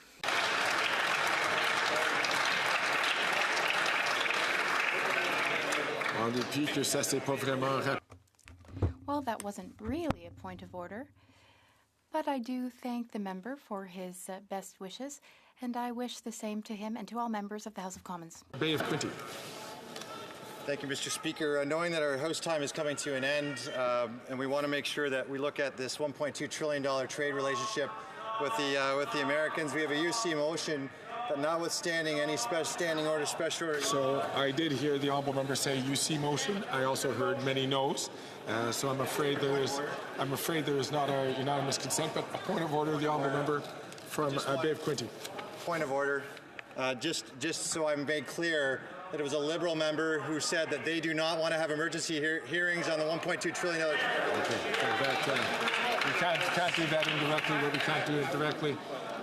The honourable member from Edmonton Strathcona is rising on her feet on a point of order. Well, thank you very much, Mr. Speaker. And I also, on behalf of the New Democratic Party of Canada, wanted to take a moment as the season is upon us and as we are ending 2024 to sincerely wish all of those who help us do our work a very, very happy holiday season. You know, the people that keep this place running are so integral to all of the work that all of us do, and every single one of them makes sure that MPs can serve their constituents day in and day out. I'd like to make sure that we thank the table for their dedicated service. Thank you all very much. I'd like to thank the amazing pages who help us in this place every single day. The security personnel who work so hard ensuring that the security of MPs and staff is taken. Thank you very much to our Sergeant at Arms. The food service and cafeteria staff who keep us fed and supplied with coffee all day long. We all know that we need that coffee some days more than others. The maintenance and client service personnel who keep our offices clean and running, and our IT staff who answer our call after call, ensuring our phones, apps, computers are running. And of course, I think we can all agree our amazing interpreters deserve our very, very heartfelt thank you.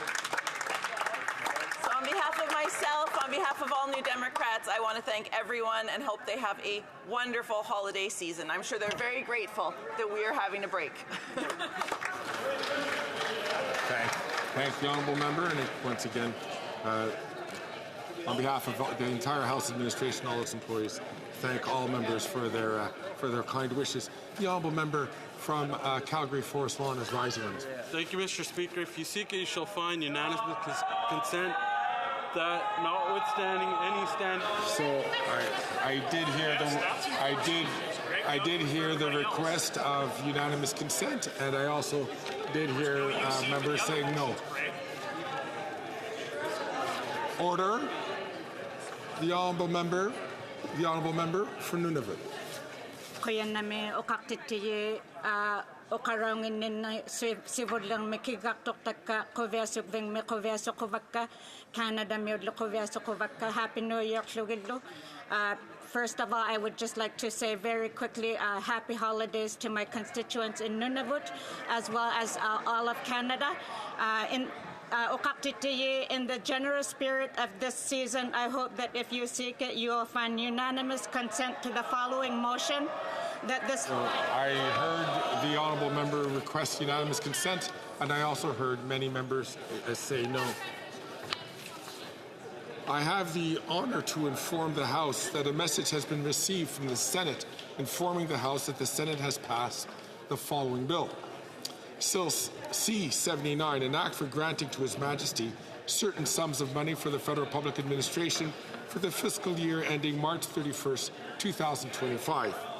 J'ai l'honneur de faire savoir à la Chambre. I have the honor of informing this House that the Senate has sent us a message to inform us that it passed the following bill, C-79, an act for the Public Federal Administration for the fiscal year ending March 31st, 2025. I have the honor to inform the House that a message has been received from the Senate informing the House that the Senate has passed the following bill to which the concurrence of the House is desired. Bill S-15, an act to amend the Criminal Code and the Wild Animal and Plant Protection and Regulation of International and Interprovincial Trade Act. J'ai l'honneur. I have the honor of informing the House that the Senate transmitted a message to the House to inform the House that it passed the following bill to which consent is needed. S-15, an act to amend the Criminal Code and the Wild Animal and Plant Protection Act, as well as regulation of international trade and interprovincial trade. Ordre du jour. Orders of the day, resuming debate on a privileged motion concerning the failure to produce documents pertaining to Sustainable Development Technology Canada, and on the sub-amendment of Mr. Kelly.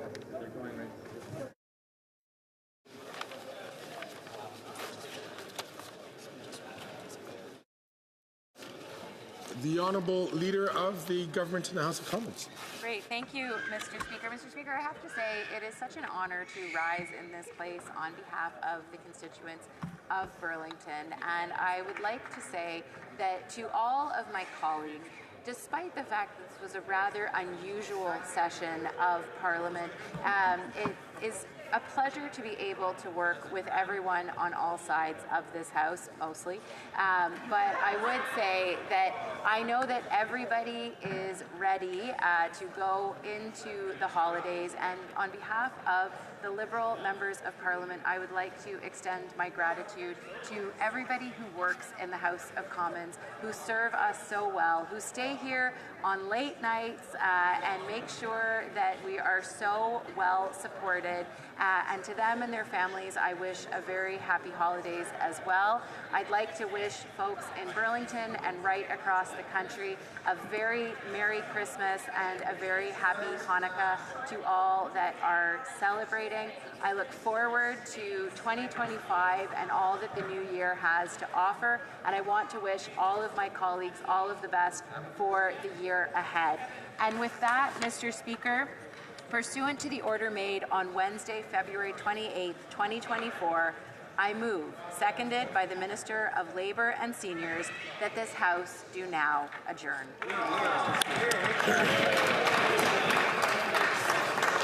Ms. Gould, seconded by Mr. McKinnon, Gatineau, move that the House do now adjourn. If a member participating in person wishes that the motion to be carried or carried on division, or if a member of a recognized party participating in person wishes to request a recorded division, I would invite them to rise and indicate it to the chair, the honourable member from Grand Prairie, Peace River. McKinnon. Well, Mr. Speaker, it's clear that the Liberals are running scared. We do ask for a recorded division. Way to go, Call in the members.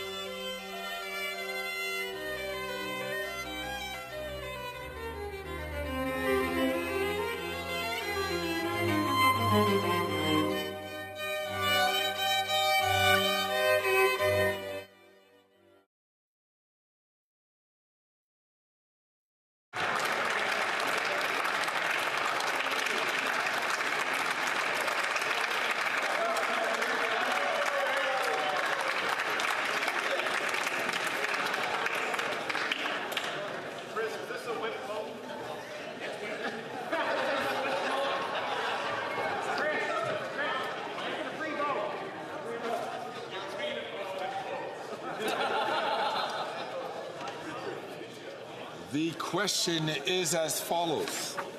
Ms. Gould, seconded by Mr. McKinnon, gets no. Move that the House do now adjourn. The 10-minute period for members voting electronically has started, and the House will now proceed to the vote for members participating in person. All those in favor of the motion will please rise. Ms. Gould. Ms. Gould. Mr. Macaulay Cardigan. Mr. Macaulay Cardigan. Mr. McKinnon gets no. Mr. McKinnon gets no. Mr. Fraser. Mr. Fraser. Ms. Chager. Ms. Chager. Mr. Casey. Mr. Casey. Ms. Kara. Ms. Kara. Ms. Sahota. Ms. Sahota. Mr. Ananda Sangari. Mr. Ananda Sangari. Ms. Jazik. Ms. Jazik. Mrs. Romanado. Mrs. Romanado. Ms. Jones. Ms. Jones. Ms. O'Connell. Ms. O'Connell. Mr. Oliphant. Mr. Oliphant. Madame Bendayan. Madame Bendayan. Madame Fortier. Madame Fortier. Mr. Fragiscados. Mr. Fragiscados. Mr. Biddle. Mr. Biddle. Mr. Bruson. Mr. Bruson. Mr. Baptiste. Mr. Baptiste. Mr. Kuzmarchuk. Mr. Kuzmarchuk. Mr. May Cambridge. Mr. May Cambridge. Monsieur El Khoury. Monsieur El Khoury. Mr. Erskine Smith. Mr. Erskine Smith. Mr. Johari. Mr. Johari. Monsieur Lightbound. Monsieur Lightbound. Mr. Sidhu Brampton East. Mr. Sidhu Brampton East. Mr. Sarai. Mr. Sarai. Mr. Kellaway. Mr. Kellaway. Ms. Vandenbelt. Ms. Vandenbelt. Madame Koutrakis. Madame Koutrakis. Madame Brière. Madame Brière. Mr. Fisher. Mr. Fisher. Mr. McKinnon, Coquitlam Port Coquitlam. Mr. McKinnon, Coquitlam Port Coquitlam. Mr. McLeod. Mr. McLeod. Mr. Morrissey. Mr. Morrissey. Madame Shanahan. Madame Shanahan. Madame Miss Sidhu Brampton South. Miss Sidhu Brampton South. Mr. Sobera. Mr. Sobera. Monsieur Zubiri. Monsieur Zubiri. Miss Hefner. Miss Hefner. Mr. Turnbull. Mr. Turnbull. Mr. Chang. Mr. Chang. Mrs. Zaid. Mrs. Zaid. Miss Yip. Miss Yip. Mr. Blois. Mr. Blois. Miss Latanzio. Miss Latanzio. Mr. Lewis Kitchener-Conestoga. Mr. Lewis Kitchener-Conestoga. Mr. Van Bynen. Mr. Van Bynen. Mr. Ali. Mr. Ali. Miss Bradford. Miss Bradford. Madame Chatel. Madame Chatel. Mr. Coteau. Mr. Coteau. Madame Diab. Madame Diab. Mr. Gahir. Mr. Gahir. Madame Lapointe. Madame Lapointe. Miss Taylor Roy. Miss Taylor Roy. Miss Thompson. Miss Thompson. Monsieur Terrien. Monsieur Terrien. Monsieur Perron. Monsieur Perron. Monsieur Thériault. Monsieur Thériault. Madame Saint-Clair-de-Gagné. Madame Saint-Clair-de-Gagné. Monsieur Trudel. Monsieur Trudel. Madame Bérubé. Madame Bérubé. Monsieur Sauvé. Monsieur Sauvé.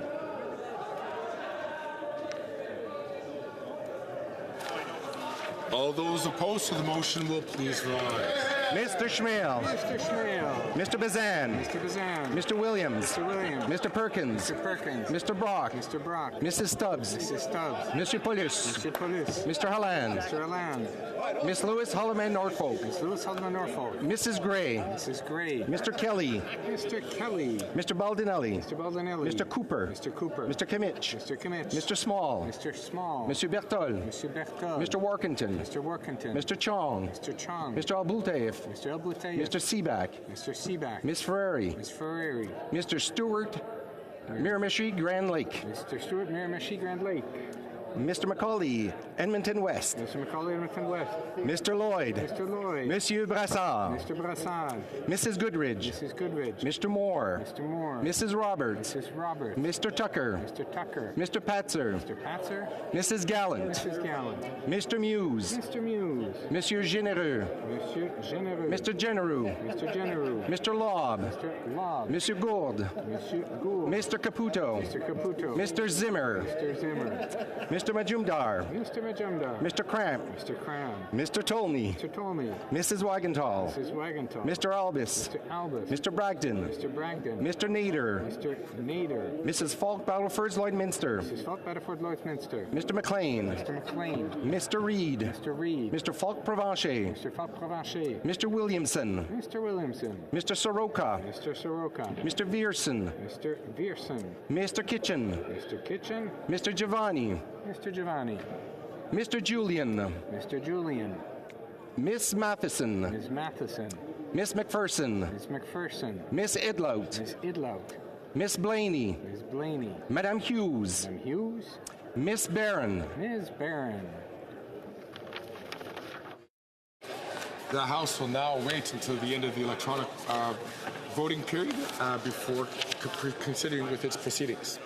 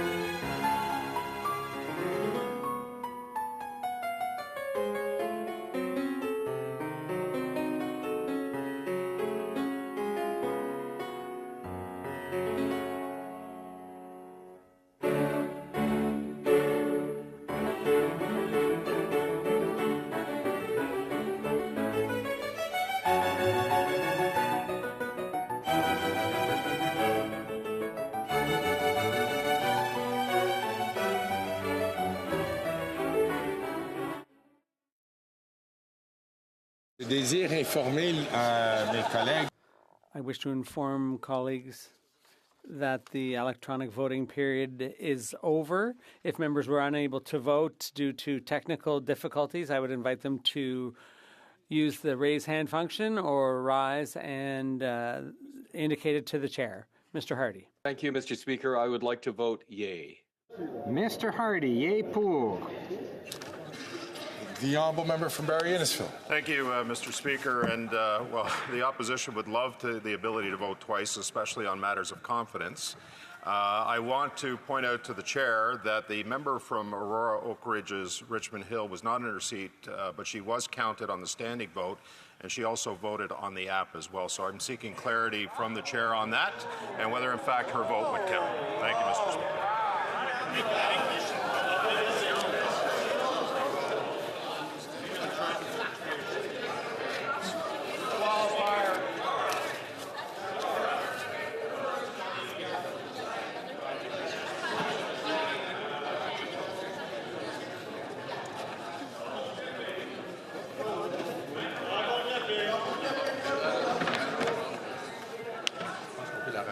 Wait, I see that the honourable member from Aurora Oak Ridge's Richmond Hill is rising on her feet. The honourable member?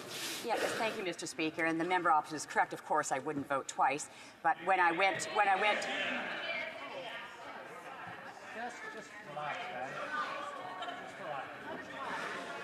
Mr. Speaker, if I could speak, I'm trying to address the concern that was raised. Thank you.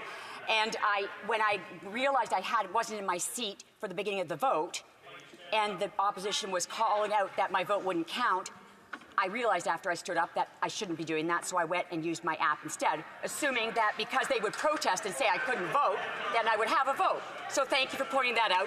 I did vote.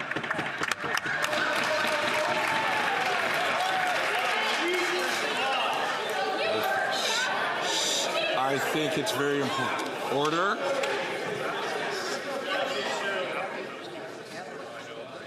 Order. The Prime Minister needs some water.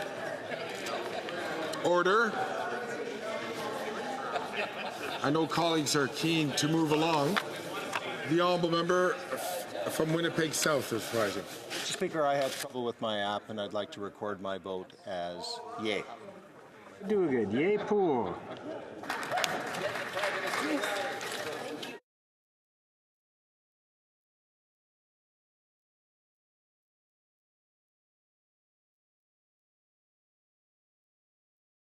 Thank the honourable member from Aurora Oak Ridge's Richmond Hill. The table had recorded your participation only once. The table will now compile the results of the vote. Yeas pour 177, sans 77. Nays contre 140, sans 7. I declare the motion carried. Colleagues, I think the whips might want to hear this.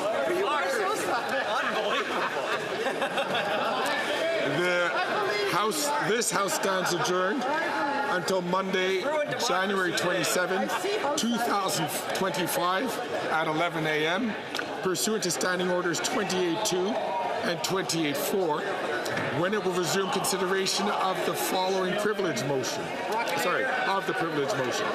Pursuant to Standing Order 94, I wish to inform honourable members that private members' business will be suspended on that day. And to all members, may I wish you happy holidays, Merry Christmas, Happy Hanukkah, and any religious holiday that you celebrate, and certainly a Happy New Year. Looking forward to seeing you in the new year.